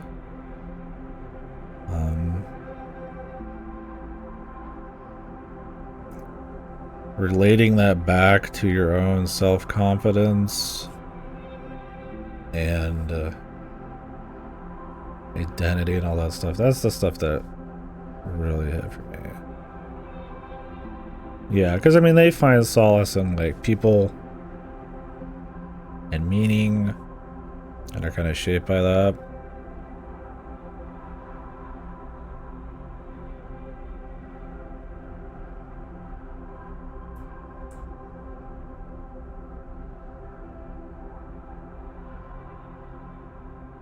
All that stuff hit quite a bit.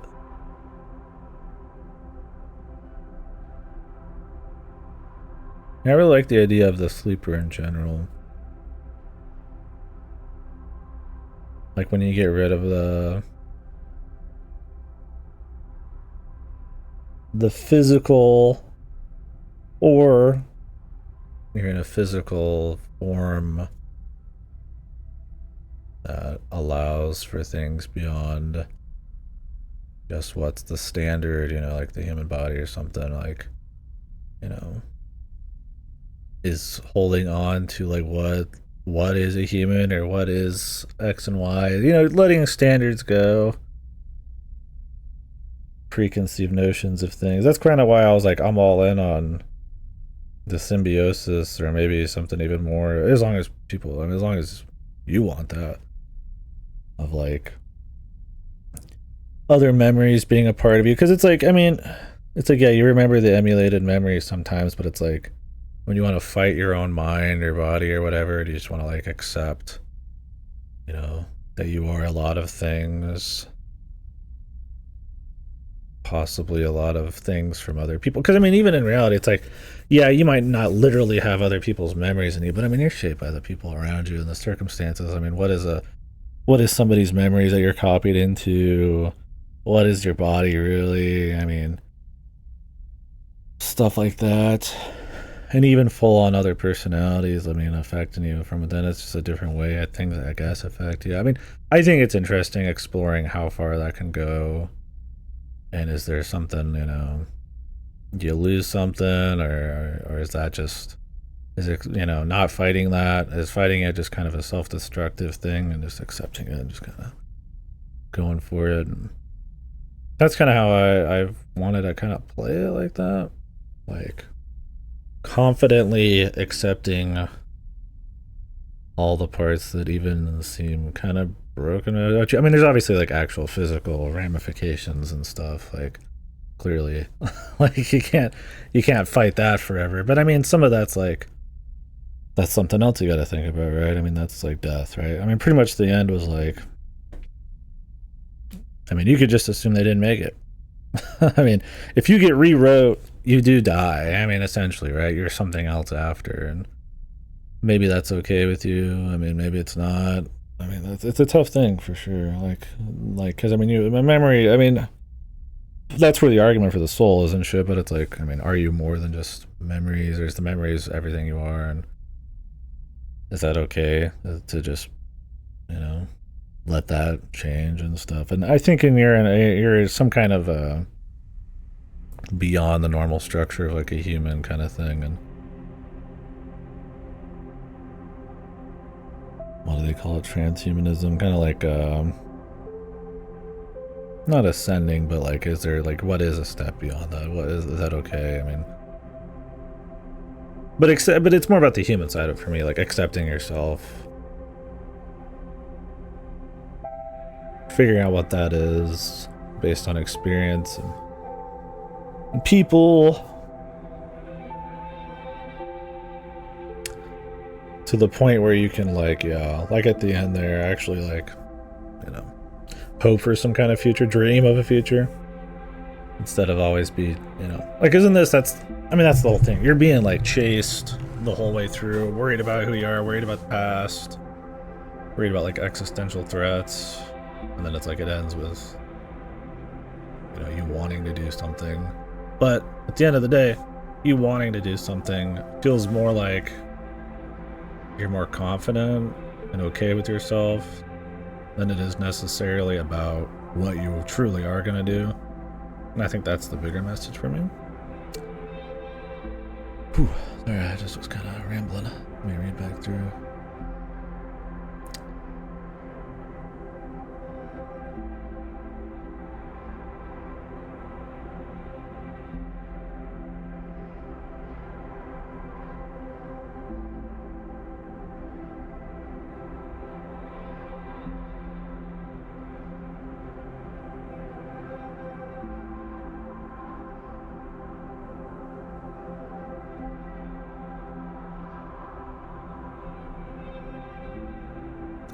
Doesn't waste time with them being a happy old gang on the ship, yeah. I mean, there's an argument that maybe a little bit more with some of them could matter.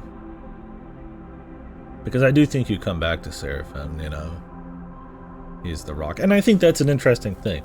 You meet other people, you understand them, you want them to do good things, but you don't know them as well. You don't have as much of a rapport with them. They're important, they've shaped you, and you could go down a future where maybe they can become your Seraphim too, but it's like, for me, that's why I picked him. Maybe it's just because the writing just had more focus on him. He had more interesting arcs.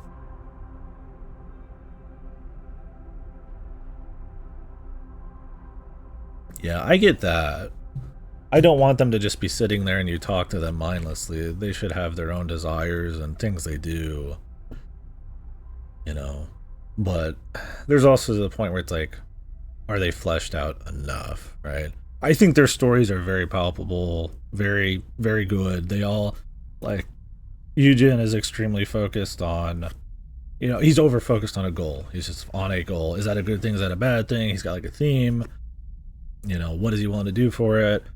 With fucking what's her name, Yuji or whatever. It's like it's about the importance of history. It's the importance of like the past, the risk of it, but also like building on it, like that kind of thing. Like Bliss, it's about finding yourself and letting experiences kind of happen and all that kind of stuff. And it's like they all have like clearly their thing, like power, control, family with like fucking Finn or whatever his name is. Like they have very strong stories for how little truly the writing there is.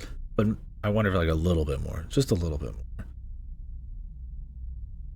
to give them just a bit more of a rounded feel. And maybe just to feel kind of like a crew. The thing is, they don't push the crew part that much. Like, there is times where it's like you can answer where it's like, hey, my crew is what matters to me, my Nakama. But it's like, I don't think there was ever like a really strong feeling of like crew camaraderie. But technically there would be because they go through a lot. But they do kind of feel like people that they're more than just there, but they are kind of just theirs compared to like a Seraphim and shit. Some of that might just be because these people can probably die. They're gone. You can't write like extremely potent shit for like every single one of them all the time, everywhere, that aren't always going to be there in like a changing story. I think it does a great job for what it's got. Yeah, Bliss, but I also think Bliss is pretty much, and that's why I picked her, or I picked them almost every time, is like, Bliss is like, there's not many, like, they're pretty much the other Seraphim. Like, there's not, is there an opportunity where you can like really get rid of Bliss? She's one of the, they're one of the mainstays. I'm emotionally holding it together. My words are exploding. But yeah, it's just like, it's interesting for sure. Some of it's, I wonder if like there's just not. I'm not trying to pick it apart in a bad way. I think it ends very strong. I think it hits where it needs to hit. Is there like a little bit more strength of like the feeling of like the crew?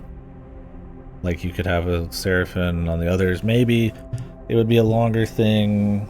It would be harder because then you're getting rid of like the consequence to a certain extent, right? Like, how would it feel to lose Eugen? Is it got good writing? Or are you just missing out on a shitload of cool dialogue and a nice story to end it off with? And it's like, well, then it's like there's a right and a wrong. So I get not wanting to do too much of that. Yeah, I do like that. That's the thing. It's like I liked Eugen on Darkside enough that I brought him back, because I wanted him to have a follow-up. Now, he didn't really say much for that, but I think they do a good job of trying to like have the crew on contracts actually say stuff, exist. You get their personalities. There's just a little bit of a crew tightness. Like they always feel good for you, but as a unit, right? Like Eugen trusts you. They all trust you by the end of it. The good and the bad. They've all gone through a lot. Some people, like the fucking pizza chick, whatever the fuck, they just go off. But it's like, it feels... The rapport with you is good, but I don't know if they exist with each other almost at all, right? That's the only thing. Other than maybe Seraphim, like, he talks to Eugen and like some of his story and shit. I don't think it's a big deal. I do think that would make the ending even more strong, thinking about all the different people. Like you could imagine a life doing this, the crew is all, all there and stuff, but yeah, cadet stuff's really late, and I just don't think, and too much of Cadet's story comes across as just selfish.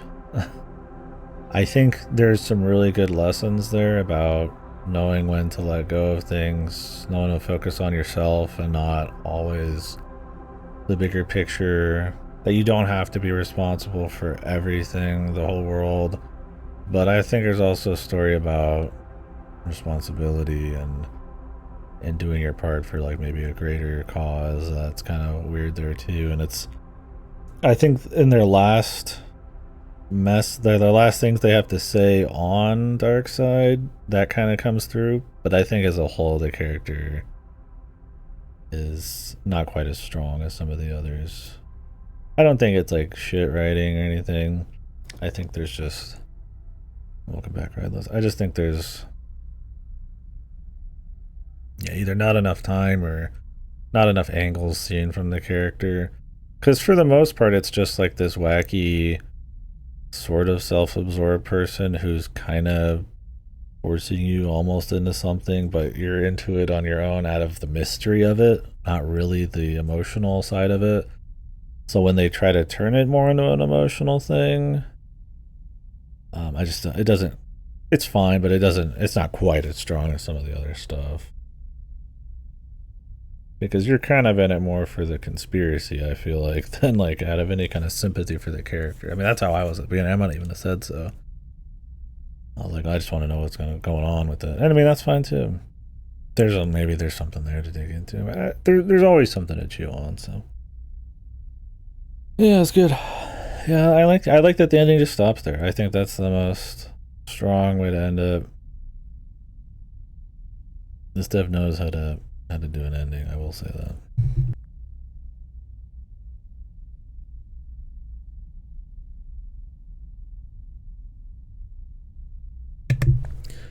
Very good about that. Short and sweet. I mean, it was pretty length. Yeah, I mean, not super length. They made what, like 15, 16 hours, something like that. I took my time, but maybe 20. Oh, no. Sit and Sleeper 1's like 15, 10 to 20. And that's the way it should be. They're very focused. You know, the choice, the failure you can have and all that would be very much... I feel like the impact, the themes would probably wash away in the length of a 100-hour game.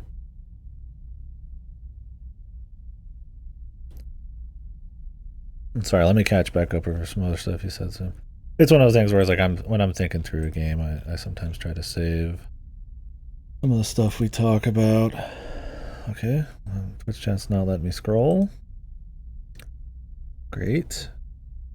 Hopefully I don't lose that whole chat thread. Okay, there we go.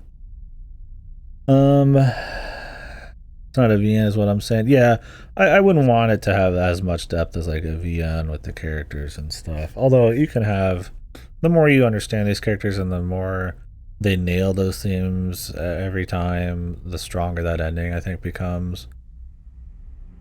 But you could also water down the characters and kill the pacing and stuff.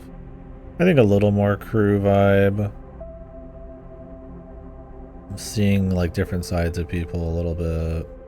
I think that goes to show the humanity, show the empathy you can have a little better. I think the writing that's there for every character is so strong already, it's not a problem. But like, there could be a little bit more.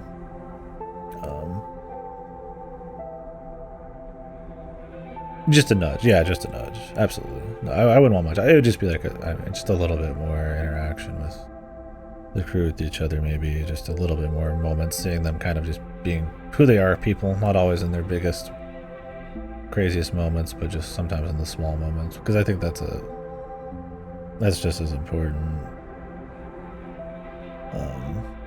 I'm not saying I want like 10 million optional like Xenoblade fucking cutscenes or something that I have to walk out everywhere to see or anything like that.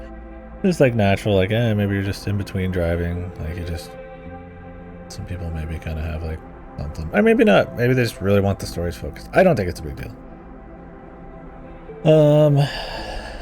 It's tough to write that balance too, right?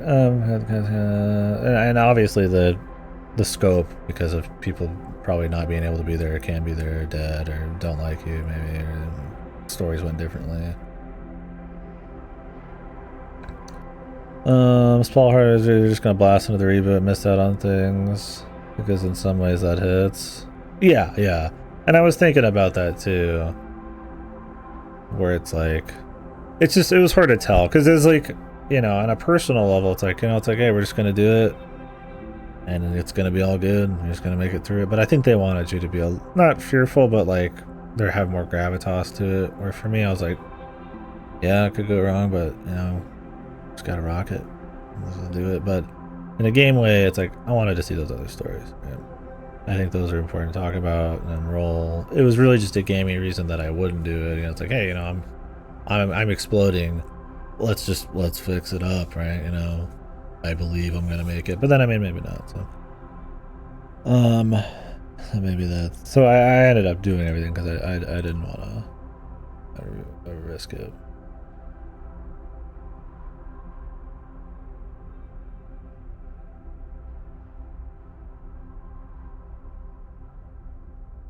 Oh yeah, Sam, your DM there. All that shit. That shit was getting me. That's getting me again right now. For sure.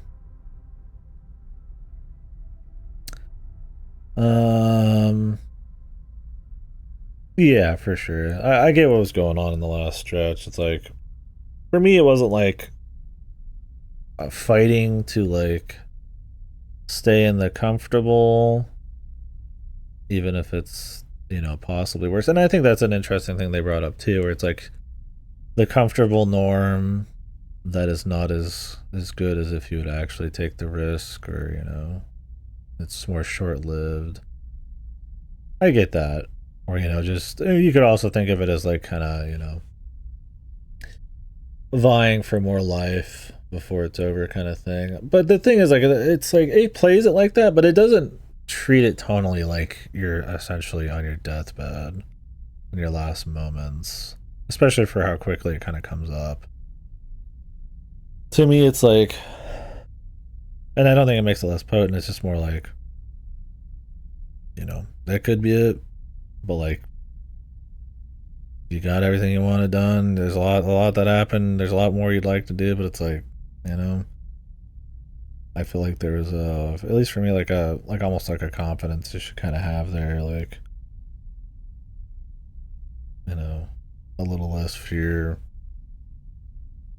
You know, I'm like, you're not like fighting to just kind of hold on for like a couple more weeks. It's just kind of like, you know, for me, it was like, for me, it was almost more of a gaming thing. I was like, I got shit to do before the end of the game.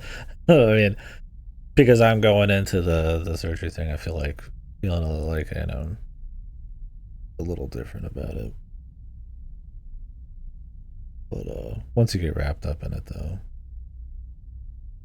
regardless, it hits in a lot of different ways, which is cool. So,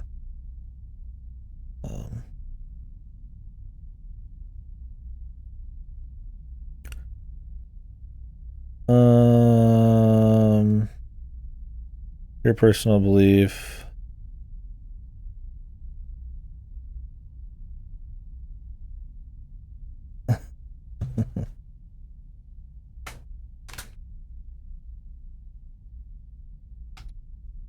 He's playing Lost Ground right now. My personal belief is that the reboot did not go well, and I think that's strong too. I think that's what's cool about the ending. It's like it could go all sorts of different ways. I mean, maybe you reboot and you're someone completely new. I mean, that means, you know, the person they knew died, and they bring that up with Seraphin and shit. The person you knew, that was the end of their journey. You know, at the end, they gotta hang out with everybody they wanted to hang out with. They became free, they made their own choices, they were comfortable in their own skin. Or, you know, whatever, you know, wires and all that shit. Body.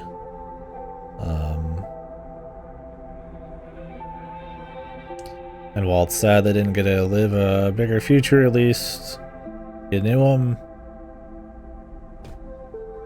And they didn't go out on a, while not the happiest way, I was like, well, at least it wasn't the most dystopian, horrible, sad, depressing way that somebody could go out in this universe, right? So, and then you got somebody new who's there, right? And they deserve probably whatever opportunity happens after that. Because, I mean, the full reboot, like, I mean, what is that even supposed to entail? Just everything that happened to Seraphim and then before? You forget everything that happened there? I don't know.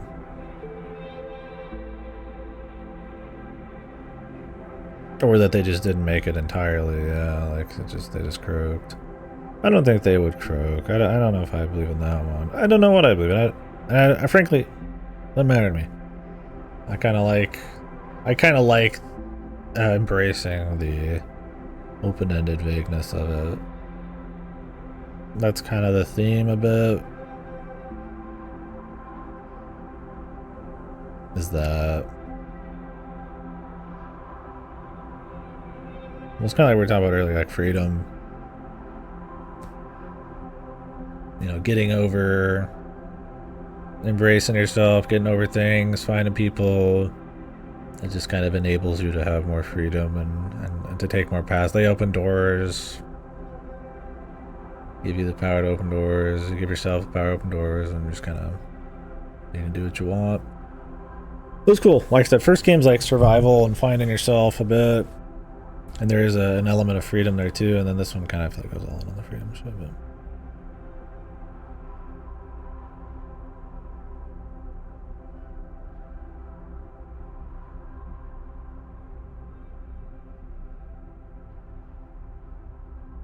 yeah. That's because I'm just evil. Yeah, I know. I don't mind a more downer thing. I think that's interesting too. Because I mean, the characters are strong enough where it's like, hey, if you just, I mean, the Seraphim already had it happen once, right? You know, I mean, how would it feel to happen again? How would that affect everybody around you? You know, do they, you know, is death essentially to them kind of? I mean, it can be a negative thing where it's like, you know, they always see that person in you, and it's never, you can never truly kick that. I don't even think Seraphim completely does, but there's just so much going on after that that you can kind of rapidly become like a new thing and kind of forget about some of that. And you know, how does it affect all these people you've kind of affected if you kind of disappear, and how does that affect what they might think about the future? And that's cool too, you know.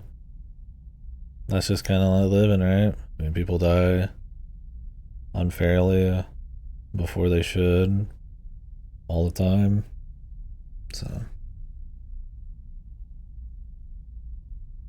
because I mean, if you like, I mean, completely got memory wiped, I mean, you're dead. Right? I mean, that is kind of the thing. It's like being comfortable who you are, but who you are is essentially like your mind, your memories, right? So, regardless of what you're in, so it's like, I mean, you're dead. So, it's there's a lot of ways to think about it. You know, maybe they just died straight up. Maybe they got factory reset, brain wise. And then, I mean, you could get into the idea of like, you know, the soul and all that. Then, you know, how much of you is really still there?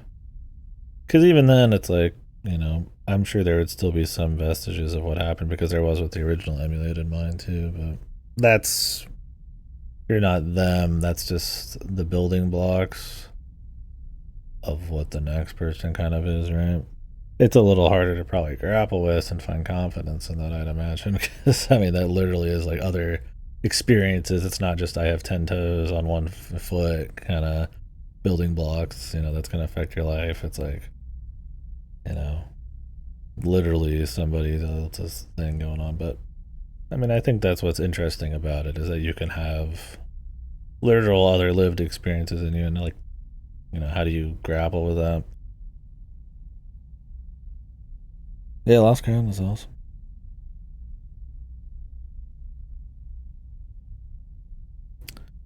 I want to chill for a bit after this. Sadly, I got, not sadly, but I got work kind of early. Not too early at all. I got time to kind of soak. I'll have to add this playlist, or this get the soundtrack going on my devices and Uber and all that. Probably do that tomorrow though. Yeah, I mean, the game as a whole though, I mean, just you know, as usual, just excellent UI and presentation. It's just stylish, but really everything always just comes together. There's a lot of synergy. That feeling of kind of introspection and like kind of a distance, like how Sam put it. I feel like you feel that in the Amos music. It has like especially this soundtrack, this has even more of that kind of like,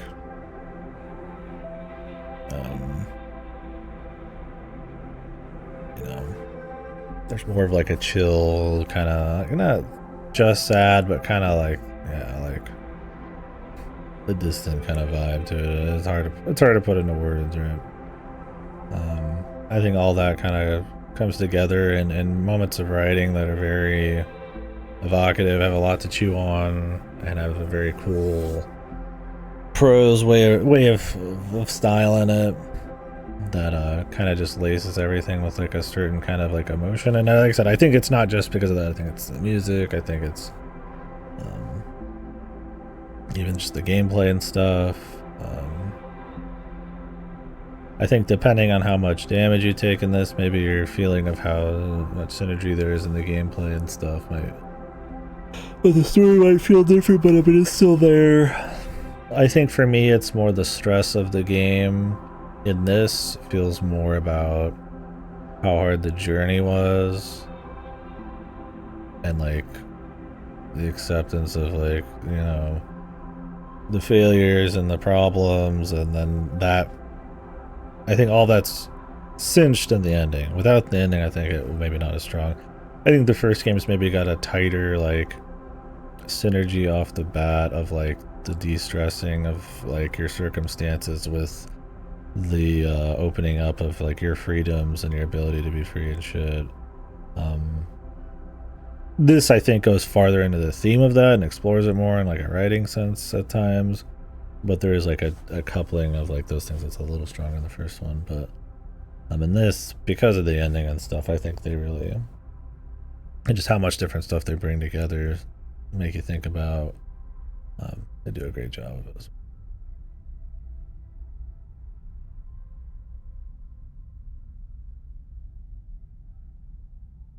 Yeah, I would say at the end of the day, if you put a gun to my head, I would probably like the first game soundtrack more. I think there's, because you're exploring a single place though, well, I mean, you're exploring a place in this, it's just, you know, everything's a bit more spread apart. This has a different emotional thing going on, right? Like there's songs in the first one that it's like, you know, different parts of town, different kinds of people that have a bit more of like an energy, a different energy to them, right? This soundtrack feels like it's very like trying to unify like that distance, that introspection together in the sound the whole way through. And where the first one, it's almost like the variety of the place you're in, the different experiences you could have in a place is kind of the vibe of the music for me. And obviously just unified in that the style is really cool, the name of the music's cool, and it, you know, that kind of shit. But like I said, this has like a unified feel on the tunes, like the emotion of it, where the first game feels more like the style is unified, and there's just more variety. I think the first one's probably easier listening. I would, you know, but I really like the soundtrack still. I mean, it's great. And the ending song being a remix of the first game's ending one, especially the ending I did, which I really got into. That hits for sure. Bulls is very valuable, and yeah, and I think as a sequel, it's like, you know, they scope it up a bit. There's a bit more like gameplay stuff going on. I think it's enough different that you can think of it as like a neat, like mechanical, not even evolution, just kind of like, you know, next step, next thing, right? You know, like you're doing all the stuff you did in the first game, but now you've got the ship and more resources and, you know, a little bit different dice stuff. But it's not about just being like Civ, you know, 1 to 2 or 2 to 3 or something. It's about a thematic, like a story accompaniment. You know, the next, you know, the scope's bigger. What you have to worry about is different, but it still keeps like the human root and the emotional, personal root. Yeah, clear vision, and not just for the sake. Yeah. It's not just Super 2 because the first one maybe made. I mean, maybe it is too. I mean, that's fine, right? I mean, all of it can come together. Why not? I'd play a third one for sure, just because, I mean, it's just strongly done. But I think they've struck gold twice pretty strongly while grappling with similar but also different kinds of like themes and different kinds of peoples and stuff, using this interesting setting as a springboard for those kinds of stories and making it believable and feel like it's an actual lived in like actual thing. I think a third one, you could definitely get into it, and in like a lame way you could be like, oh well, there's, you know, the fucking, you know, corporate war area, you could be fucking around there. But it's like, okay, yeah, just because there's an opportunity for that, does that make it a Citizen Sleeper story? Like, I mean, I would not want a Citizen Sleeper game where I am like some fucking guy running around run gunning in a fucking corporate war. But then again, you know, it could be interesting. Maybe there's stories to explore and like an even more bleak corporate kind of control. I mean, are you getting too political then? You know, the personal stuff, like, you know. The thing about Citizen Sleeper 1 and 2 is like, there's horrible things going on, but there is opportunity if you can find it, if you can try to find it, to like do something of yourself, right? You escaped the place that has no opportunity, right? And it's like, I mean, if you had a game that literally took place in the most bleak hellhole, corporate nightmare, it's like, that could be very interesting, but is it kind of the style? Because you're always on the fringe in Citizen Sleeper, I feel like, right? Like, you're not right in the horrible shit, but it's still rough. Like, there's just stuff everywhere.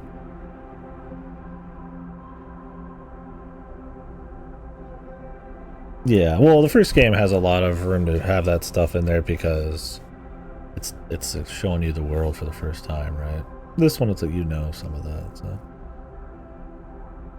I'm just saying that, like, there's room for that kind of crap. Obviously, you could go anywhere, but it's like, should they, right? Is there more to say? Is there more to do that hasn't been said? Is there more just world building lore that's just worth like just digging into? I mean, the thing is, I feel like the emotional undercurrent and like the themes and all that are so important to it. It's not just about like, it's not just Mass Effect where I'm just like trying to fucking like describe a sci-fi setting, right? Or it's like 40K or something, right? I mean, that's cool for its own stuff, but it's like, you know, that's not like, I'm not playing Citizen Sleeper for the lore. It's important, extremely important the setting is, but like, it's a springboard for what actually matters in Citizen Sleeper, right? So I wouldn't really care about like a lore focused thing. Like, all that's important, but like, I wouldn't want a sequel to explore lore. That has to be a springboard. I mean, that because that's what's so strong about the two games. I mean, that's why it's a good game, and most good games are like that. Not always, but some good games just have one thing that's like really strong, and some other stuff that sucks. But there's there's like a synergy with the, like most things in this that I think is really strong, and I feel like letting anything kind of dip without like, yeah, like a vision just to explore like lore or something. I mean, we're talking lore. I don't even think. I mean, Opus's lore was probably about as interesting at times. It's more about this, how it's used, how it's described, the human element that I think is really fucking good. That's what makes these what they are. So,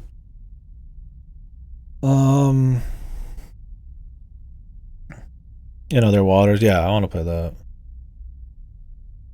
Yeah, for sure. And it's like, I mean, you want to see the dev keep succeeding because they do good things. So it's like, I can understand wanting to keep pushing down the Citizen Sleeper train, but hopefully they just have the opportunity to do anything they want monetarily or anything like that, right?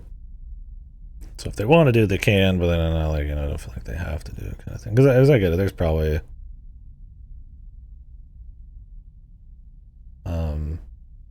I imagine, you know, when you put everything on, a lot of indie devs put everything on the line, and either time, soul, money, emotion, you know, into a lot of stuff, and that's why it's always so special. And why I always respect the dev, regardless of if I like the game or not. I mean, I guess there's some devs that are pieces of shit, but you know, at a base level, before you find that out.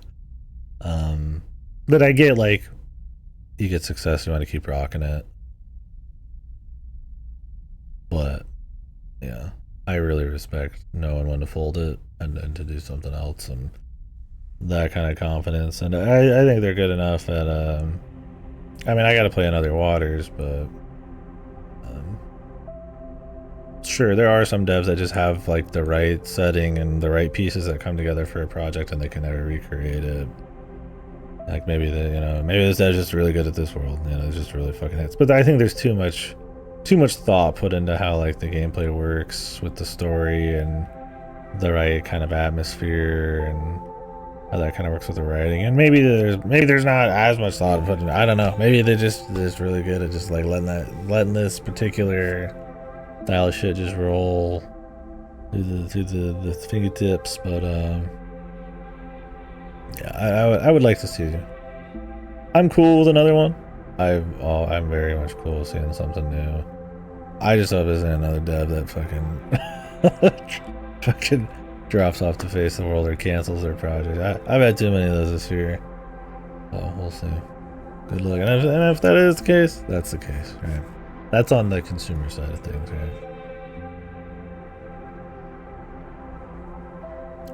Good luck, whatever they do. No, I'm looking forward to it. I definitely want to. I can't spend extra money right now. I'll wait for a good sale.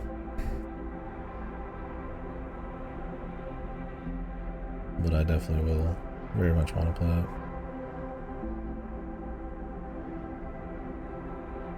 Yeah, it'll be cheap on sale. I just am strapped right now, especially if I wanted to maybe try to do that switch too. I'm not a man of much money.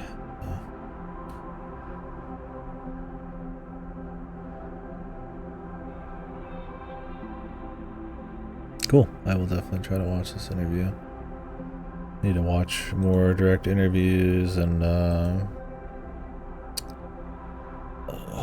dev stuff. Talk more accurately, or just kind of get into that frame of mind more. As someone who's not a dev, right? I think that's a valuable opinion too, but I think it's cool to learn about it. I try to learn about all that kind of stuff, but I mean, getting it straight from the source is big. But yeah, so, and if anything, just for the kind of the story behind it, right? I think it's easy to kind of like decouple yourself from sometimes the people, and I mean sometimes it's good. I mean, some people, death of the author is a thing. I mean, I do not completely disagree with that. I get the notion of it is like, regardless of who did it, how good or bad, like, that the art is out there and how it makes you feel is a personal level, intent or not, maybe is one of the more important things. I think with video games it's a little different because there's, and then sometimes a product there, like an intended like way of feeling, of controlling, of all that kind of stuff. It's not quite as amorphous as like music or something, but that doesn't mean it's less of a powerful art form or something. It's an interesting thing that there's no root, so like there's no final endpoint. Like this is how it is. But I think for the sake of discussing shit all the fucking time, I think it's valuable for me to learn more about all that. So definitely looking forward to it. There's something else I was gonna say. Oh yeah, well, finally, out of all these fucking high-rated games this year, not that I play games just because they're high-rated on Metacritic or something, but we happened to look up the list of like the top 15 Metacritic games of the year a few weeks ago during the it might have been during it was during Death Stranding 2. Me and Adri were like, because Adri was saying he wanted to start like playing like the big like well-received games this year, just I guess just out of interest, maybe be in the know, just out of curiosity this year. And I looked through so many of them, and it's like fucking like top 15 is like, it's like fucking 100 Lion is like in there right next to like this, like it's insanity, right? That was kind of what I mean. I wanted to play this no matter what. I mean, I knew this was going to be great, and I was really going to be special. But I think it's like really fucking funny to like look at these fucking lists, dude. And not to just dunk on it. Like I said, I don't. Regardless of the dev, like I'm not gonna like sugarcoat how I feel about something. I think that's kind of part of the the beauty of the whole deal. But yeah, I mean, like, like, there's more now that have popped in here because like expansions and shit are coming out and Xenoblade. But like, if you get rid of the remakes and shit, like imports, it's like okay, Zelda, you've got Clear Obscure, Blueprints, like yeah, that's fine. Those are fine. Split Fiction, okay, I don't know. Donkey Kong's probably awesome. I would like to play Despelode. This is a remaster. Fucking Death Stranding 2's on this shit. It was not an awesome game. Wild I haven't played. Kingdom Come's probably really good. This is an expansion to a game I don't think is good. Monster Train 2 is probably good, but Pastrella is probably good. I like Lonely Mountain Snow Riders, right? I need to play Root Trees.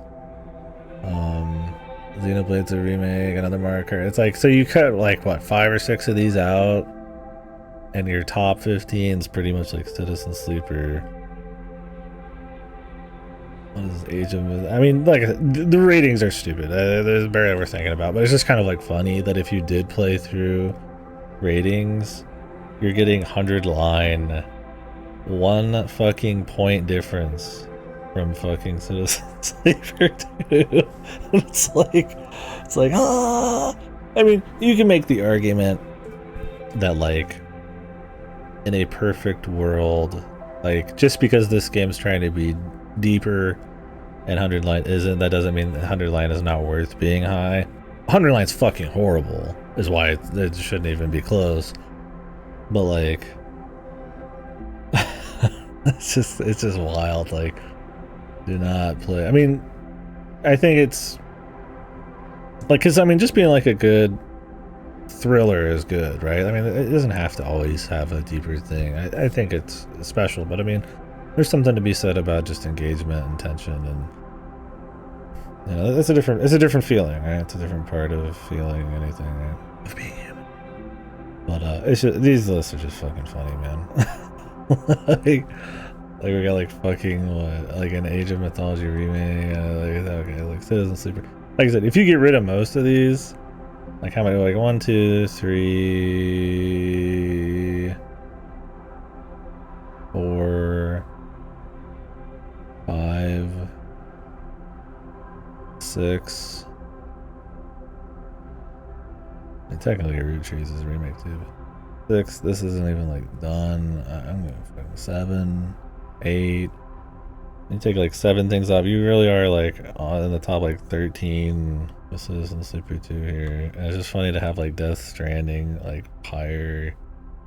It's just sad because I mean stuff like Death Stranding, it's like production value. It's stuff like that, right? Like just the cleanliness of like, graphics and like, all the myriad different like mechanics. Whether it comes together to make even a strong experience, I don't even think matters to some people.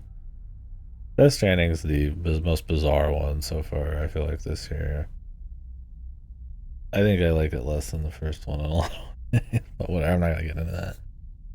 I just think it's funny, right? Because we're talking about which ones they were playing. A lot of these are like kind of iffy, and it's like then you get like an actually like really good one, and I knew it would be really good. Just like chilling, 1 point away from fucking 100 line, and it's like, yeah, you can think whatever you want about something. That's fine. Whatever. You really like 100 line. You played 10 hours. You wrote your review. You skipped the other 190. Whatever. I guess you can write what you want. Or maybe you did finish it once. I don't know.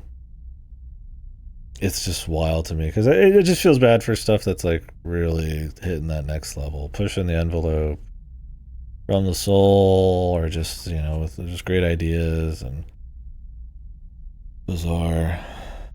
I mean, at least this is up there, so you would like if you just were like addicted to ratings or something. It's just funny. The folly of rating. I mean, why are we gonna see this in the VGAs, the video game awards? Wait, what indies were in there? We already talked about it once this year, and we're not even like partially all the way through the year, right? Let me pull this back out. What are we gonna be seeing? The token indie. I mean, Claire Obscure is gonna win Game of the Year. I think your token indie's Blueprints. I think this year maybe you have more than one token indie. Blood Fiction's there. They love Joseph. They love Kojima. Death Stranding probably there. Explode is about like soccer and stuff. I mean, maybe that's like the feel good one that could be there.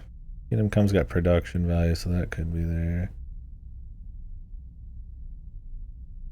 I think this will be in the like indie running at the stupid VGAs. I don't want to get into it every single time I mention the award shows, but I feel a certain way about award shows too. But they're fun to talk about in a way. But I don't think so. Sleeper ends up as a token indie winner, especially because it involves reading, which is the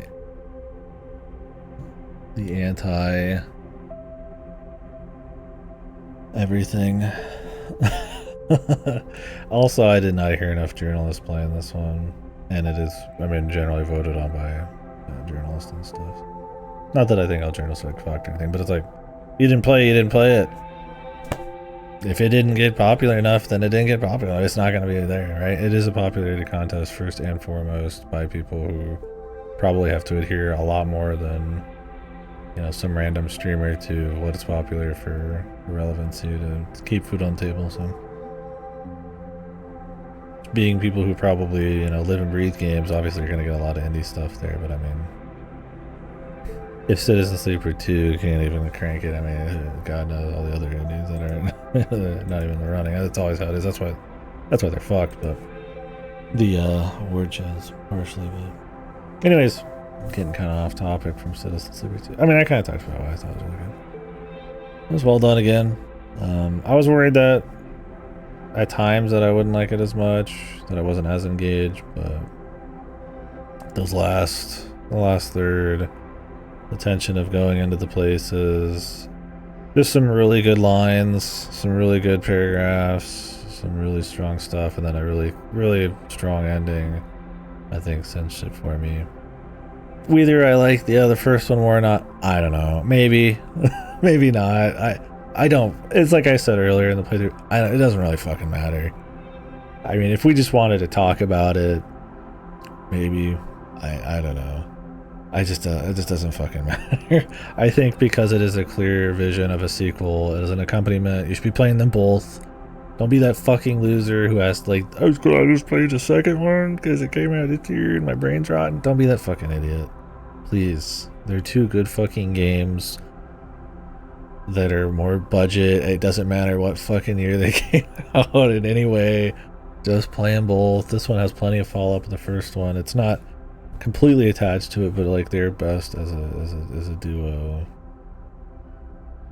Yeah, it's like, and I think they follow up on different themes or restate things in even more, you know, stronger ways, or maybe not. Yeah, just different ways, right? Tell different stories in the world that they're both worth experiencing, even if it just feels like the same thing twice to you. That's two good things, man. Yep. Sweet dreams. I'll be jumping off too. I got work in 9 or 10 hours, so sleep. Yeah, thank you guys very much for shooting the shit. Sam, thanks for hanging and talking. Yeah, I need to put them on my phone. Well, I'll be working with someone, so won't have time to listen to anything. Although if I drive to the store after, maybe I will. I'll try to put it on there anyways. If not, I guess I have Spotify. I could use that as a temporary measure before I put it properly on the phone. Yeah, Game Fox, great game. I'd really recommend it to anyone. I really recommend the first one to anyone. I mean, if you don't like reading, you're fucked. If you don't like the feeling of stress in any way, you're fucked. But these games are very careful about that feeling and owning it with the story and all that stuff. And as someone who likes to min-max and probably does get like ass ass mad, but like you know, feels that a lot. I think the measured alleviation of that feeling and bringing it in and out, especially like in the first one, this one um, is good. Someone that is affected by that quite a bit in a game because of things going bad. I think, like I said earlier, some games will have that happen, but it'll be because of like bad balance or it's too easy or just irritating, right? Like you get fucked and it's just lame. You get fucked in this and it's like it worked. So it's not like a grueling game. Like, you're not getting fucked in hard. Anyways, good times. Really recommend it.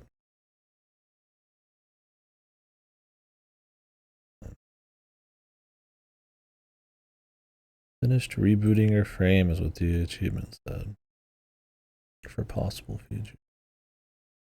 Keto. I don't know what the other achievements were. It's probably just choices for or against. But anyways, guys, recommend it. Play it. Play both. Special indie games. I'm gonna be playing their other game in other waters when I can here. But next up, tomorrow night, probably be someone we're all here, and I'm all live for it. Probably Liza P DLC. I got to reorient myself with the game, which will be rough, but we'll get a feel for it and rock that. After that, or maybe during, depending on how I'm feeling, we'll do Sonabi, which is a action platformer, cyberpunk kind of thing. I think that one will take like a solid day, from what I understand. Maybe not. Maybe it's shorter. And then after that, I got a million more things I want to do. So, anyways, folks, be seeing.